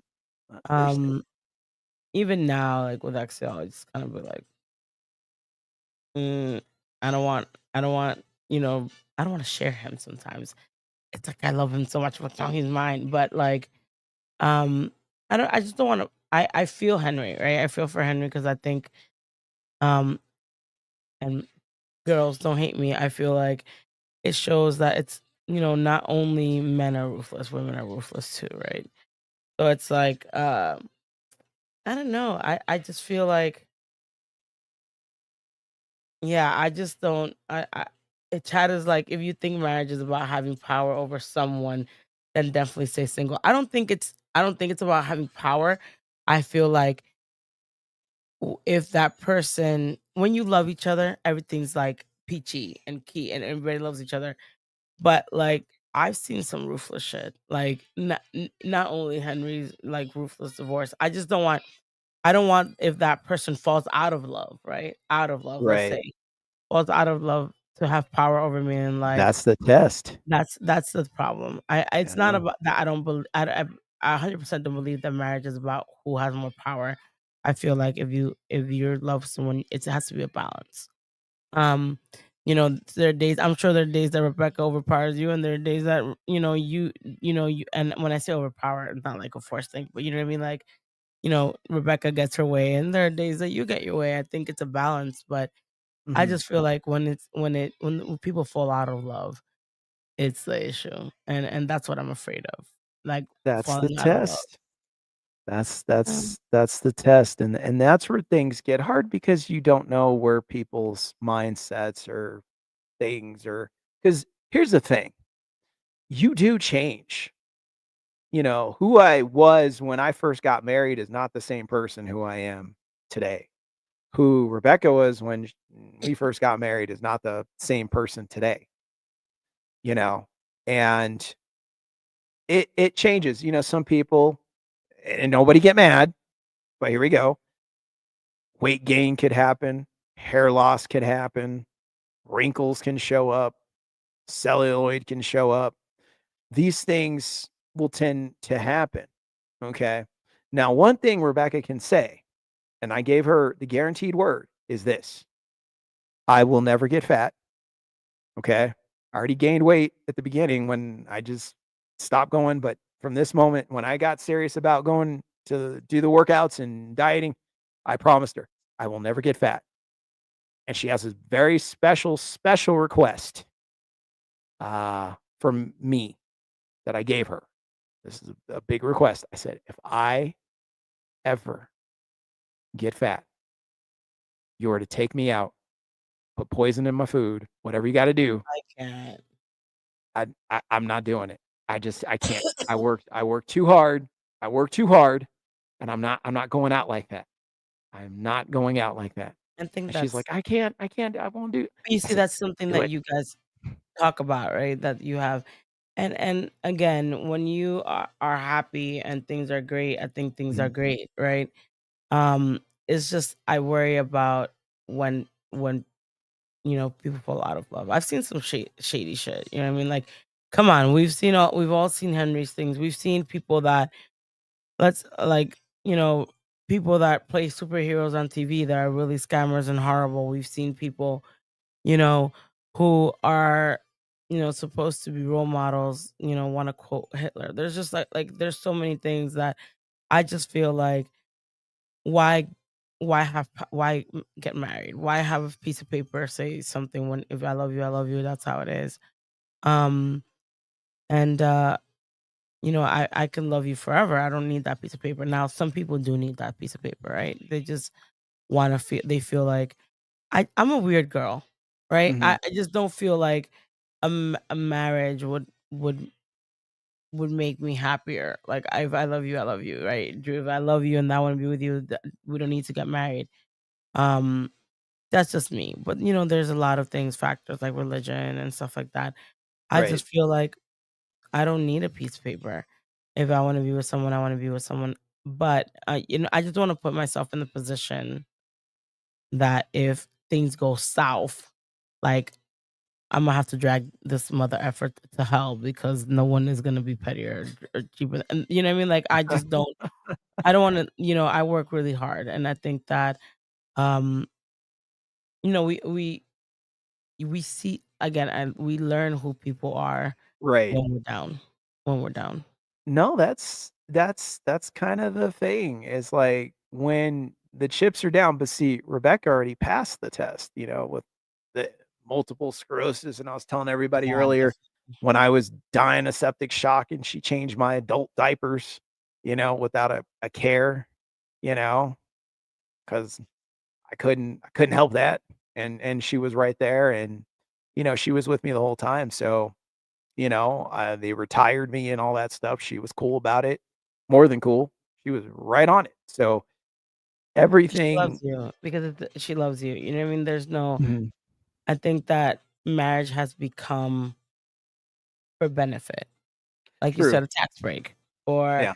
you know, for women that want to live off men. I think it's. I was reading an article, or I believe it was a video. You know, women, if they make their own money, they're dangerous, right? And I think that it's true. It plays for men too. I think when you know that you could do for yourself, Yeah. you don't really want to put yourself in a situation that someone can take that away from you, right? So it's just more like there's just I feel like love is dead, to be honest. I know that there's so many people that love um that believe in love. Do I love my child? Yes. Do I love my family? Yes. Do I love my friends? Yes.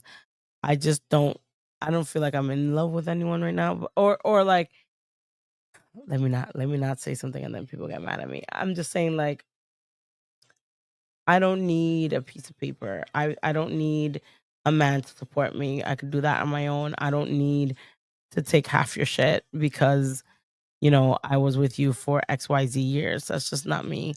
Um, I've always been weird that way. I don't get it's not that I don't get jealous, but like I'm gonna say something, Drew, and you're probably gonna be like, ah, I feel like Okay. Go all ahead. men cheat. I feel all Okay. men cheat. Okay. And Let I me. feel like if you're gonna cheat, if you love me, Uh-huh. right? This is Right. my theory, and we You're might okay.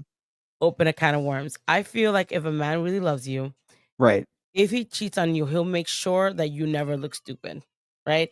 He won't get like you the mistress or like the next door, and he'll give you your place always. If a man doesn't love you, he'll cheat and he'll do it out in the open so you catch him.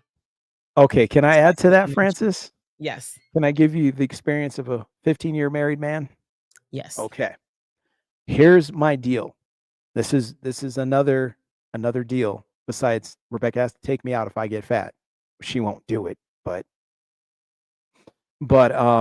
here's the thing I told Rebecca. I said, "Listen, if I'm not gonna do that. I never would dream of that. But let's say I did." I said, "Here's what you're gonna do. You are gonna divorce me, and I will pay you as long as you want whatever you want because I messed up. I'm out."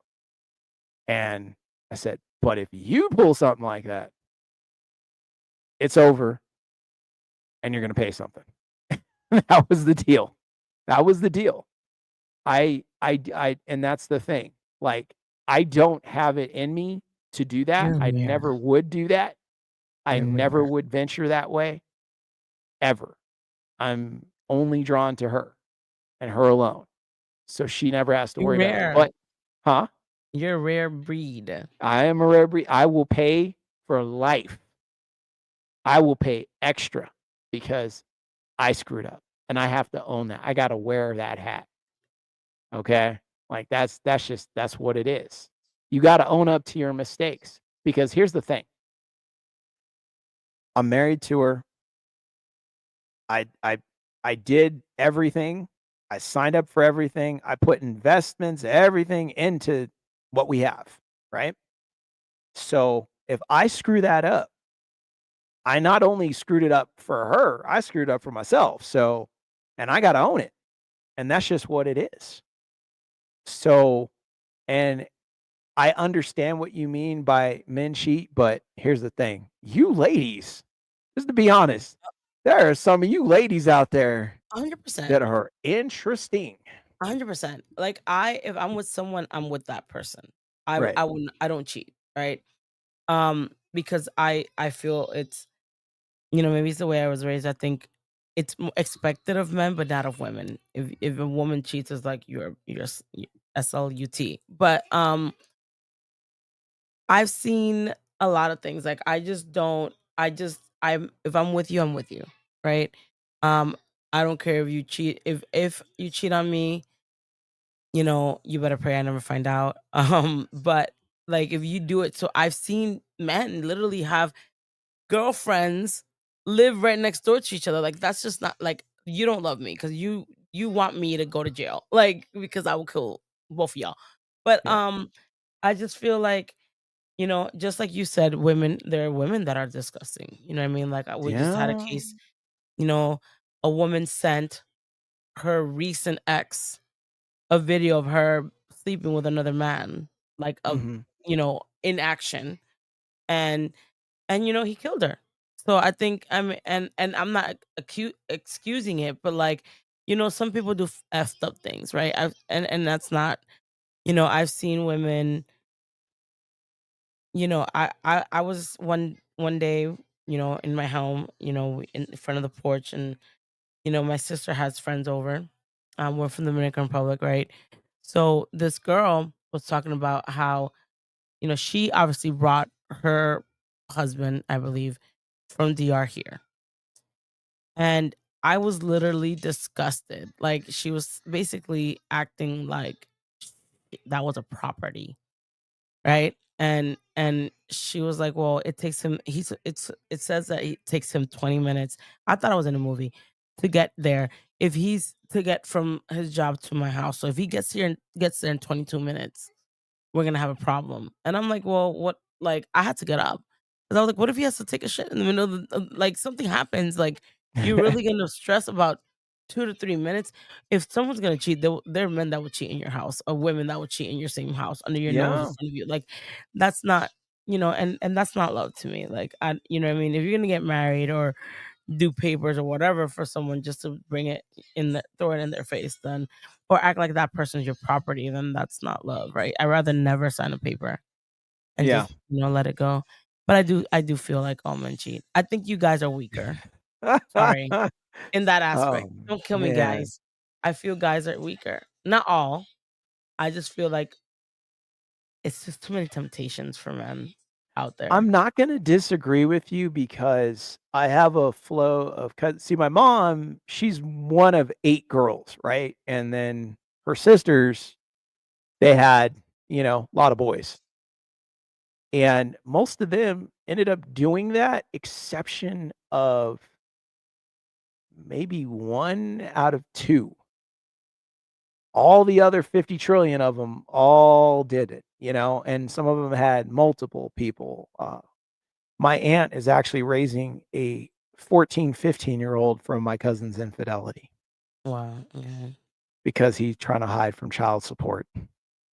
So he's smuggling him into mom's house and he's living over here. So then they can't track him and all that stuff. Stupid stuff like that. Um, and I understand that. And that was a big driving force for me was that it wasn't in me to do that, but I had a visual example of my Well, because cousins. you're a straight up person, right? You I don't try to be, and look I where it's I got try to it got be. you a loving, faithful wife that, will do anything for you. And it's clear, right? But I Yeah. think just me, like, I just if I were in a relationship with someone and that person has a mistake, let's call it a mistake. Uh-huh. I don't think it would be a deal breaker for me. You know what I mean? I just don't think I've already installed it. I know Chad is like, "Who hurt you?" No, I've always had that in my head. Like I feel like men are tempted more. There are Mhm. women that just would do it on purpose. Just, oh, he has a girlfriend. Let me go and like tempt him. I think in that aspect, you guys are weaker. I think it's for girls. Like let's say, I can tell you, like I wake up to you know men body part pictures daily, right? That doesn't make me like, oh, let me chat to this guy that sent me his private part. Like that doesn't tempt me. Like Right. let me talk. But on the other way around, if a girl sends you, the goodies, it might tempt the man, right? So that's just me, I guess.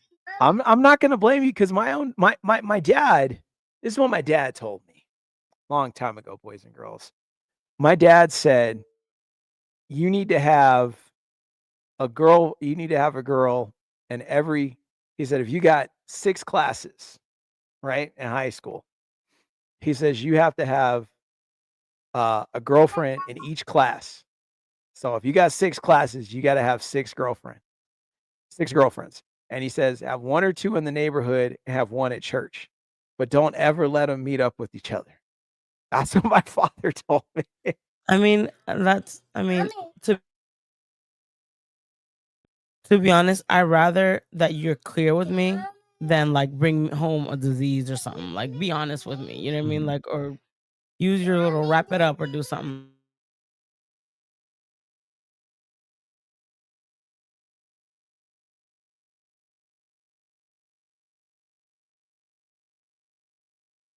Sorry, Drew, give me 1 second. Yeah, for sure.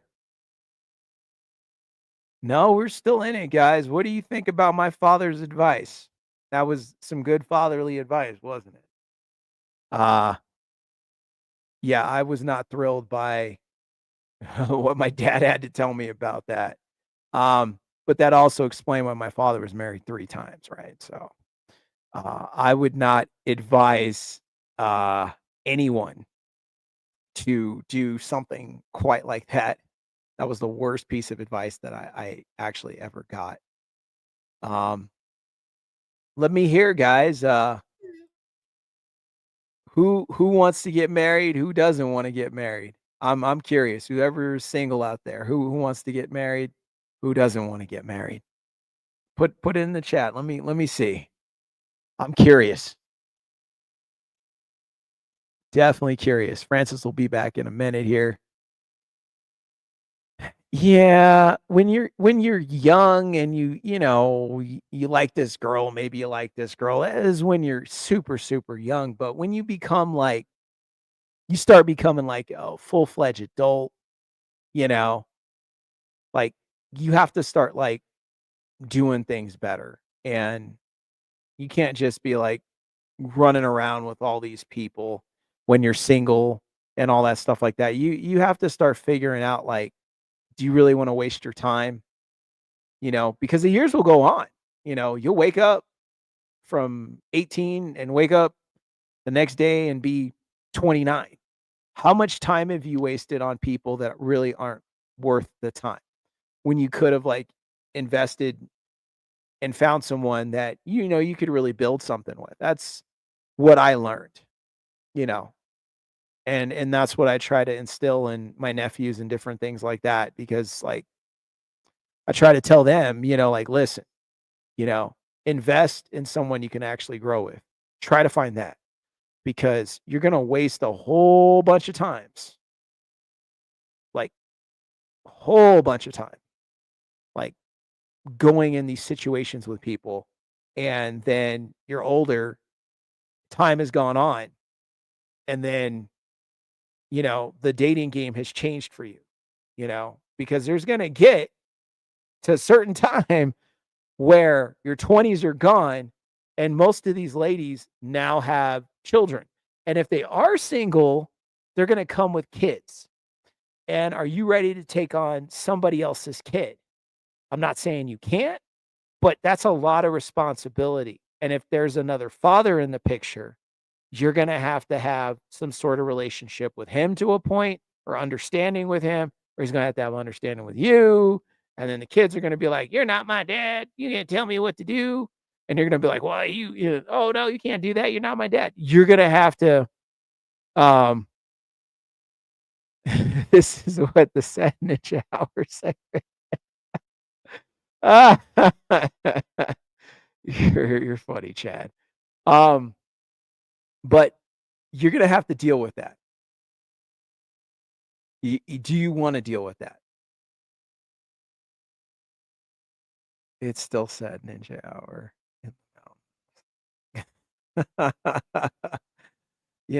And that's something you have to think about and be prepared for, because it is not going to be easy to do that. So I say all that to say this in summary, boys and girls: choose, and choose wisely, as it was said in Indiana Jones and the Last Crusade. Choose wisely, and choose wisely in your life and who you devote your time to, because it will catch up with you. Sorry. No, everybody said we're on sad Ninja Mountain with the, Oh with God, the I know. I'm seeing Chad. Chad's because yeah, he's. I think that it's you can tell who's like happily married and who has like single he's on or sad Ninja has Mountain. drama. Um, Oh, I okay. don't All know. I right, think guys, we got you. we got it. Francis, Let's what move on. other No more amazing marriage talk. questions do you have for me? Um, well, I don't know. Let me see. Let me see. I Yeah. asked the marriage. I asked that. What are your plans? What do you want to see Mhm. happen in your life in the next year? In this new year, let's say that you're gonna have. Wow, that's an interesting question. Oh, man. Well, that's an interesting question. The next year, um, I'd like to have my channel set up better by that time, which I know I will, but You I'm will. not It's a spending learning it. process. Yeah. I'm still learning. If it wasn't for Henry, I'd Um, be like, it'll definitely be better with that. My main goal is every year I say, how can I be a better husband? How can I be a better father? Um, is what I always ask for. So every year that is the goal. And how can I be a better person? How can I serve God better? Those are really the questions and the things that, and I should say the goals that I really try to aim for, is really what I look for every year. Um, Outside of that, I let everything else fall in place. So I don't really, I don't like, I want a Lamborghini and I want to be 2 feet taller and, whatever else. Like I really don't, I want to be a better surfer. I can't surf anymore. So, some of that stuff you just can't help. Um, MS and surfing doesn't work good. That was a big goal of mine, to return to surfing after many years. I was training myself up. I was getting ready for it, working, being a stronger swimmer, getting my health right. That was a big goal of mine. And then this happened, and there was like, there's no way, because surfing is an independent sport. You're in the water. If I have an episode and my body stops working and I go stiff as a statue and I'm in the water, that's a bad idea. Don't you think so, Francis? yeah, definitely. That's just true. But that was a big goal of mine. I was hoping to return to surfing. Gotcha. So, Uh, I'm just gonna since Chad is like, oh, sad man hour. Let's start some drama.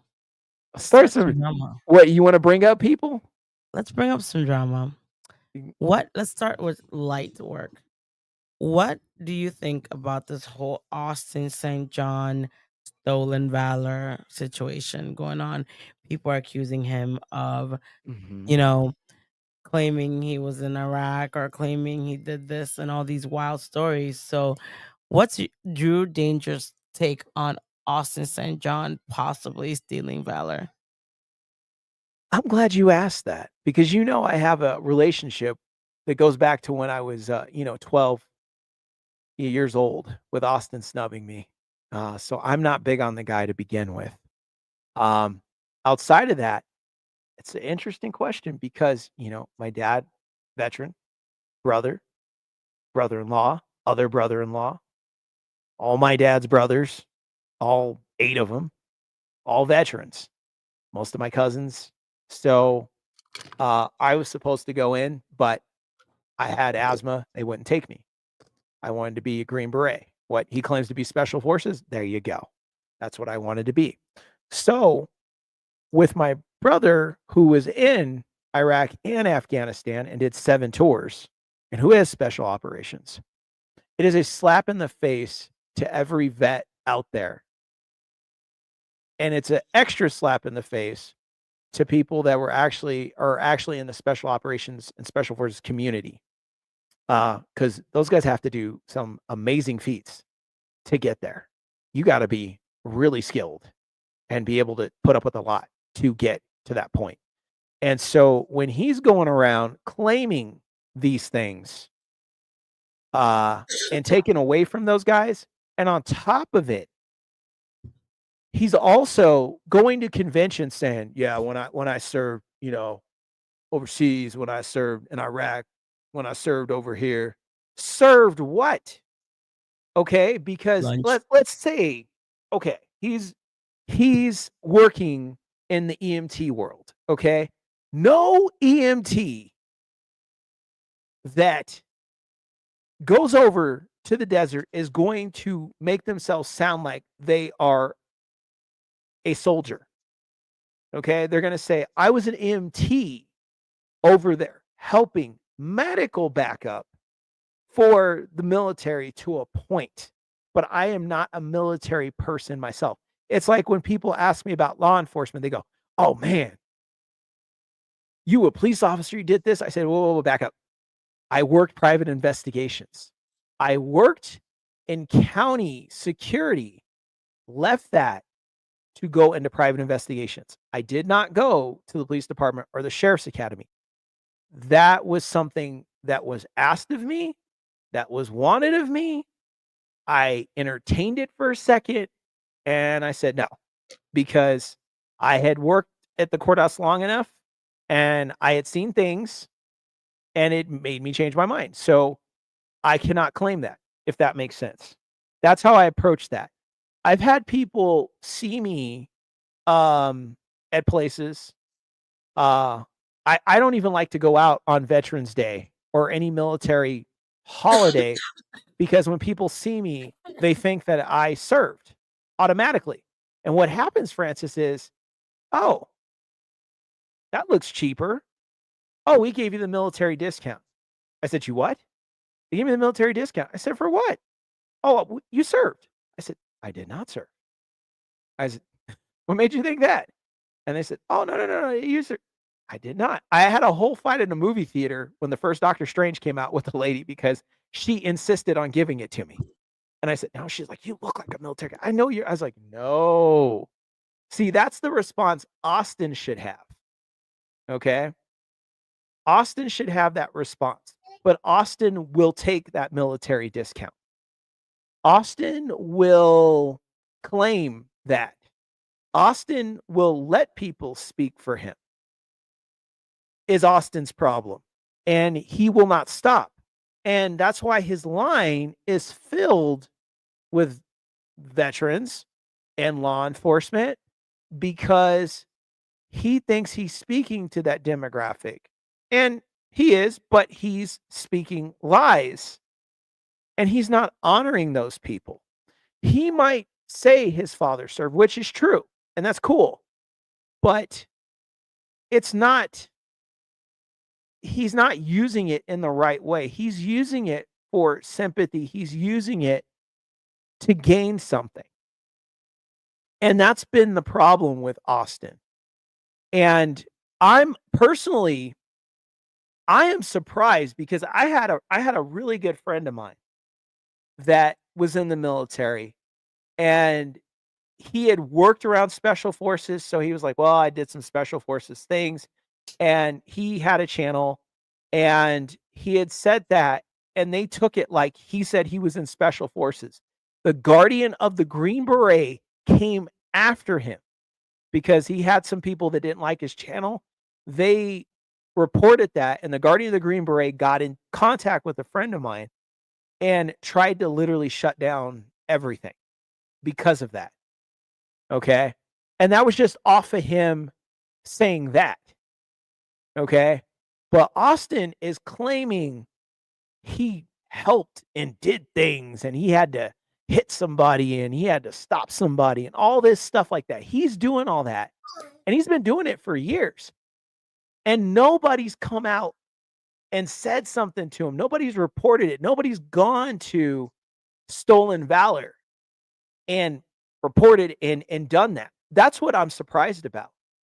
And you know That's what's re- crazy? Like, if he would have been like, "Hey, I, went overseas Mhm. and as a paramedic, I helped or EMT, whatever," it's still something valuable. It's still something It great. is.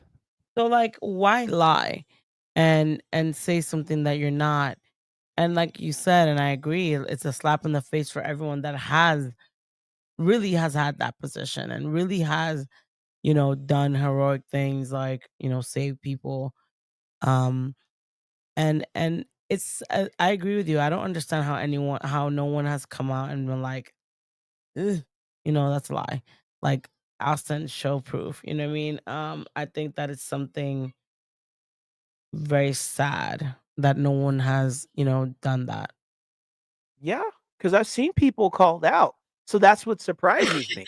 It's like people have been called out on things and their military records, but, it's even to the point, like, when I was a kid, you could wear, like, military ranks and you could wear, like, BDU tops with name tags and nobody cared. They just thought you were a kid just wearing your brother's shirt.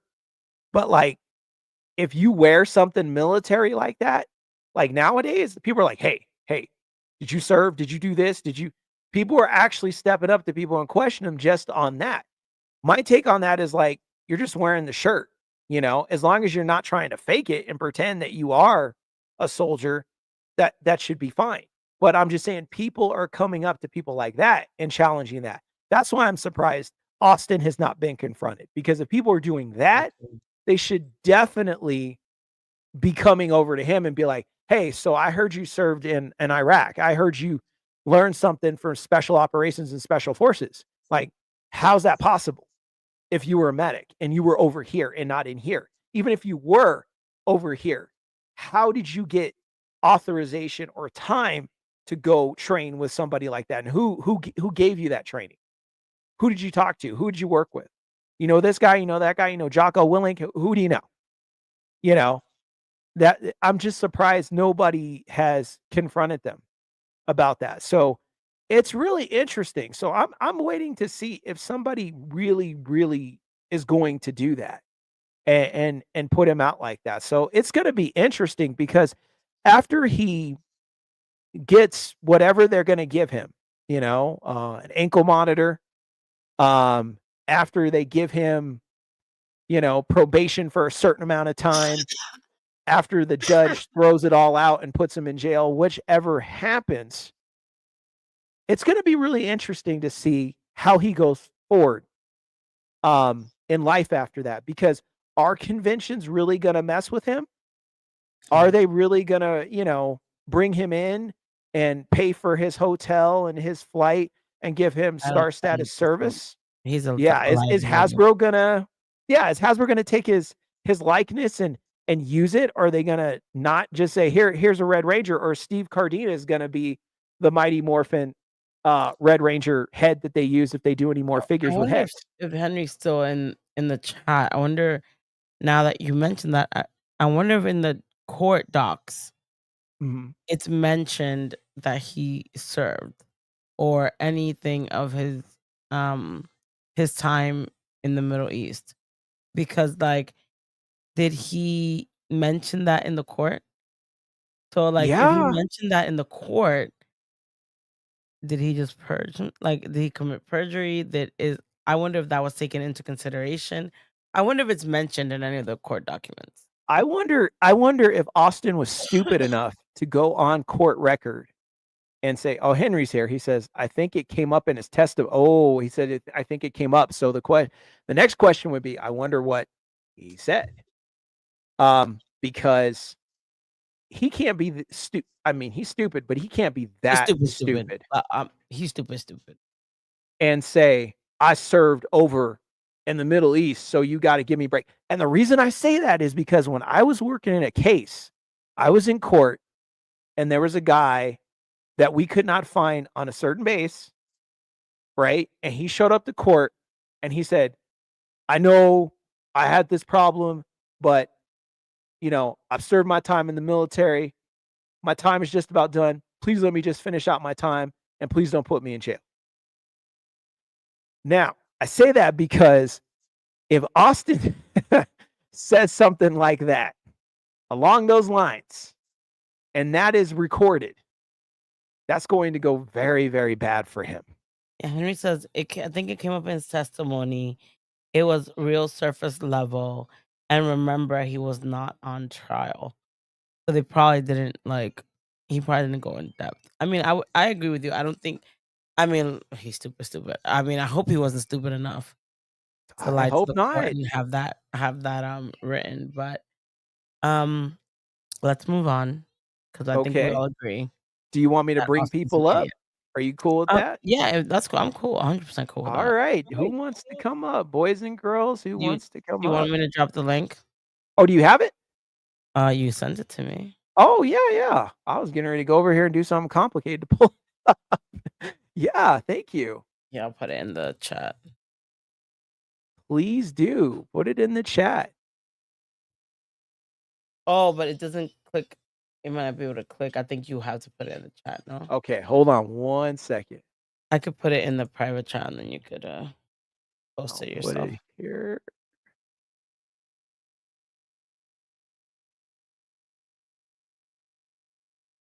But while you do that, and we wait for people to come up, Yeah. let's continue the team. Oh, Um, what do you think about?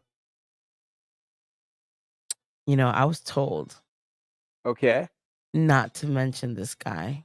I was threatened to not to mention this guy. You were threatened Um, not to mention yeah, I somebody. was Okay. threatened. They threatened they were gonna shut my page down.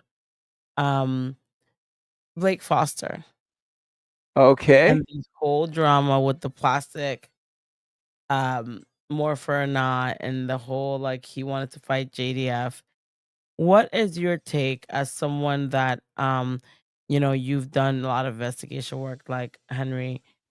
What do you after seeing videos and assessing the whole scamming and stuff, what do you see? Is your opinion of Blake Foster?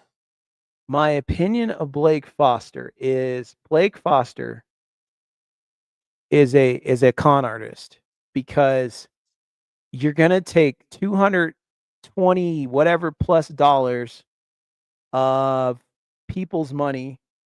Oh, we have our first visitor. Hey, young man. Angel. Hey, what's up? How's it going? Good, good, good. Happy birthday.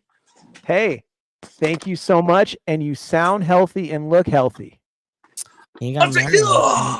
He's living Hey. the married life. Green, green, green, green, green, green, green, green, green. Oh my. It is so Definitely good to see green. you, man. You look great, Green man. You hair. look great. Thank you.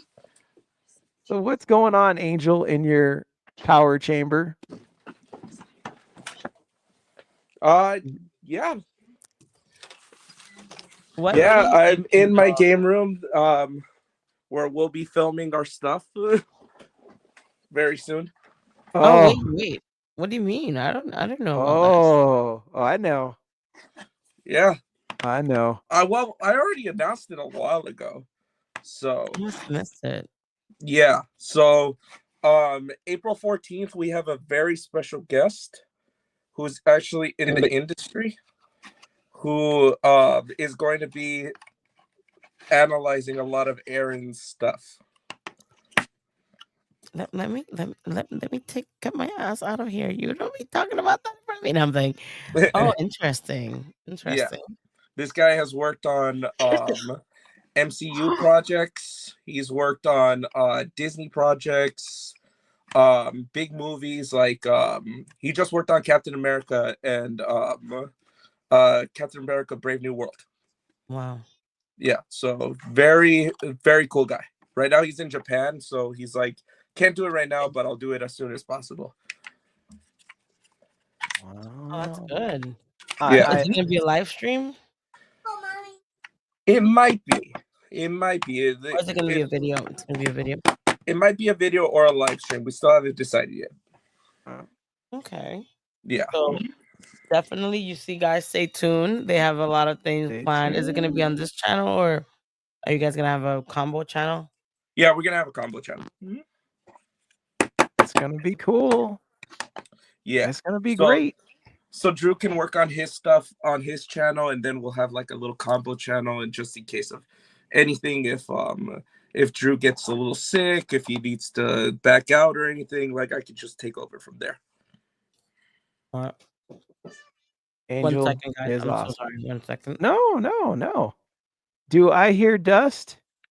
What's up, guys? Sorry, my camera's not working today. No. Are you wearing your signature hat?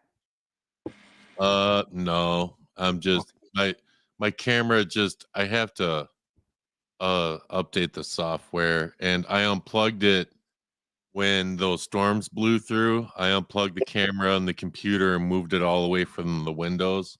Mm-hmm. And then when I put it all back, like nothing was really working right. So I got to readjust everything. So that's why I'm not on camera. Well, I hope you're feeling a little bit better today. Yeah, I'm good. I'm good. Doing good. I just appreciate you coming out. Oh, and I brought this up, Drew. Oh, yes. That looks familiar to me. Yeah, got it framed and everything. Oh, man. I'm glad you like it, man.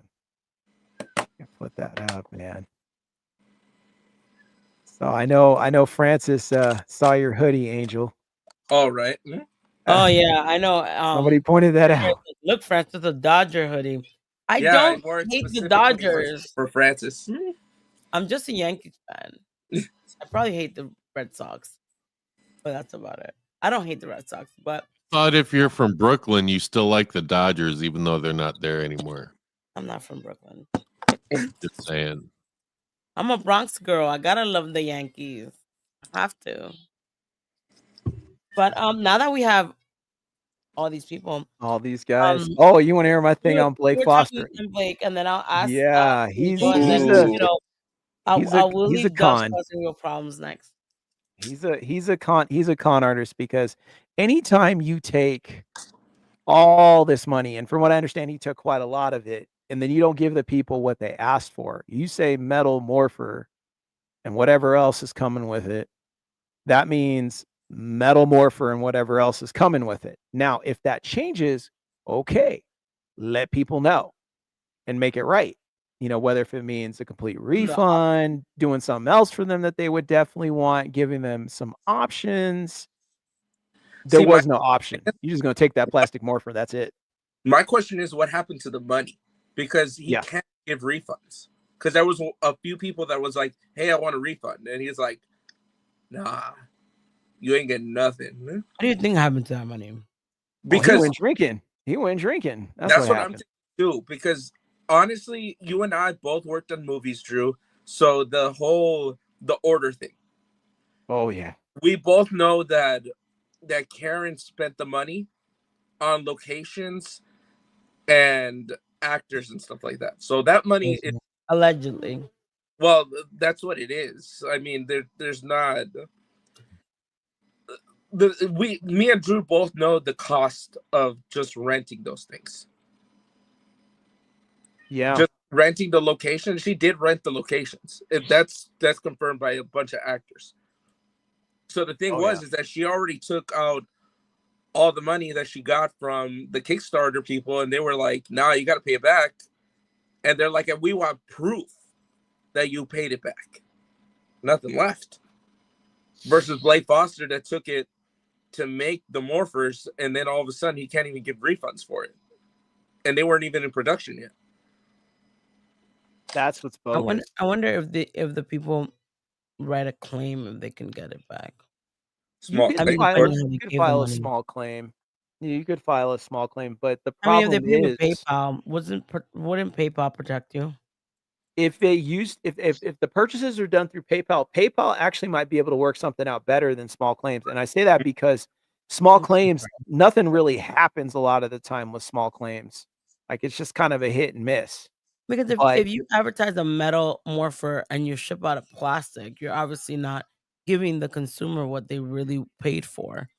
So all The these thing people, is, I think he might have used Venmo and Cash Apps, because when that one guy reached out to him, he's all like, "Dude, I Venmo'd you." yeah, So if he's smart, he would have done it as Venmo. And what a lot of merchants do at conventions is like, just gift it to me. yes, yeah. and they do that with PayPal too. Yeah. Oh, the gifting people. Yeah, give me that. And you're like, oh, okay. And then something happens, and then they're like, hey, my name's Romero Sanchez, and I live in What do you Venezuela. I'm think like, what? about the Blake Foster situation? You Me know, too. let's keep talking about him since I was threatened to not talk about him anymore. Oh boy. No, if JDF is not happy with you, that says enough for me too. You know, Wait, I'll is tell you anyone that. here a Blake Foster fan? Before I I don't think anybody That's is. cut Oliver. No, That's because who? Turbo sucked anyways. Oh, Oh, God. we all knew that. I remember when I saw that movie poster, I was like, this looks bad. And then I Crazy. saw the trailer, I was like, oh, this looks real bad. Steve Cardenas got replaced by a 12-year-old boy. Oh man. That You know, character he's is all, so annoying. guys, I'm the new Blue Ranger. I was like, what? I was like, this is over right here. I said, man, what were they thinking? That's the bad move. Saban, I don't know why he decided to do that. Like anyone, if he had kids, his own children would have told him, like, I no, think that's a we bad see it idea. I think we see it that way now that we're adults. But I think if you, as a child, you see a child become a Power Ranger, But there you're was like, no I kid could that become a wanted to Power be that Ranger. Power Ranger. That's the thing, Um, Francis. Like, I can't name one kid, young kid, that saw that and was like, wow. They were like, ugh. Everybody I knew thought it was stupid. Yeah. yeah, I mean, I didn't like it. Yeah, I was all, ugh. And they were like, he's got a I bowl think that was a haircut. Shooky idea. Shaky Levy. Yeah, I think that was a Shooky idea. Oh, Shooky Levy. He shouldn't have been drinking that night. Because Shooky was the idea guy, and it seems like Saban was like the how fast is it gonna give me money guy. Yeah. Yeah, I could see that. Because every time I've heard any stories about them, Shooky has all these ideas, and Saban is like, it costs too much. I'm not doing it. No, I agree 100% with that one. Because look at the Thunder Megazords. Saban asked them, how much is it going to be to ship those things over? And they give him a price, and he's like,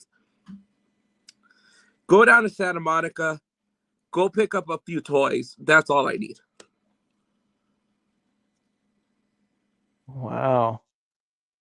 Yeah, they did take toys and paint them up, and you can tell.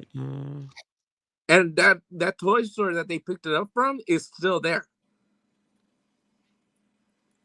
Hey, degenerate.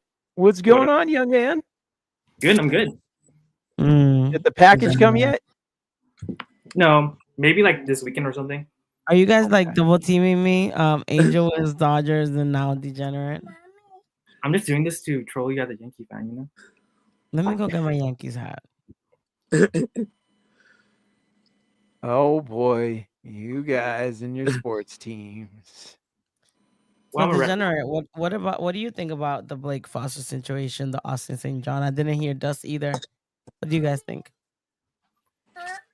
I think that Blake is a scammer that's learning from people like Sky Frank.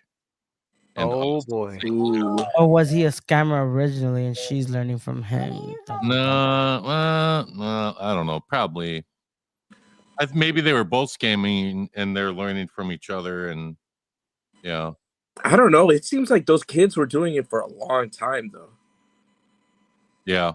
That's the thing. Like, I've been seeing their old Facebooks and MySpaces for a while, and the bad brother. He talked about how much things are worth on the aftermarket way before there was a third party market. Well, you know what? All the real scammers, if they're triggered by Henry, you know they're scammers. Yep. Because they get triggered I would agree. every time. Well, like I said, for years, this stuff has been running rampant and stopped by JDF. So now that he's gone, there's nobody really to regulate it. I agree with that as well. I agree 100%. Yeah. would Because, say like I said, even with the Austin situation, we both, like, I think even Francis said it once. It's like, if JDF was still alive, he would have contacted Henry. Yeah. I agree with that. I would 100%. I would say Blake peaked in Power Rangers, but the thing, his peak is people didn't like him. So even that, so with in terms He of doesn't Blake, know how to accept that fact. Wasn't he like in the Ninjas? I have to. Sorry, Axel was just all up in the camera. And what? That's okay. There wasn't he in like Three Ninjas or something? Hell no, he wasn't. No. Oh, that's No. it. Power Rangers and that's it. I wouldn't know. Yeah, No, he- Three Ninjas was a good movie. It would have been horrible. Oh, no, it was one of the. Wasn't it one of the little kids that played the little no, Rangers? he wasn't there. What There is was a Blake better Foster known movie, for other than Surf Power Rangers? Ninjas. Oh yeah. Let me look him up. Blake Foster. He was in nothing, I don't think. Oh, he was in Casper. He was in Casper. Casper. Okay. Did he have the chili bowl haircut? Yes, and he was a bully for some reason. It was weird. Simply Melissa said he was an extra in Boy Meets World. Everyone was an extra in Boy Meets World. That's true. Well, supposedly he was in Kids World. I don't know what that is.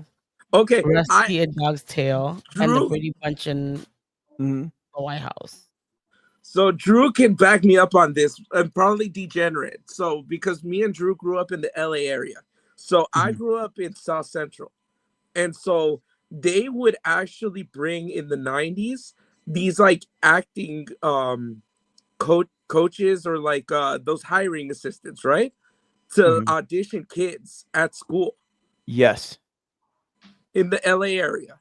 So I don't know if Degenerate was in that area, but for sure my school, like they tried to bring people over to be in like I remember I auditioned to be in Kids Say the Darndest Things.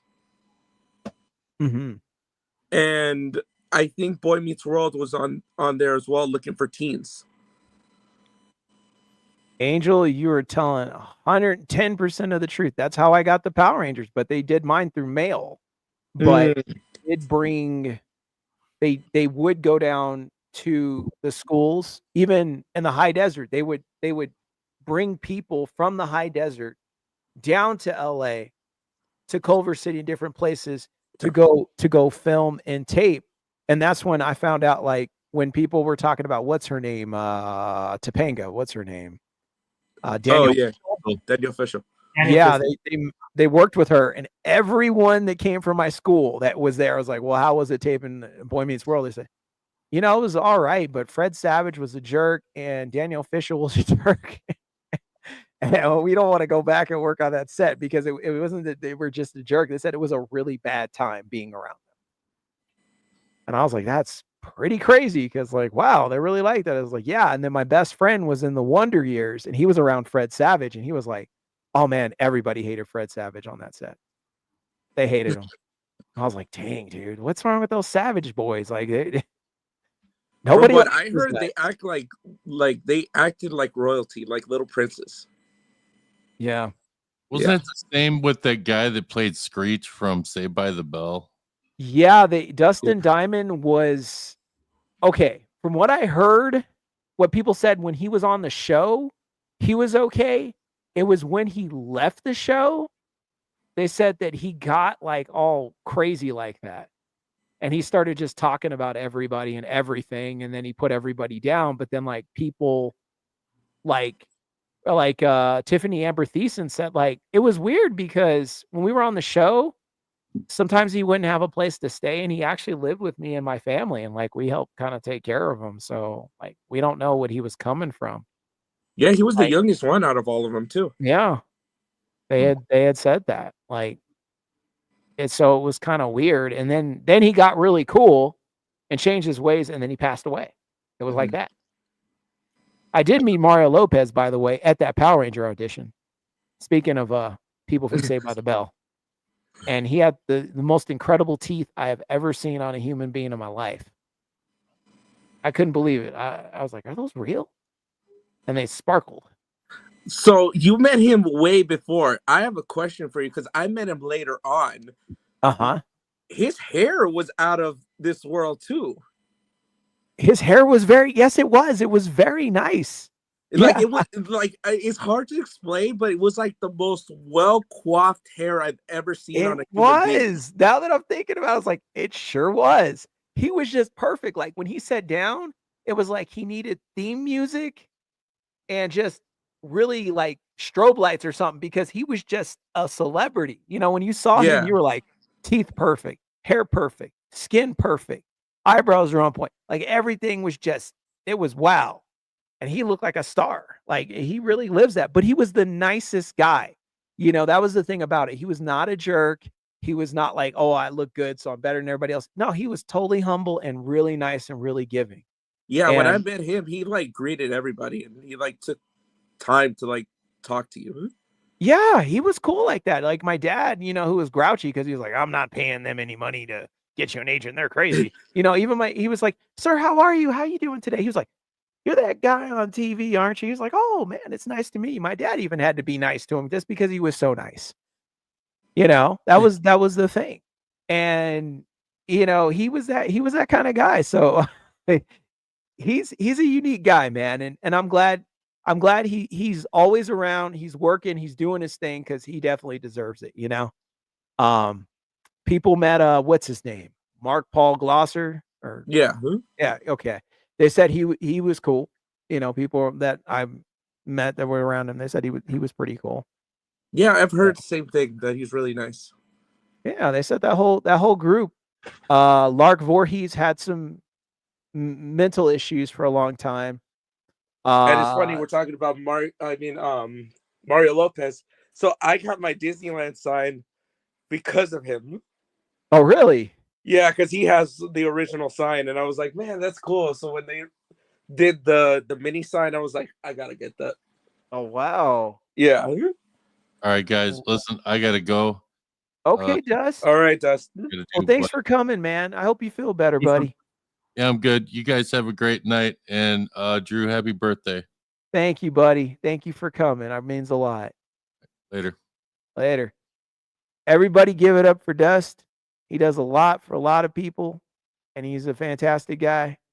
And he's not feeling too good, so let's say a prayer for Dust and hope he feels better for sure. I give it up. What's this? Also, Julia Stiles. Okay, he graduated years before me. He would have come on campus. Also, Julia Stiles. Francis, did you go to school with Julia Stiles, or are you just saying she? No, I was saying Ryder Strong, who was in Boy Meets World.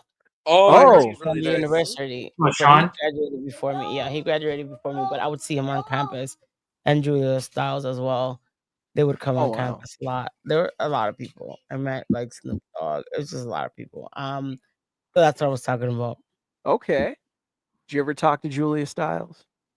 No, but she was in a class that I was taking a test, and she sat next to me, and I think her pencil broke, and I remember I like gave her a pencil. Like that's all I remember. She had a really round face. She didn't look like cameras really change you. Like she didn't look like herself, right? So, like I remember, I don't, what movie was it that she used to dance? What's that name? That movie that was like a dance, and she was with the black guy. What's his name? Is that? Gosh, my sister used to watch that movie. I was like, what the heck is it? That no, Save the Last Dance or Save the something Last like that. Dance. Save the Last Yeah, my sister used to watch that. I was like, what is this? She was like, this movie's great. And I was just like, oh gosh. Hey Rudy, what's up, Rudy. buddy? Hey, Rudy. What's up, everybody? I'm doing How good you right now. doing? I just finished one of my midterms. All right. Congratulations, man. Yeah, Congrats. How was Amazing. it? All I missed two right. Christians, so yeah. Hey man, congratulations, man. Look at Rudy. I want to go back to school. So, If Francis, I you went to didn't have 100 Columbia? one things. Huh? You went to Columbia, like the Ivy University. League? Yes. Damn, you're smart. You're smart. Damn, she's I smart. tried. I tried. Yeah. I know someone that's in Riddlesey at Columbia Hospital. So next year I'll probably go to New York. Oh, so We can meet I'll up. go meet you with my Yankee gear, I'll come in Oh boy. the and I'll Dodger go gear. all Yankeed out, and I'll get you a Yankee sweatshirt, so you're gonna have to wear it. You're gonna have to wear it. Look at Francis Jenny, I'm like, killing here, it over there at Columbia. Look at that. but, Columbia University, where the Ghostbusters hung out too. Oh Look yeah, at they that. did film it They there. did. Oh shit! So I love that uh, campus. I think it was just there you go. amazing. I To be went to honest. AI and Where's hated that? it. The Art Institute. Okay.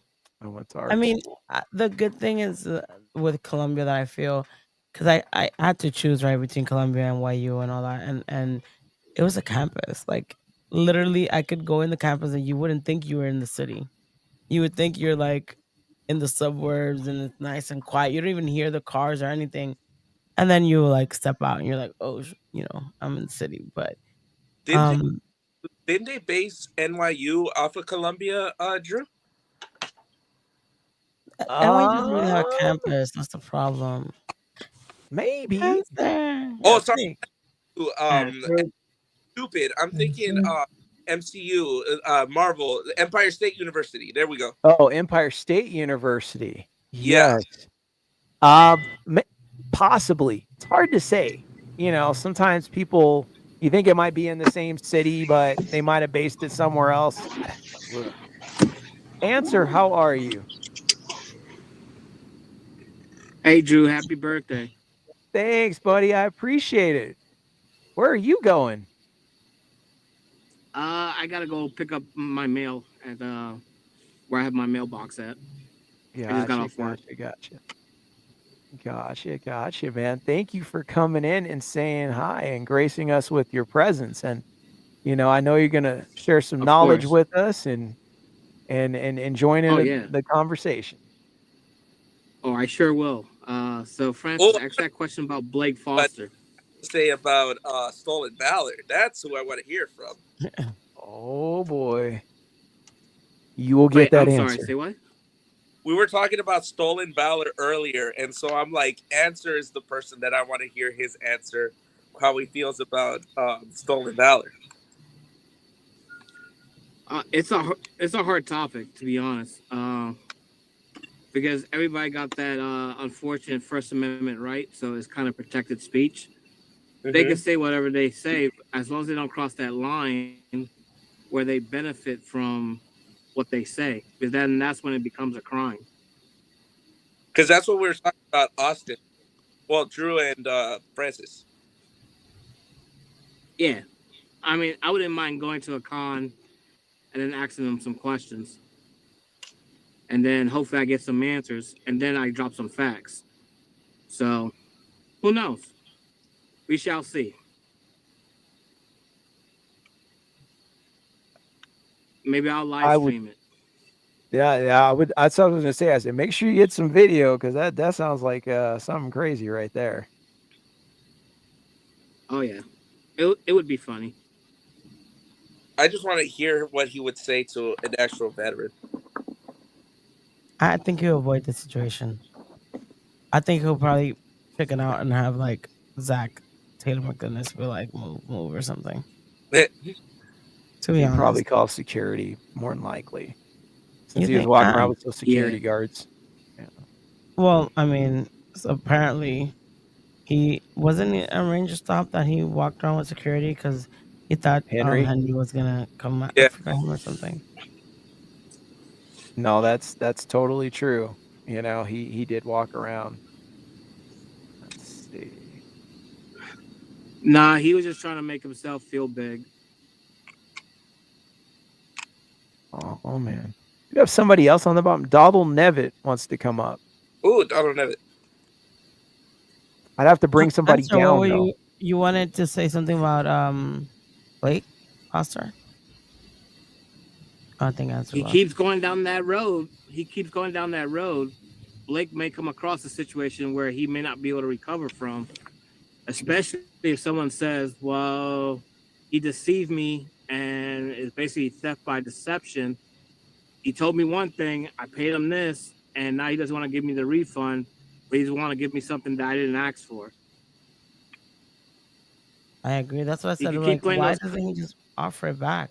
Offer them the legit thing. Well, The that's the legit thing, or give the full refund. that's what I'm thinking. I don't think he can, because I mean he couldn't even pay his artist, the guy that was like designing stuff for him. It But just seems Yeah, okay, I don't know. but you're lying to them. You're offering something and giving something else. It's not like, hey, I'm giving you actual metal ones that just suck. Like he's giving them a completely different product. Like I So could roast I him agree right with now. Answer. I'm choosing not to. I'm trying to be nice. But if provoked, I'll go down that road. But it'll be a very dark road. But it is what it is at the moment. because Donald Nevitt. Oh, I saw the Morpher, not the most recent one, but when he was showcasing it at I think Power Morphicon or something one year, I saw the Morpher. It looked legit, but then I saw the price one, and I was like, dude, I could just buy a new Turbo Morpher for that money. I don't need it that bad. Yeah, that's true. I saw it too, a part of my pecan. Oh, I did see it, and I know he was taking pre-orders by app. I don't think hey, remember that? Oh, Yeah, really? yeah, I remember. You remember he was taking like not cash, but like Cash App type of things. I forgot what he was accepting. I don't think he was accepting PayPal, right? No, Venmo, It was all Venmo, yeah. because Venmo can go straight to your bank accounts. Like, if you want to do it like right now, oh, you have to wait for 3 days, not charging. Because I know Venmo take like 100% of it. You want it right now, oh, you have to wait for 3 days to get for free your money to your account. Okay, so yeah, he did ask for Venmo. He did ask for Venmo. hey, Donald Nevitt, how are you? I'm doing good. Happy birthday to you, Drew. Thank you so much, man. I appreciate you coming up and just saying, hey. No problem, no problem. And also, my wife would also like to, babe, somebody you would like to say happy birthday to? Drew. Is it? Where is he? He's in the corner. Oh, happy birthday. Hi. Thank you so much. I appreciate it. How are you doing tonight? I'm doing good. How about yourself? Oh, I'm hanging in there. You know, just glad to be here. That's good. One more year alive and a better year for you for sure. Oh, well, thank you. I appreciate it. I guess I got to look forward to 43 if I get there next year. Before I know it, I'll be 50. There you go. You guys having fun though tonight? You guys doing some cool things? Kind of taking it easy tonight. I've got the Anime Las Vegas that I'm volunteering for tomorrow, and Nice. yeah, so just taking things easy. Usually, one day a week, one day during our paycheck week, we'll do one day of date night, and then whichever day usually is our kind of relaxed day, or uh, go get the groceries. So, Gotcha. I gotcha on that one. Why do I feel there was something going on in Las Vegas? I heard Bret Hart was coming to Las Vegas. Rudy, I think you sent that to me. Yeah, it's gonna be WrestleMania the whole week, Thursday, Friday, Saturday, and Sunday. there's always something going on in Vegas. So whether Oh it's man. concerts, sports, Back to the Titanic exhibit. ooh, I've been Yeah. there been there a few times. We ran out of time. We really wanted to go to take pictures of the staircase, but especially with our tuxes, but we didn't have time. Yeah, you got to if you're gonna make a long term trip, at least a few days, you got to plan almost everything out. Dude, we were there like 4 days, and we still Yeah, were. yeah. I mean, even me, it's like for us planning anything, we just got to make sure it times right with both mine and my wife's schedules. So So before you guys keep going, I actually have to go to bed. Actually, I was really tired. Drew, I love you. Yes, friends. Love you You're too. amazing. Happy You're birthday, amazing. early birthday. I'll hit you up when you're done, obviously. Hopefully I mean unless I fall asleep with XCL. But love you. I hope this repeats whenever you want. I'll come back. Love you, Angel. Love you Look at too. him. Do you have a Spider-Man thing? Yeah. It's hot. Rudy, love you. Good. I'm happy you did well in your exam. I hope you did. Answer. I don't even need to say anything, but and Donald and your wife. Love you all, guys. See you guys around. Answer when you have a text good night, Francis. me. Bye. Be good, Francis. Yay, Francis came through. And Degenerate Yeah. is In back. response to your comment earlier about doing something, making sure that you do something special for your kids on their birthday, I definitely try and do something, even if I don't have my son for his birthday, just with the custody agreement between me and my ex. But it's like last year, this last year, he's a big Golden Knight, Golden Knights hockey fan. His favorite player happens to be Jack Eichel. So I didn't get it on his birthday, but it was a plan. Is so every year they do this big half price sale of all their gear that either they didn't use or they might have used, but there's no proof that it's been used. Okay. And so I got him one of his hockey sticks that he uses, and then a few months later, I ended up getting it signed by him when he was doing one of his little uh, appearances throughout the city, signing events. Oh wow. Well, see, that's So, going above and beyond right oh, there, buddy. when I finally did get my son, after all that, he was beaming from ear to ear. Oh wow. That's a So good job there, Dad. That's a good job. That's amazing. I always try my best. Go Kings, go! Go Kings, go! Oh no, your Kings are still in second place. I know.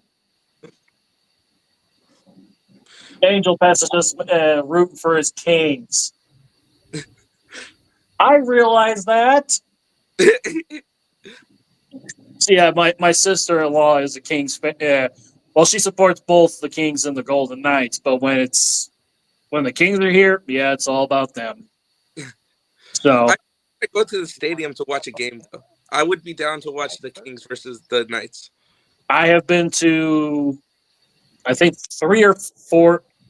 about 3 or 4 Golden Knights games. And last one was the one right at the beginning of the season. I saw that one, and then I saw the one where sometimes the Kings fan base can be some of the rudest fans. Not all. Yeah. I mean, because we were at the game, it was in the 23 season when they were on their run, and Kings were kicking the crap out of us that night. And so it was me, my wife, my son, our oldest niece, and my sister-in-law. Me and my wife and my son were all wearing Golden Knights jerseys. My sister and my niece were wearing Kings jerseys, and we had Kings fans all around us. And every time that they started chirping, they started just being obnoxious. And me and my son are just like trying to hold back our anger. And my wife's like, I should have just, she actually commented later and she said, I should have worn just something black because I felt like out of place. Well, you guys love hockey. Can I ask, what are the thoughts on Wayne Gretzky and Luc Robitaille? Wayne is the GOAT. Amen to that. And actually, I have the so Wayne Gretzky is currently actually one of the owners of our national lacrosse team here in Vegas, and I'm a season ticket holder, so I go to every game I can if I've got the day off from work. And they actually do a lot of good promotion for him. Is that every year they do a jersey where it's the team's it's for the team, but on the back it has his name and number for when he played hockey. That's cool. Wow. Yeah. So I've got all 3 of those jerseys sitting somewhere in my closet whenever I'm not wearing them. Die-hard Kings fan because of my wife, and this is like the only Ducks thing that she'll let me wear. Yeah. Oh, come on. Ducks. You can't argue with the classic. She's like, she got it for me for Christmas too, and she's like, you're only allowed to wear it at Disneyland. I think the only other than Golden Knights and the Las Vegas Disney, that's our lacrosse team. I think the only jerseys they have is our minor league baseball team and one Chiefs jersey. Nice. Sorry, Raiders, I will never support you. What about Luc Robitaille? That name doesn't ring a bell to me. Wow. Okay, I've just aged myself. He was Wayne's backup on the Kings. Yeah, I wasn't really paying much attention to hockey at that time. I think I didn't really start paying attention overly until probably, other than the Ducks movies, I think until the Golden Knights came into the league. Okay, that makes sense. Yeah, it would have been way before your time. Because for me, I grew up in Kansas. So, and Kansas City, I lived about 45 minutes away from Kansas City. There has not been a hockey, an NHL team in Kansas City since like the 70s. So I didn't really have anything. It's not like with other sports where I have a team that I can support and be behind and stuff. Okay. Same thing with LA. That's LA, like besides the Dodgers. So I have no affiliation to hockey to any teams like NFL wise because there was no NFL team in LA. There was the Rams for the longest time before they moved to St. Louis. That was after me, though. I was born in 1990. Oh. So I was right in the middle of like us never having of the transition of the Raiders going back to Oakland and the Rams going to St. Louis. Yeah. So for me, like I never had an affiliation, so like, you know, I didn't mind wearing a Raiders hat because Cube wore a Raiders hat, you know? Ugh. Yeah, sorry. I grew up a Chiefs fan. I'll die a Chiefs fan. So it's funny, I'm a Chiefs fan, just not because of the wins, but because of Superman.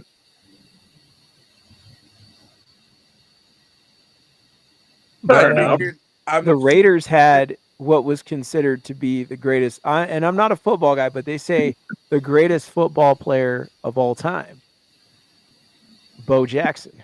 Mm, that's true. I'll give him that. We'll give him that one. And John Madden. Yeah, Bo Jackson was a freak of nature. He killed baseball and football like nobody's business. Yep. Like OJ did. Oh, Love him My- or hate him, and another one that had a great record that shattered a lot of records because he killed Jim Brown's record. O.J. Simpson did. That was Mm, hard to do, so he shattered that. And he also did a Olympic sprint and won that. He was also on Broadway, did commercials, did movies, did TV shows. yeah. He kind of just did it all. hey man, Well, but I'm surprised nope, that we're never starting to see somebody actually go after Gretzky's all-time record. Yeah, I heard something about that from somebody. I said, "What?" Alex Ovechkin's 5 or 6 goals away from beating the record. He can't do. No, he can't do that. Don't take away. Yeah, Ovechkin's actually a good player. My wife says he's a piece of crap, but He can't do it. He can't do it. he's And getting Wayne there. will have to come out of retirement and set another record. Hell yeah. My wife said, "Hell yeah!" And Luke Robitaille will be there with him. There you go. Or could even get Mario Lemieux. Because Luke Robitaille was like the brawler edition of like Wayne Gretzky. He fought people a lot. You know who I think might be able to do it one day? The player from the for the Dallas Stars. Robertson. Nope. I will disagree with that one. Jason's really I good. think we might get it. I think the closest person that could probably do it, but after Ovechkin would probably, and I hate to say it because I do not care for him, is Connor McDavid. I can see that.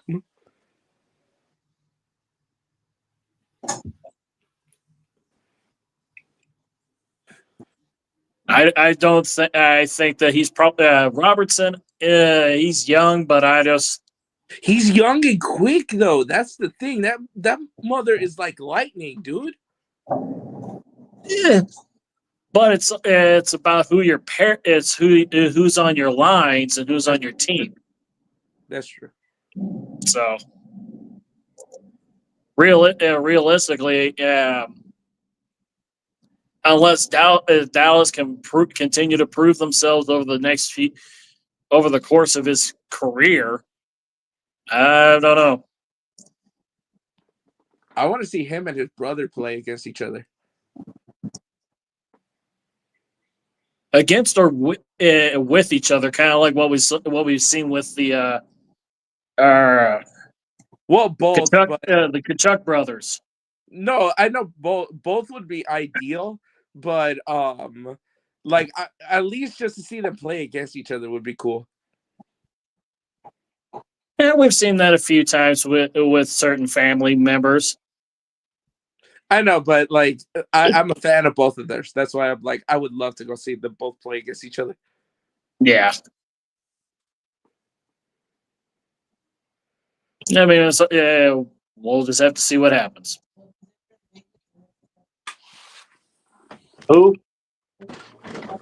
Oh, Angel Pest? I tried to get him to do that when he was here a few weeks ago, but he never reached out. No, it's not that I didn't reach out. It's just that Hey, we ran buddy. out of time. Eh, No, I get it. Yeah, you just ran out of time.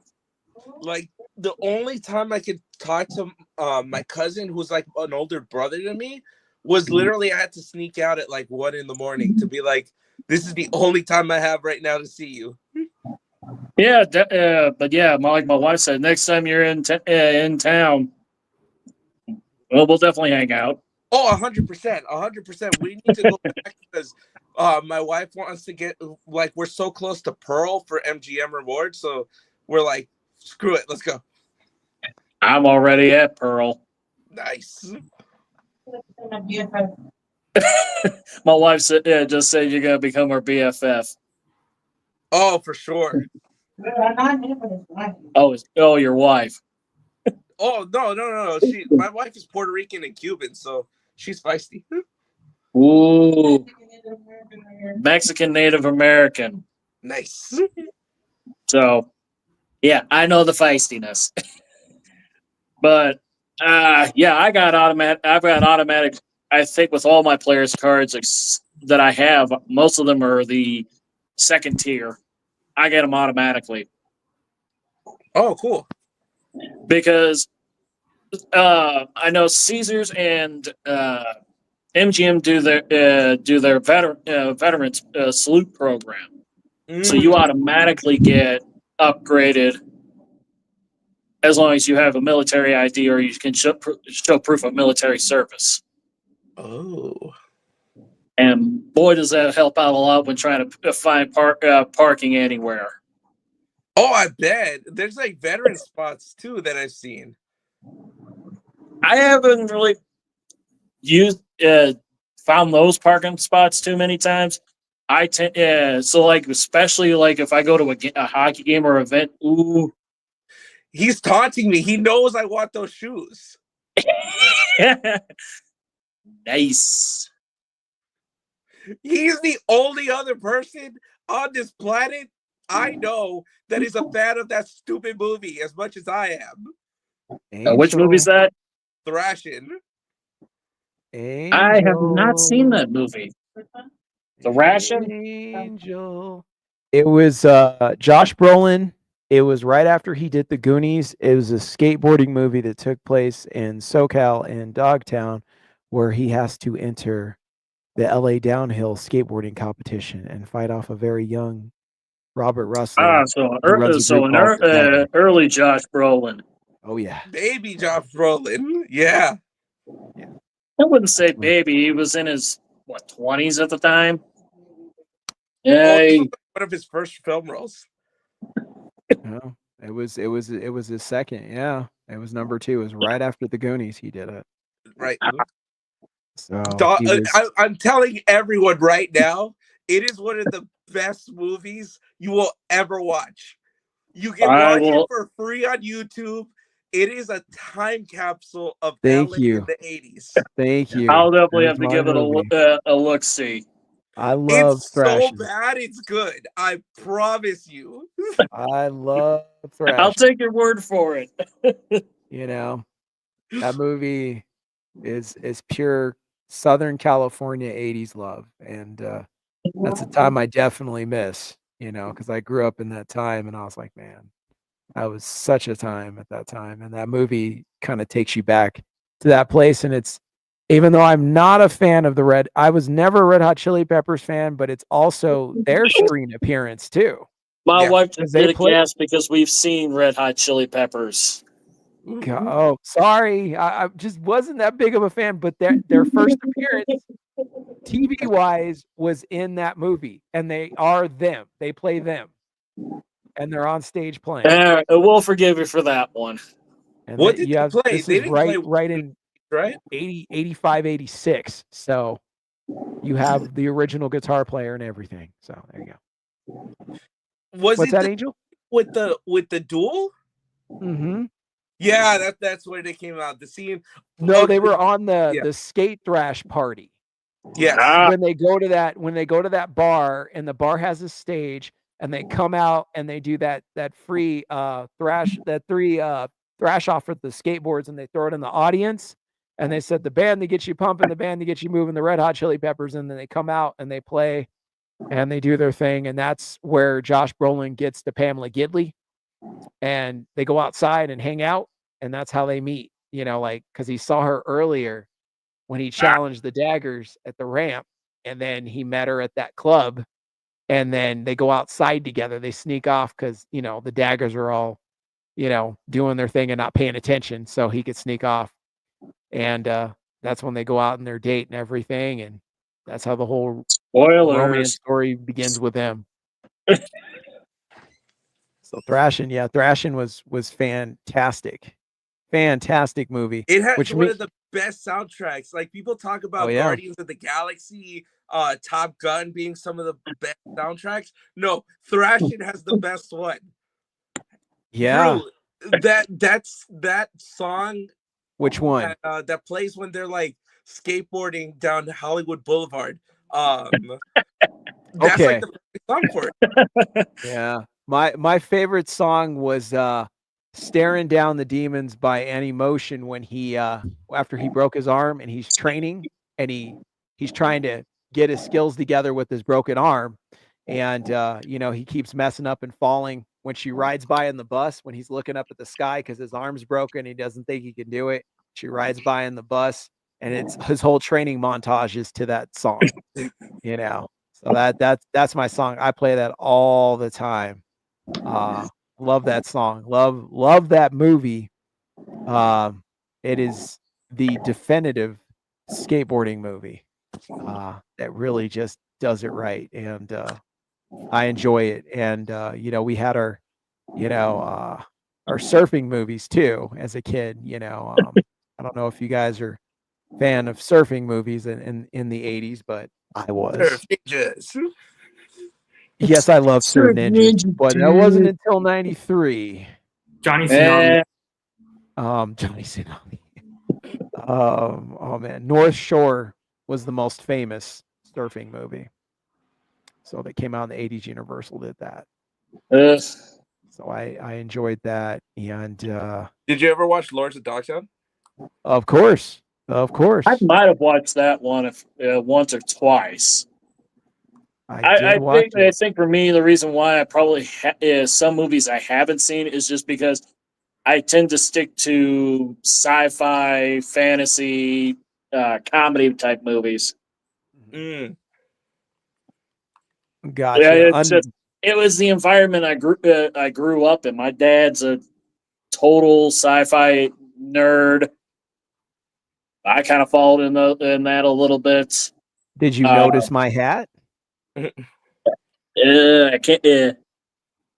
Hold on. Let me zoom. Oh, classic. Did you like sci-fi? I thought she would have got it. Let's see. There it is. There's Alex Rogan. There's Greg. There's Maggie. There's the whole team from last Starfighter. Oof. That's a classic. No, I remember growing up every Friday night after school, after homework was done, I'd see my dad. If my dad wasn't working that night, he'd be sitting on on either Showtime or Sci-Fi Channel watching Stargate. Okay. Ooh. Okay. Well, how old are you? I just turned 37 a month ago. Okay. No wonder. I was like, Stargate. Okay. Yeah. Okay. My dad is just turned 68. Okay. About 2-3 weeks ago. So I go back. Right at the height of it. Like he saw original Star Trek and everything. The 57. I don't think he really remembers much about the OG Star Trek, but he would watch Next Generation, Voyager, Deep Space Nine, and then I think he fell out of it during Enterprise for a little while. But then by that point,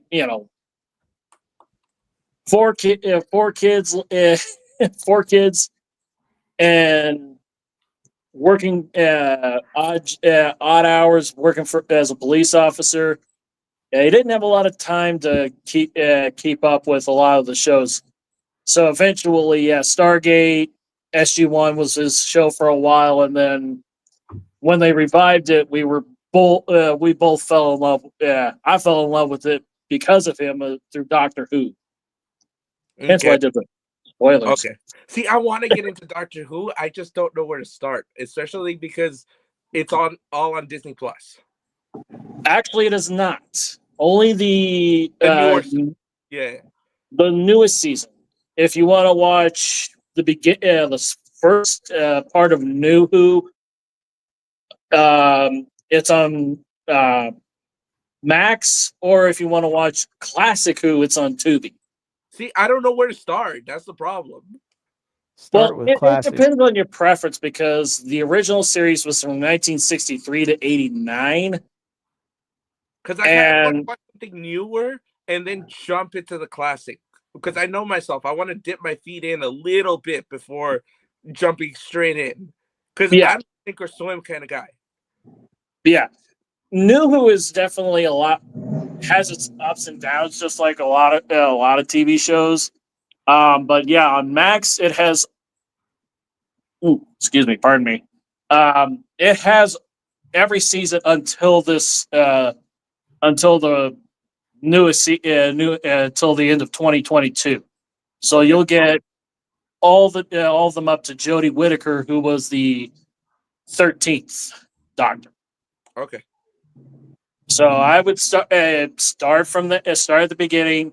There's some episodes you could skip if you want. It's just like with everything. An idea to start with the Doctor, because I want to watch that Doctor Who episode when he goes to see not Da Vinci. I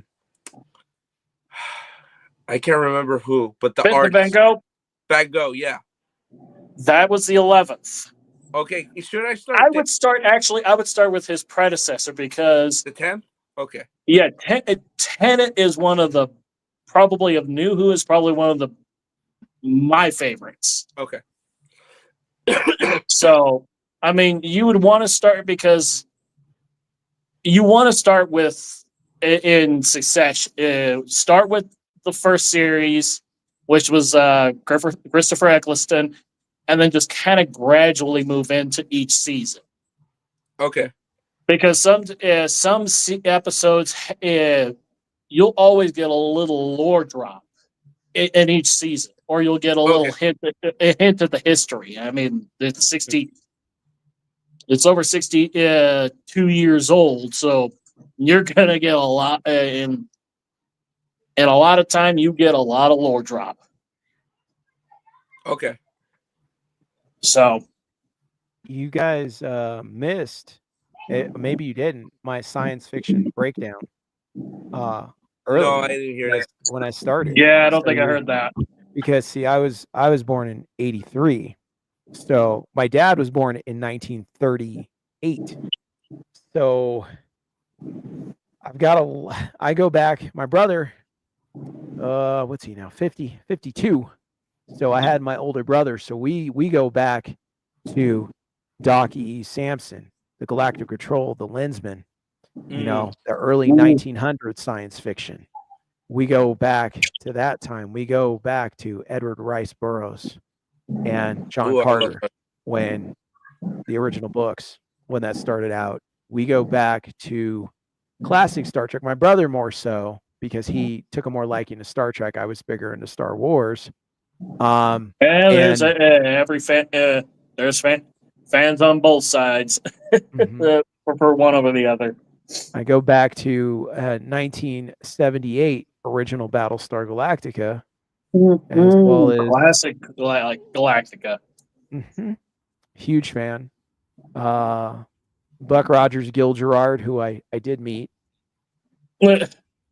He was very cool, and I met Aaron Gray too. So I met Colonel Wilma Deering. She was very cool. So I go back to the classic days of science fiction and early science fiction animation. Battle of the Planets when it started out. Captain Harlock.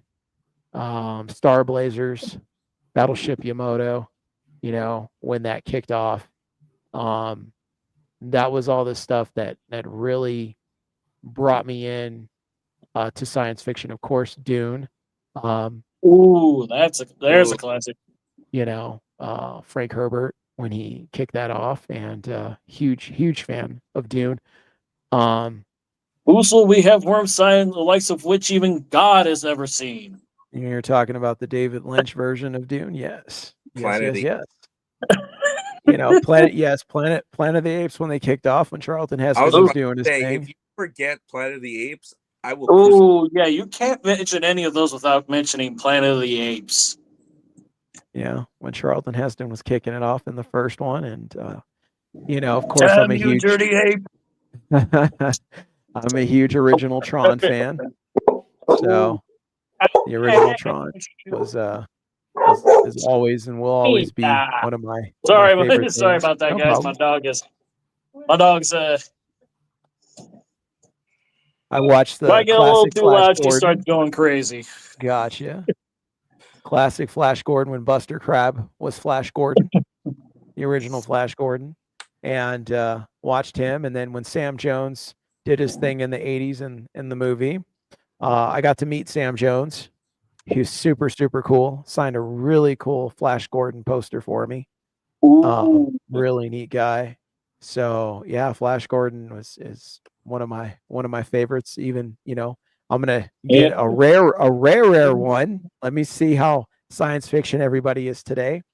Okay. In the 80s, there was a movie called The Adventures of Buckaroo Banzai. Oh, I got everybody. I got it. Did I get everybody? I think you did. I don't think I've heard of that one. I gotcha. So Buckaroo Banzai was a movie that starred a very young pre-RoboCop Peter Weller. Peter Weller was Buckaroo Banzai. And before RoboCop. Before RoboCop. And he was followed by a young Jeff Goldblum. He was also followed by John Lithgow, a Christopher Lloyd. What? A Clancy Brown. Let's see who else we got. Funny thing about my wife will kill me if I don't mention this. So sure. It was when was it? It was 2020, just before the pandemic, right, babe? When we saw Doc Brown. So actually, it was New Year's Eve, the New Year's Eve day game for the Golden Knights, and I think they were playing the Ducks. And so I think it was during the start of the third period. They're up on up at the fortress. We're actually in that section where they have the big fortress, and they say, "Here to sound the horn." You all know him. He's a famous actor, and I'm looking at the screen, not looking behind me, and they say Christopher Lloyd, and we had another guy, a couple that was sitting next to us, and me and the guy are going completely bananas. And I'm like, great Scott. And I'm shaking my wife, and she's trying to video record this from the Jumbotron. I would have passed out. I was that close. And she will not let me live that one down. Oh, wow. Yeah, that's, Christopher Lloyd is a special guy. I might show you guys the DeLorean that I have that smokes and does the whole 9 yards. I might pull that out. I'll think about it here in a second, but I'm gonna hit you guys with another science fiction classic, the original Rollerball with James Caan. Who's seen that? Who has seen? Oh, I got you guys again. Oh boy, James Caan's finest is Jonathan E., the savior of Rollerball. What about Michael York's Logan's Run? I might have seen that one. Okay. Okay. I might have. It sounds vaguely familiar. Okay. What about the Omega Men? I've seen it on a shelf. I have not seen it. It is what Will Smith did when he did I Am Legend. That is the Omega Men. There we go. That's where I heard that. Okay. But the original movie had Charlton Heston as the hero. Okay. Oh, okay. There you go. So I have a Return of the Jedi question for you, Drew. Yes, please Not ask. Ewoks. What's that? It does not include Ewoks, sadly. Oh, thank you. Okay. Thank you. What's your favorite Return of the Jedi song? Luke Skywalker's theme. Ah. Fine. What do you think of Yum Num? I don't like it.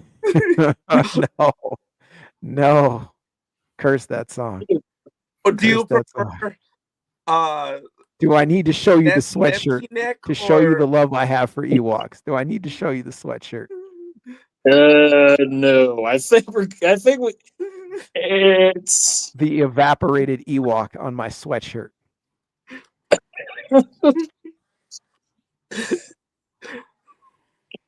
Yes, he evaporated. Disintegrated, I should say. Oof. Too many times in the wash. No, I took him off. Ah. I took him off. Why you guys want to see it? I took him off. I'm pretty proud of it. Jared, is that a thumbs up for yeah? Oh no, lighter. Oh, you did a lighter. Yeah, I took burned him it. off. I got acetone and some sandpaper, some light sandpaper, and worked him off. He just looks like he evaporated and disintegrated into the wall. Wow. Yeah.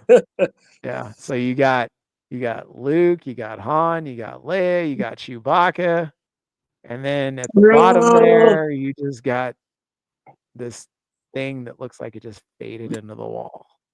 Now my wife's a big R2D2 fan. That's who they should have put on the back of the hoodie. Was him. They could have put him. They could have put Yoda. They could have put Lando on there, which I really wanted. Lando would have been the top spot for me. Just put Lando. That would have been it. That would have been it right there. That's what we all wanted. It's like, oh, why isn't he on the back of the hoodie? But you got him. I was like, yeah, he needs to go. So I took him off. See, We should get a shirt about that. Why wasn't any like Lando merchandise? He does have a lot of merchandise now, but there was a time like where they would have him on certain things. So if it was Empire Strikes Back, you were gonna see him. If it was Return of the Jedi, you may or may not. That's pretty much how it works. That's what I'm saying. Like they basically made him the Static Shock of Star Wars. It was weird. They should have, it was like he's part of the team, so he should have been there. And I wish they incorporated him more. But the character that at least he was there. Like on a scale of 1 to 10, it was going to be about an 8.5. You were going to get something with him on it. And I could say that. But the character that they didn't put on stuff that they should have is Wedge Antilles. And that's my guy. I mean, all of his scenes don't were include cut. him Problem. enough. What's that, Angel? All of his scenes were cut. That's the problem. Yeah, his extra scenes in Return of the Jedi were cut, and the original plan they had in the script for him was scrapped, which was sad because that would have really done a lot for him, and he would have had a full part. I think they were trying to recreate Wedge with Poe. I think that probably yeah, a little bit maybe, but no, because if you think about it, maybe they recycled that idea because Poe really doesn't do much besides shooty bang bang. Yeah, well, according to what my cousin told me was that Wedge had a stepson, and he was the X-wing pilot with the beard known as Snap Wexley that you see in those Yeah. movies. Yeah. Greg Grunberg. Yeah, he was supposed to be the stepson of Wedge Antilles in a book he read or something like that. And that was the connection to Wedge that they were supposed to apparently have, but I don't know what happened with that. Yeah, So- probably got left on the drawing room table because I know that. Yeah. Yeah, there's. Well, seeing who Dennis Lawson, who plays Wedge Antilles, who his Mhm. nephew is, I thought that they would try to work things out for him, knowing who his nephew is in the Star Wars prequels that I'm not a fan of either, but we all know who his. Does Ooh. anybody know who his nephew is? I'm trying to remember.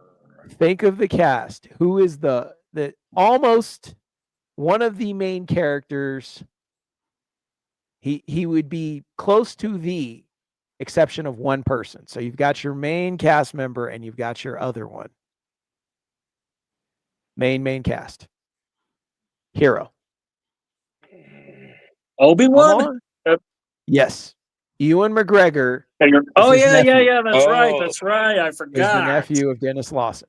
So Wedge Antilles, yeah, is his uncle. So That's sick. That's the thing. I completely forgot about that. I love Ewan McGregor. I think he encapsulates Obi-Wan I more. did like Ewan. He was the only character that I liked in those movies. Because I mean, Did you actually watch the Obi-Wan series? Mm-hmm. I saw pieces. I saw it. I liked it. I actually enjoyed it. Of the inside.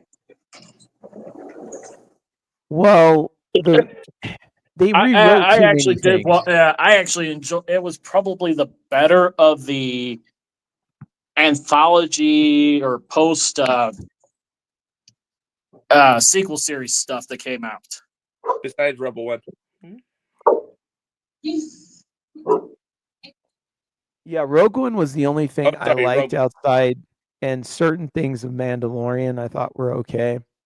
I like Mandalorian. Yeah, the first 2 seasons were good. Third, it kind of petered out. It made no sense. Wasn't there.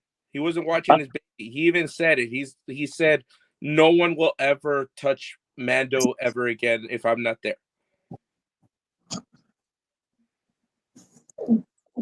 He went back and he said that he's all like, "I'm sorry, I was not there. I take full responsibility. Never will I have Mando be worked on by somebody else." Wow. Yeah. And I think they're still working on a movie to follow up. I've given up because I just don't know where Star Wars is going to be headed. I will say original trilogy better, was the best. Prequel, that was my real big introduction to it. I would say the first 2, not the greatest, but third kind of made up for it. Sequel, no, middle of the road. No, hell no. Because for me, it felt like we were just treading the same waters. What, the Disney ones? Yeah. Well, at least in my opinion. It just sucked because Kathleen Kennedy's an idiot. Yep. I wouldn't say that, because she has done stuff that is really good. It's just like what? She's in the wrong. See, when Kathleen was assisting George and Steven Spielberg back in the day, that's where I was going with. She was limited on what she could do, and she was put in a place where she could work out, but they gave her complete reign and control. And she is not the person who you want because A, she never wrote any stories. B, she never directed anything. That was the thing. She was either a producer or an assistant to some level. And she was not capable or had the imagination to do those things. So if you put somebody like that in charge of that, what are they going to Well, do for you? and then you split it with Force Awakens and Rise of Skywalker. You had J.J. Abrams, but then you do Last Jedi with a completely different person, so it felt completely disjointed. Because Abrams, oh sorry, the first director was supposed to originally do all three. At least that was that's what I've heard. of thinking. And then JJ talked to Kathleen. I think they said they were like just meeting out of nowhere, right? And he told her what he wanted to do on a Star Wars movie. And that he just thought it was just like, oh, just give me my own movie. Like, I'll do my own movie. And then she's like, how would you like to direct episode 8? And he's like, wait, don't you already have a guy doing it? She's like, yeah, but you can do it. The thing about Star Wars, and this is the problem, that as an original trilogy fan who's been in the game over 30 something years now, Yeah. who read all the expanded universe books after the events of Return of the Jedi and read all the RPG role-playing books, and I has think carried I've read the a few of the flag. books. I was there when they came out, and I was there when I was left to carry the flag when there was no Star Wars merchandise. You would get an occasional T-shirt, and outside of the books, that was it. There was no figures. There was no nothing. I was what was called and referred to as the dark times of Star Wars. And I lived the dark times. Dude, I was a fan. Like Diamond didn't try to do like toys for the expanded universe, you know? Well, the thing was, when they were done with Star Wars Angel, they were done, and they didn't. If they were going to do toys again, bless you, it was going to be through Kenner/Hasbro, their main company. But when they ended it, and that was just what it was going to be. Nobody was going to do anything until that point, and until 1995. And 1995 is when they did Power of the Force 2, because Power of the Force 1 was 1985. It was the last toy reign of Star Wars, and they put that out to see if they could build something, but it was a bad move because they had no movie and they had no cartoon series that people wanted to see. And I know people that know is like, what about the Ewok cartoon and the Droid cartoon? Like I said, a cartoon nobody wanted to see because George Lucas and it doesn't have the real continuity to it. No, because George would not give his license for a lot of things. That's why it was the way that it was. Because every studio wanted to do Luke, Han, Lando, Leia, stories going a place, but George was like, I don't want to give off my main my main characters to a cartoon studio house because it just makes me feel weird, and I don't want to do it. Wasn't he kind of burned by them, but with the Christmas special? He was burned by the Christmas special, and then he was also, he didn't want to do it himself. He had gone through that divorce. That's why Star Wars ended with Return of the Jedi, because Jedi was supposed to end and turn into another trilogy. It was supposed to be the continuation of Luke Skywalker. That was the original plan. So Luke's sister was not Leia. It was some other female character. And the Emperor was supposed to escape. Darth Vader was supposed to die, but the Emperor was supposed to escape. And then Luke was supposed to go find the sister, train her, and then they were supposed to fight the Emperor. And that was supposed to be the next trilogy. But George had decided after the divorce, he was tired, he was burned out, and he wanted to end Star Wars completely by the third movie. Everything wrapped up. And if he was going to do anything, then that's when he started talking about the whole telling the Anakin Skywalker story. But that was going to be later on down the road. But as the Return of the Jedi, he wanted to step out completely. And that's what ended up happening. So there was supposed to be another trilogy. So when they did the Power of the Force toy line, it was supposed to just, okay, here we go. Here's, Stormtrooper Luke Skywalker. Here's, and older Anakin Skywalker figure. Here's a couple figures we missed during the toy lines. What do people think? We like them, we want them, but if you're going to do this as a huge thing, you've got these 2 cartoon shows that go nowhere. You've got no movie coming up behind it, and you've got nothing to promote it. So the next generation of kids, which were, because this was 85, they were taken off by the Transformers by 84. So you're going to have to compete against the Transformers. What do you have as a vehicle that can compete against the Transformers? And Transformers hit 84. They're already a hit. 85 is a great year. 86 is coming. Here come the Thundercats. G.I. Joe is still a powerhouse. And the 80s explosion has hit because 85 was the cartoon action figure explosion year. So everybody is putting out everything they can. And how are you going to keep up with that? Turtles, you still got time till they hit the toy market.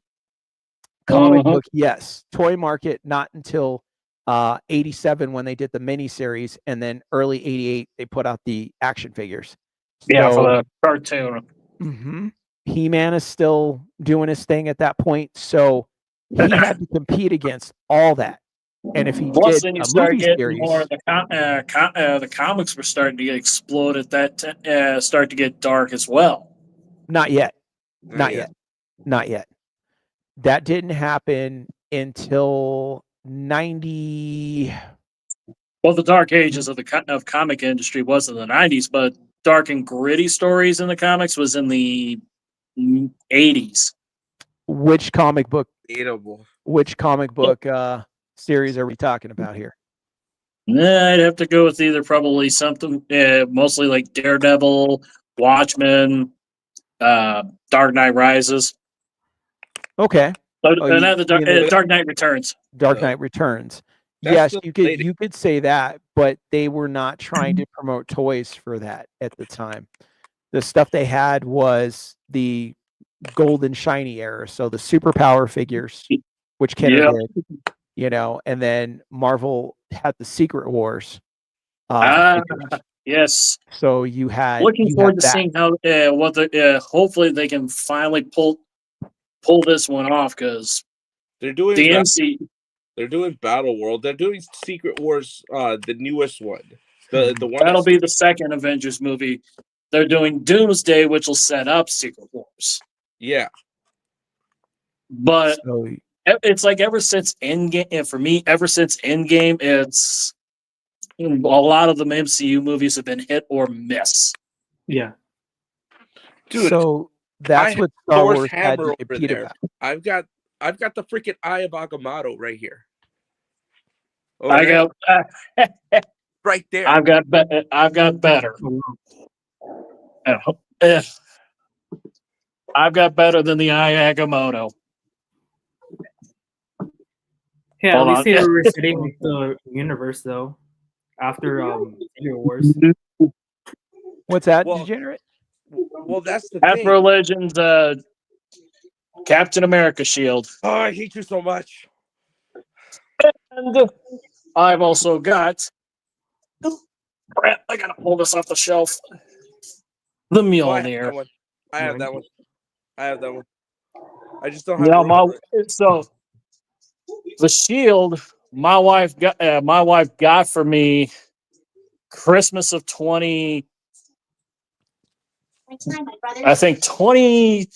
It was, huh? Yeah, it was the Christmas after we had gotten married, so it was 2020. And I had the picture of it on my phone for a long time. So I got her a Golden Knights jersey. She got me the shield and the Lightning Collection Dragon Dagger. What? Oh yeah. So there's a picture of us on Christmas Day where you just opened up gifts. I'm holding the Dragon Dagger and carrying the shield, and she's standing with her little Coach backpack and wearing her new jersey. And she made the mistake of, and I was like, she made the mistake of when she got these gifts, she shipped them to our apartment at the time. So I wake up. So working nights, I get woken up by a knock at the door because our dog here. I love here, girl. Our lovely, this lovely, this lovely little pooch here. What starts barking at the four winds because she hears something at the door. And I go to open the door and I see this big ass box. And I'm like, I know this isn't me that ordered anything recently. You're like, I'm innocent this time. Oh, because my wife will tell you, I order small stuff. I've got a lot of the Funkos. I don't ever get anything that huge. And so I'm like, what did you get me? And she still kept her mouth zipped up until Christmas Day. And she says she's got a good poker face. So yeah, that shield now hangs up in our. I actually got some stuff to hang it up on our. Ooh, excuse me, up on our wall in our living room. So Well, since I'm the birthday person, I guess I have to match you guys. So hold on.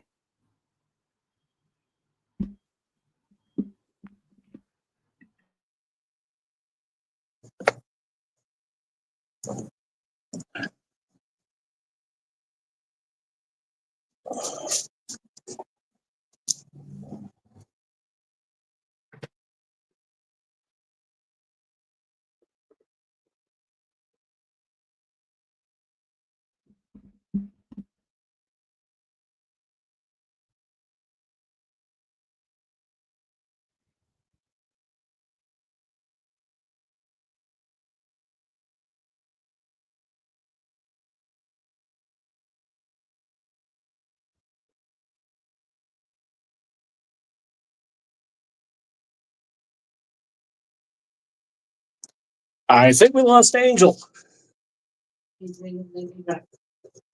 Huh? I didn't hear it.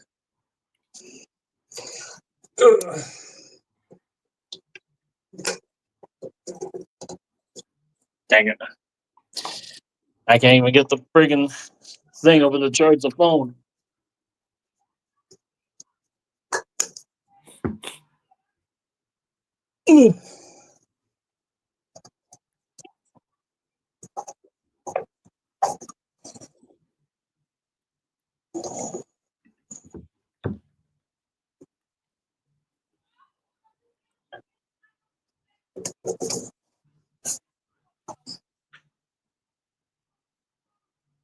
You're just All waiting on right, let's see.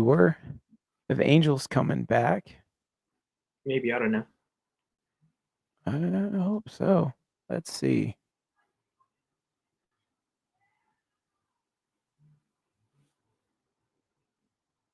Let's see what we got over here.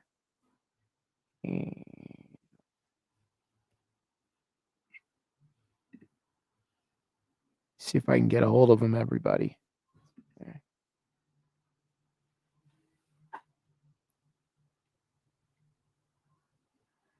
Are you coming back?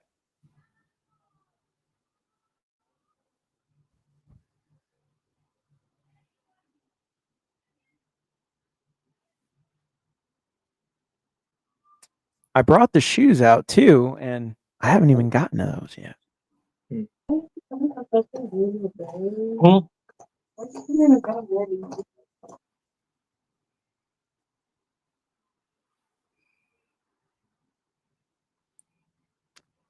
I don't see him yet, so I'm not sure if he's coming back.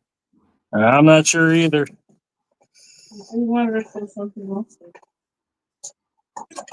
But I didn't. I don't know. If he comes back, I'll show my special thing. Oof.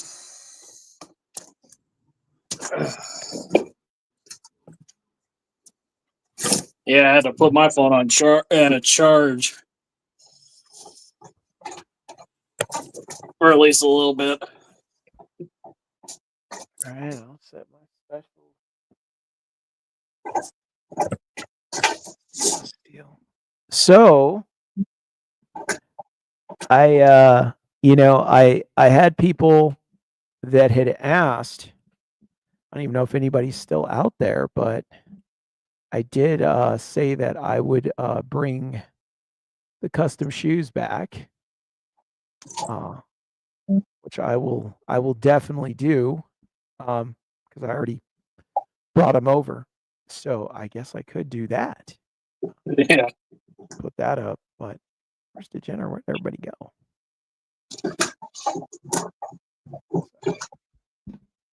Let's see. Donald, you like Captain America? Oh yes, one of my favorites. I love Captain Marvel. My wife loves Captain Marvel. As in Marvel Captain Marvel or DC Captain Marvel? Marvel Captain Marvel? Marvel Captain Marvel and Carol Danvers Captain Marvel. Okay. Gotcha. I wasn't sure. I don't Oh, have baby, shoes sorry, for DC or Marvel for Captain Marvel, so I was like, oh, I don't have. Let's see. Oh, These are custom ones that I did. custom Jordan 1s. These are Pumas. Oh, Pumas. Yeah, They just these look are- like Jordan 1s. They do. Huh? Does it make Converse? I don't know. I have not done Converse. People have asked me about that. I've not done a set of Converse. I can't do them anymore because my multiple sclerosis hands will not allow me to do what I need to do anymore. Yeah. So I've kind of retired from that. Yeah, of course. Let's see. Give me another character. Let's see what we got. Ooh. Let's Ask think. your wife too. Yeah, babe, you got any ideas on this one? Oh my. Any superheroes you can think of? Iron Man. Ooh, Iron Man.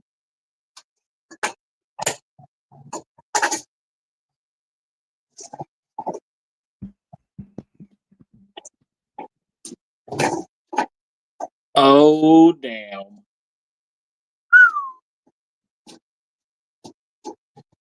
Adidas. Okay. Nice.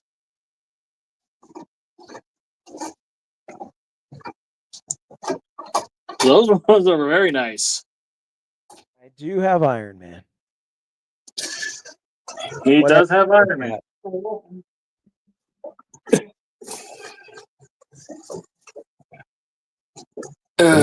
What else you got? Thor.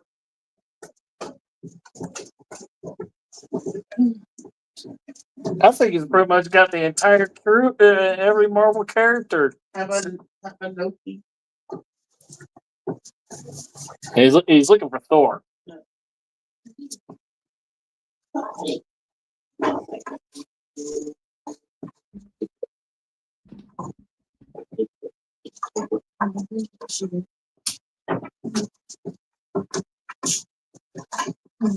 Okay.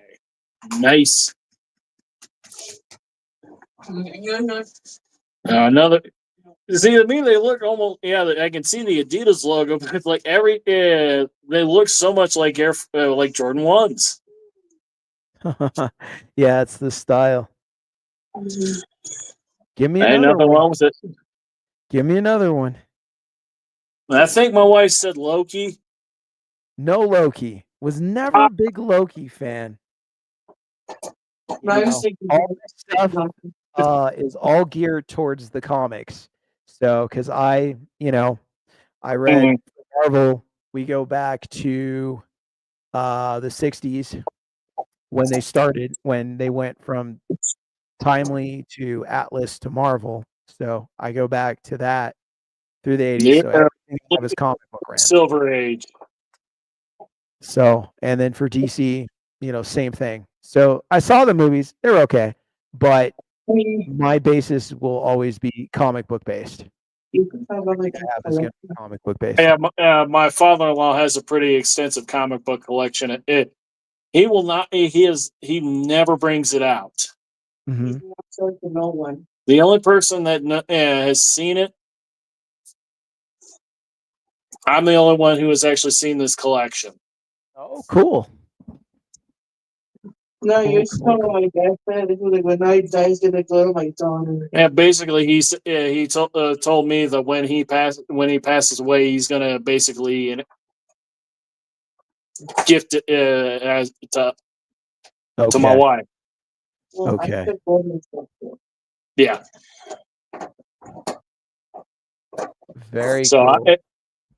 I think he's got mostly 70s and 80s Okay. era comics. I grew up in Star Wars. Gotcha.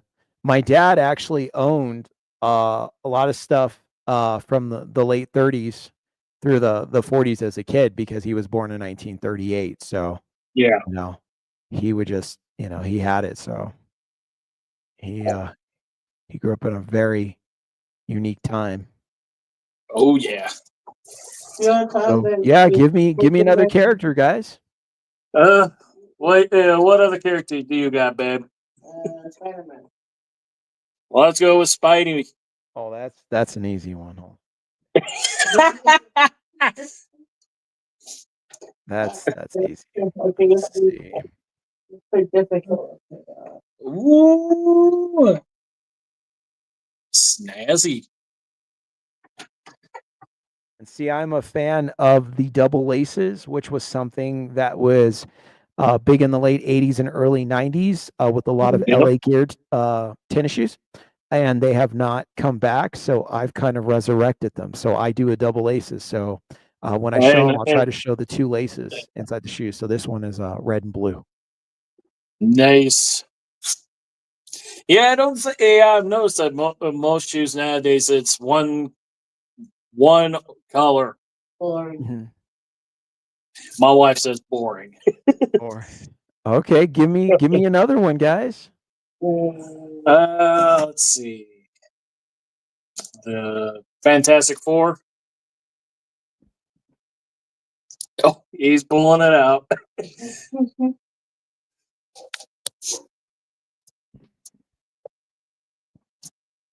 Oh, snazzy.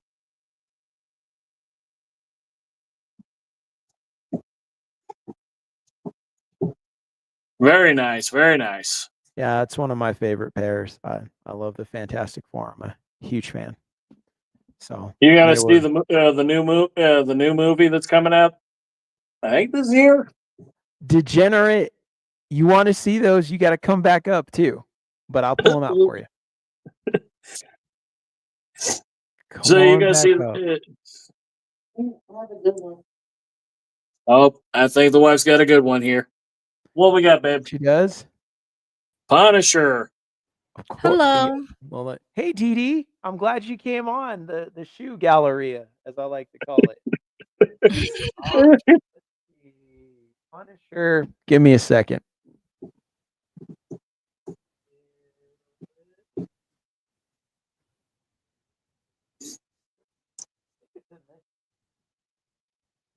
I'll be right there.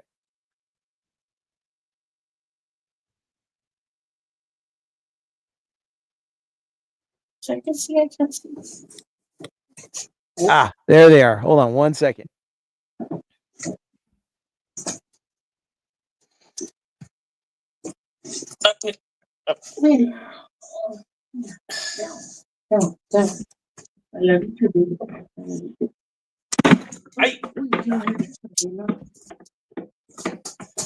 Okay, Punisher, Frank Castle. All right, here we go. Oh, Wow. Well, since we're keeping on that, let's go with Daredevil. Yeah, we could. Okay. Sorry, I actually did start watching the new Daredevil series. Oh, is it good? What do you think? I'm actually liking it. It's definitely it focuses more on Matt Murdock, and it wasn't until I think this last episode that came out where he finally put the costume back on.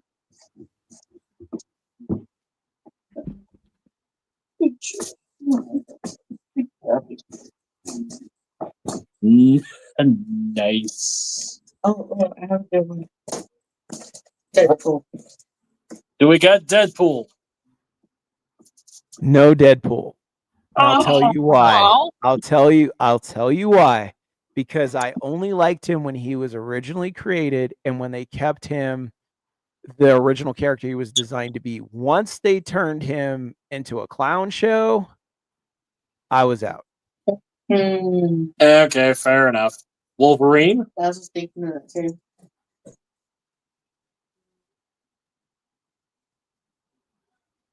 Oh, classic. Blue and yellow. Oh, okay. Classic Wolverine. What about those Venoms? I will pull those up next for you. All right, Venom. Ooh. Nice. Nice. Ooh, you got the ooh. Is that a pin? Yep. Yeah, it is. All right. Ooh. What size are you, Drew? 11 and a half. Ooh. Ooh.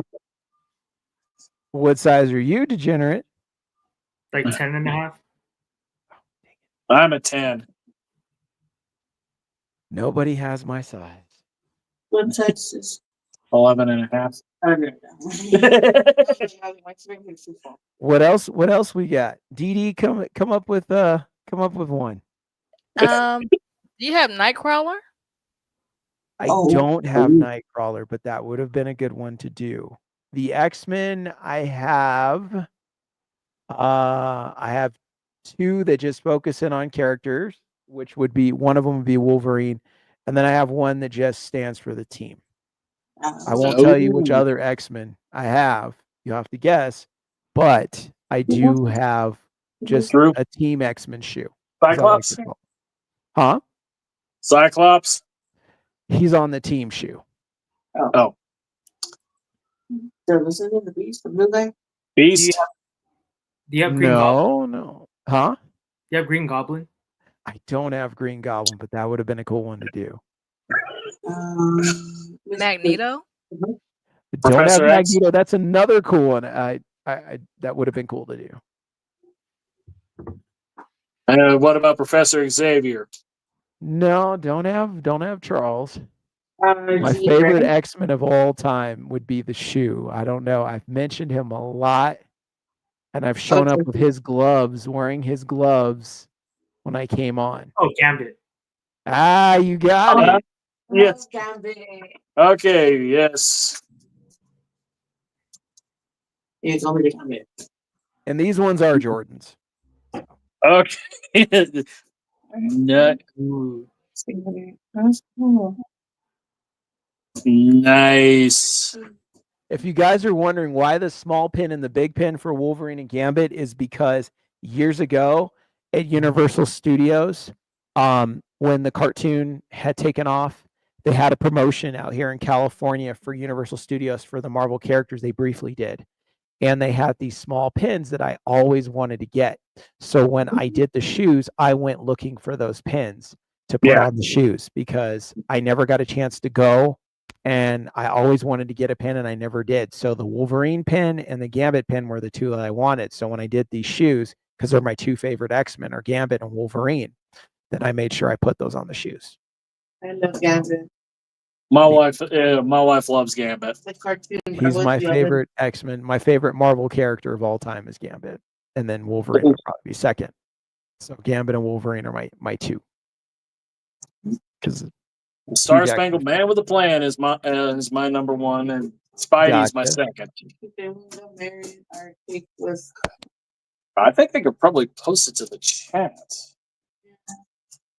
So my wife was just reminding me that our for our wedding cake topper when we got married, leading up to this, we've been discussing what we were going to do, Uh-huh. and I was like, "Well, let's do the Funko Pops for Captain America and Captain Marvel." And of course, she fought back on me on this until her mom was basically told her, "You've been doing all the planning and stuff. Let him have at least one moment." So on our cake topper, I had my Captain America.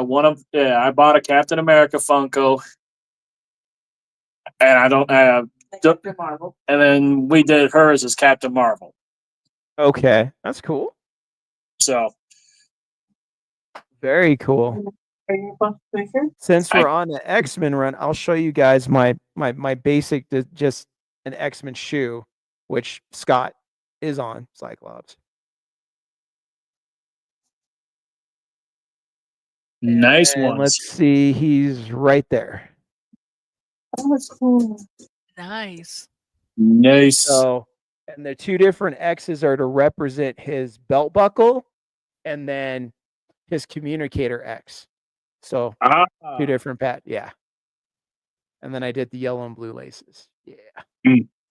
So those ones were fun ones to do. Give me another one. Somebody throw one out for me. What do we got? We do. Okay. Yes. Yes. Hold on.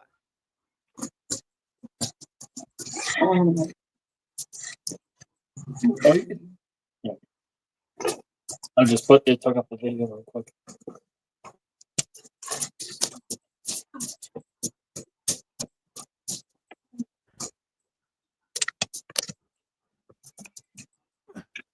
Okay. The Incredible Hulk, right? All right. Ooh, I like the colors. Yeah, it's actually a really cool color. Look. Oh, yeah, I mentioned about this. All right. And those are some of the original Marvel patches when they did them back in the day. That was like the original design when Marvel started promoting back in the 60s.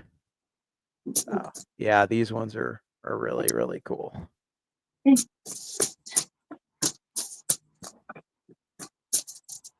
Give me another one, guys. DD, what do you got? Hawkeye.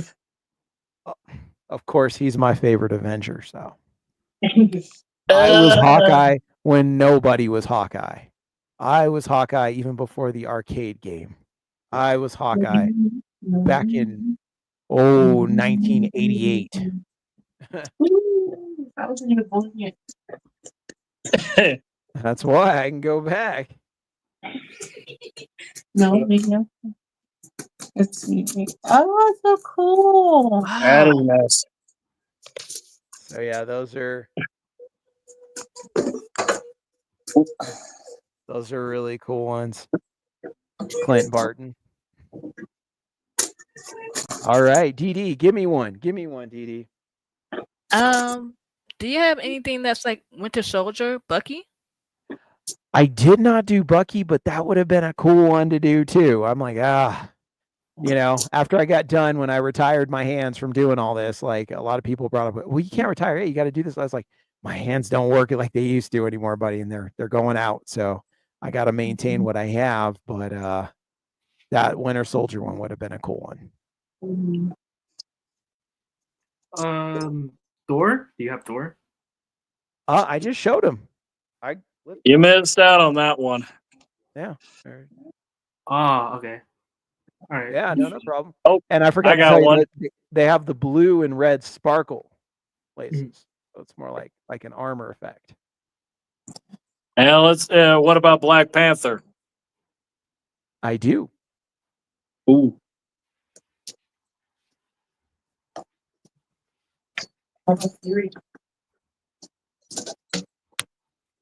Sorry, guys, my floor's decked out with shoes. So it's like with that, it's like me and in our living room on our two bookshelves is decked out in Funkos. instead of the hall of armor, I have the hall of shoes. I'm not kidding. At the end of the hallway, you just see like my whole thing. Nice. Ooh, classic.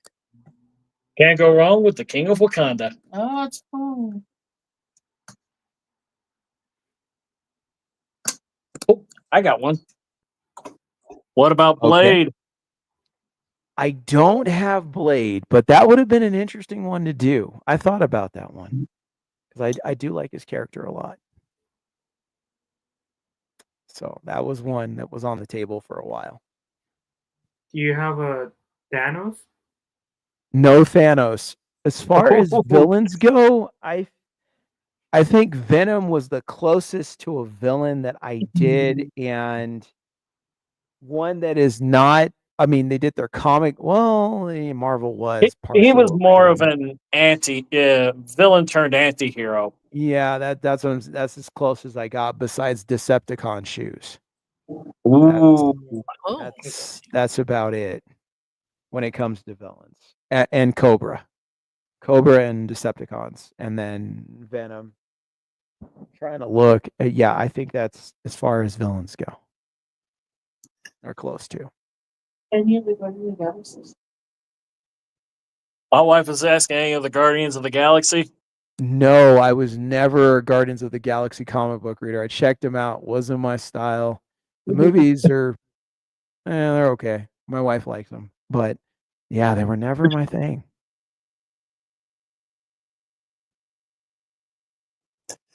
Give me another one, boys and girls. Any other you can think of, babe? I've got. Now, what about Black Widow? Oh, if I made them for my wife, that would have been probably one of the last ones I did. She likes Black Widow a lot. But no, I don't have any Black Widow. What about Nick Fury? Oh, my wife actually asked about that one. I don't have any Shield ones, but that was one I almost did. I came close because I like classic comic book Nick Fury. Samuel Jackson Nick Fury wasn't really my speed, but classic Jim Steranko, Agent of Shield, Nick Fury was definitely my thing. I think that the original Fury was probably everybody's taste better. Mm-hmm. Yeah, I like the original Nick Fury.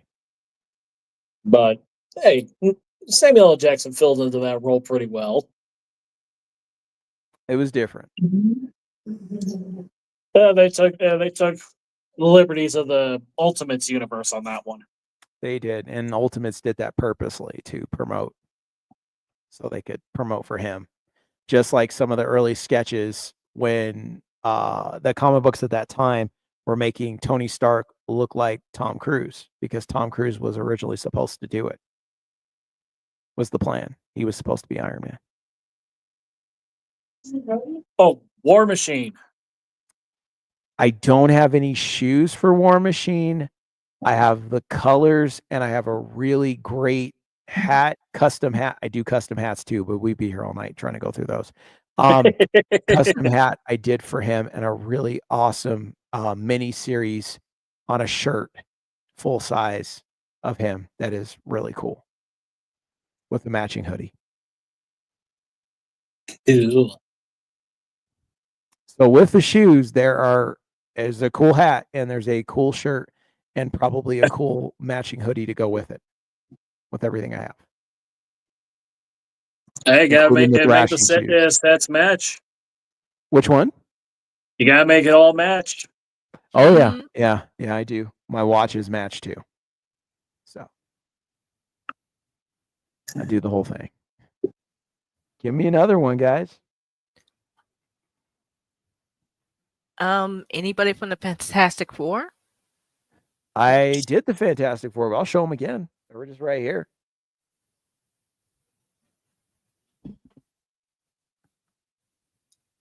Oh, that is nice. Ooh, Doctor Strange. Oh boy, that's one I should have done. That's another one. I was like, there's so many. I mean, I already got 50.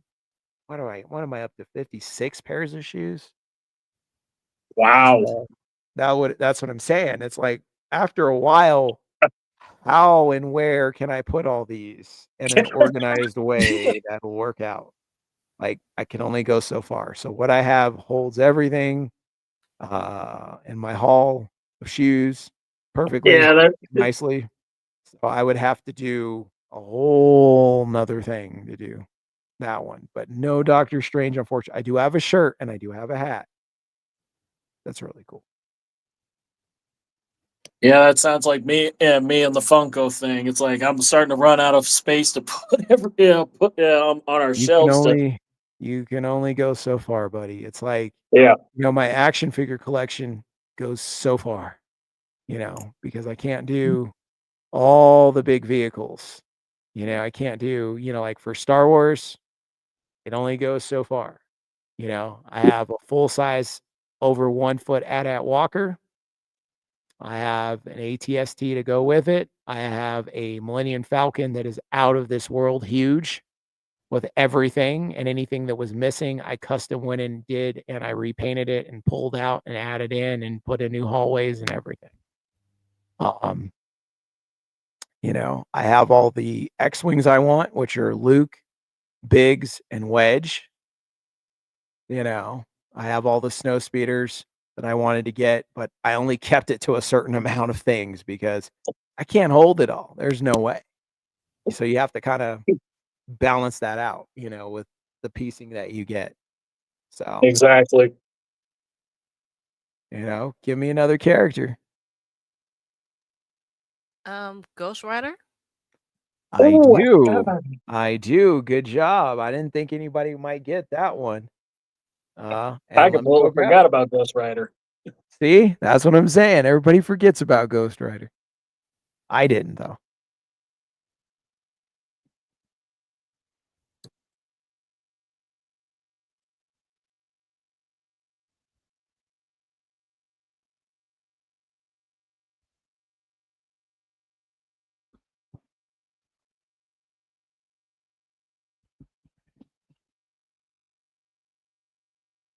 Now, the Ghost Rider pair is a very special pair because I actually did a lot of extensive work on Ghost Rider, unlike some of the other ones. Like I did my thing, but this one, I felt like I really did. I had to do a lot too to really make it special. So here we go. Wow. Nice. Let's see.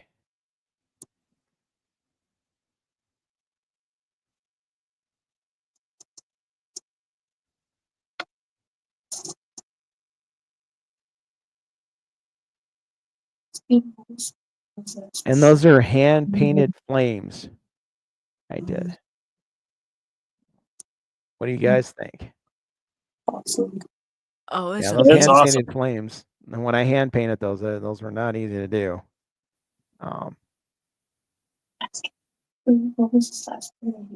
And the Marvel symbols flamed out. That was all white. I had to go in and do several coats of different designs of paint to give it more of a paint effect. And there's a residue on it for a reason because they're on fire. There you go. Ooh. Let's see. That's what I did a little extra on that one. And then I put Ghost on one side and I stuck Rider on one side. So this side has Ghost, the other side you just saw has Rider. So split that up. So yeah, Ghost Rider pair is one of my favorites. I've always been a big Ghost Rider fan. So So my wife was asking what was the last pair you actually did. Venom was the last pair. Ah. The Venom, and I had another design for Spider-Man on another shoe that I did, but I wanted to do it on something like that. So Venom and Spider-Man were the last two pairs that I did. And then I was out, and I got a pair that probably nobody will ask for, but he's a major character, but everybody seems to forget to ask about him. Only fans of him have ever brought him up. Hmm. Hmm. I think we're still on a Marvel kick. Yeah. So I have DC. So you guys just, I don't have Wonder Woman. That would have been a cool one. What about the Flash? Yes, I do. Ooh. Hmm. Hold on.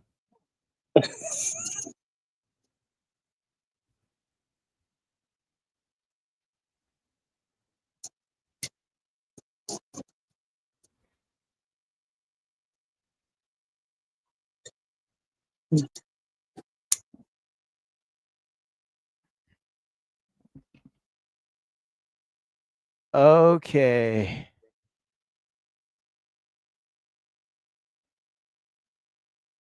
Wow.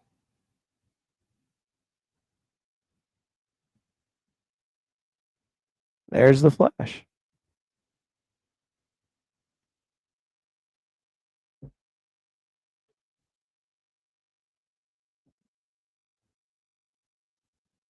Okay, what else does everybody got? Green Lantern. I do have Green Lantern.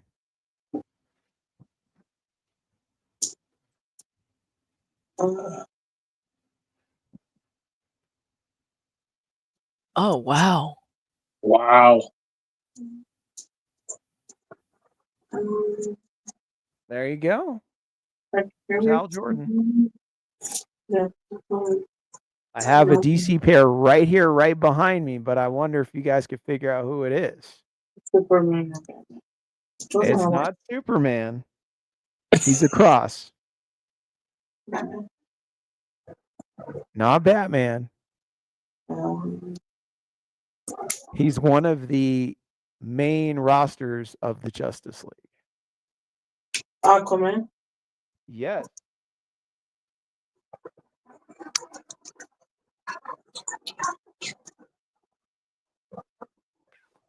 He was Wow. Wow. And I think this pair glows. It changes color. This is a color changing pair. So these change color with the UV from the sun. So the white that you see turns green, and three different shades. 3 different shades of green. So that's a pretty cool pair. Let's see. Who else? Green Arrow. I do have Green Arrow. Huge Oliver Queen fan. Comic book Oliver Queen.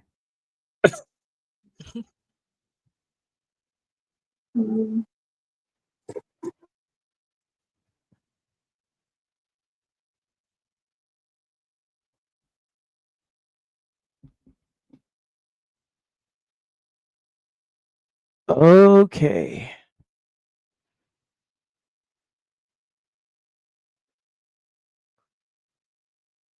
Oh man. Wow.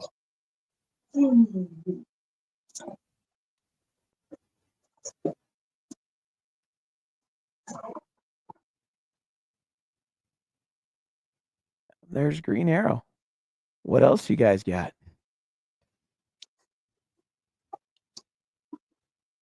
Nightwing.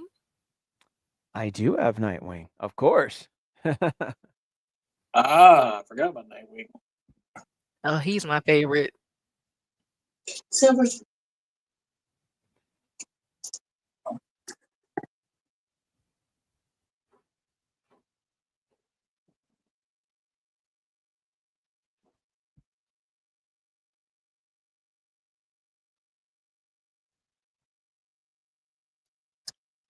Oh wow. Wow.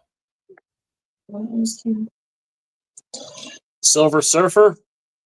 That's the one I didn't think anybody was going to get. Yes, I do. Now, that one's more of a basic one because I couldn't quite find something really, really special for him to put together because there's not a lot of people that will that have a lot of things for him. Trying to get patch and pieces for him was really hard.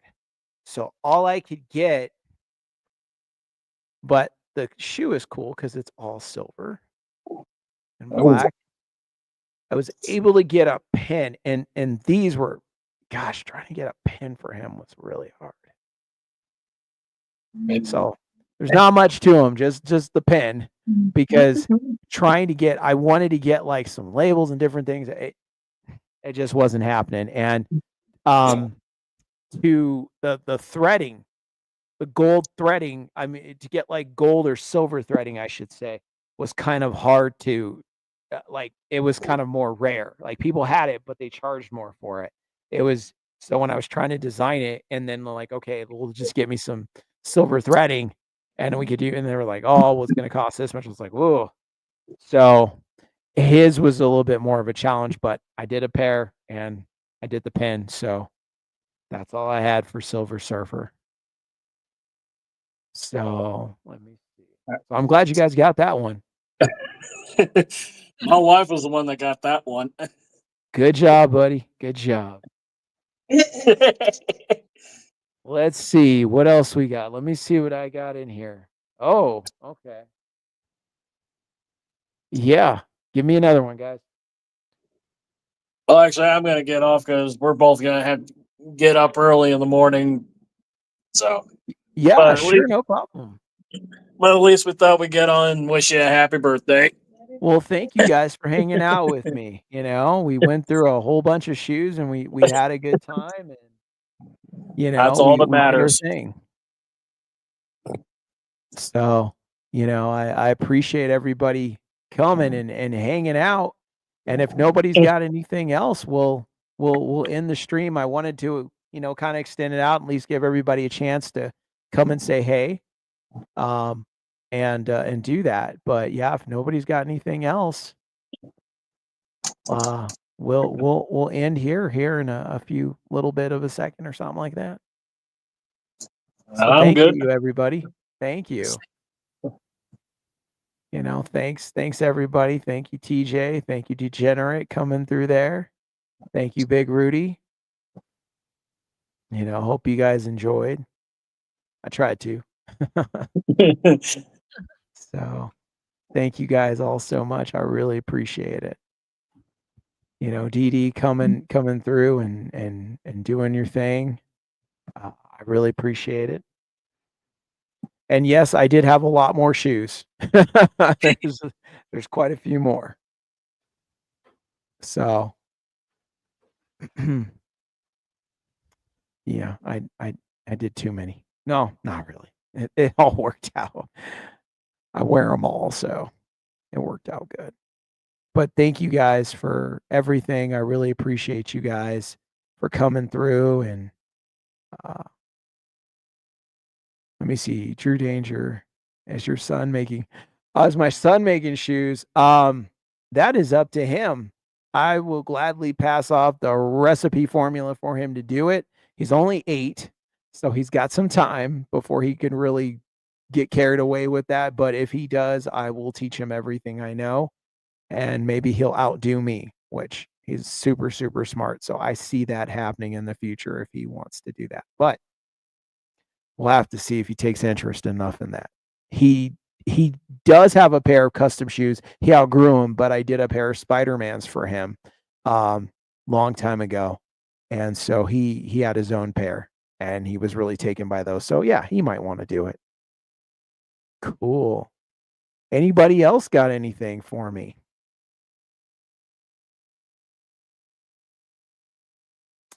Going once, twice, 3 times. Okay. Well, I'm going to call that done on that one. Thank you guys for hanging out with me on this last Starfighter birthday stream. I hope everybody had a good time. I hope I wasn't too long-winded. I hope everything went well. Hope you guys like the shoes.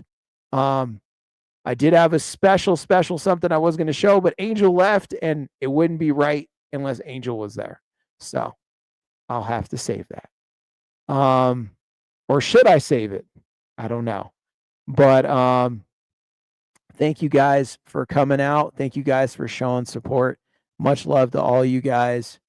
And you guys just be good, be kind to each other, and have fun, and today's Friday, so have a good weekend with your families and be safe out there. So we'll be good. Any Henry Resilient shoes? Of course, somebody's going to say something. No, I don't have any Henry Resilient shoes, TJ. Not yet.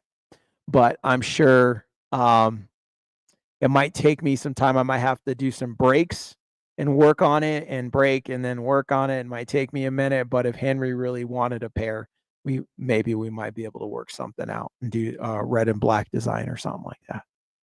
Who knows? All right. Is that it for everybody? Anybody else got any more they want to throw at me before I magically disappear and turn into a pumpkin?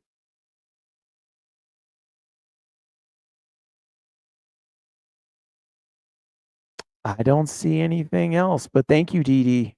I appreciate it. I think that's it.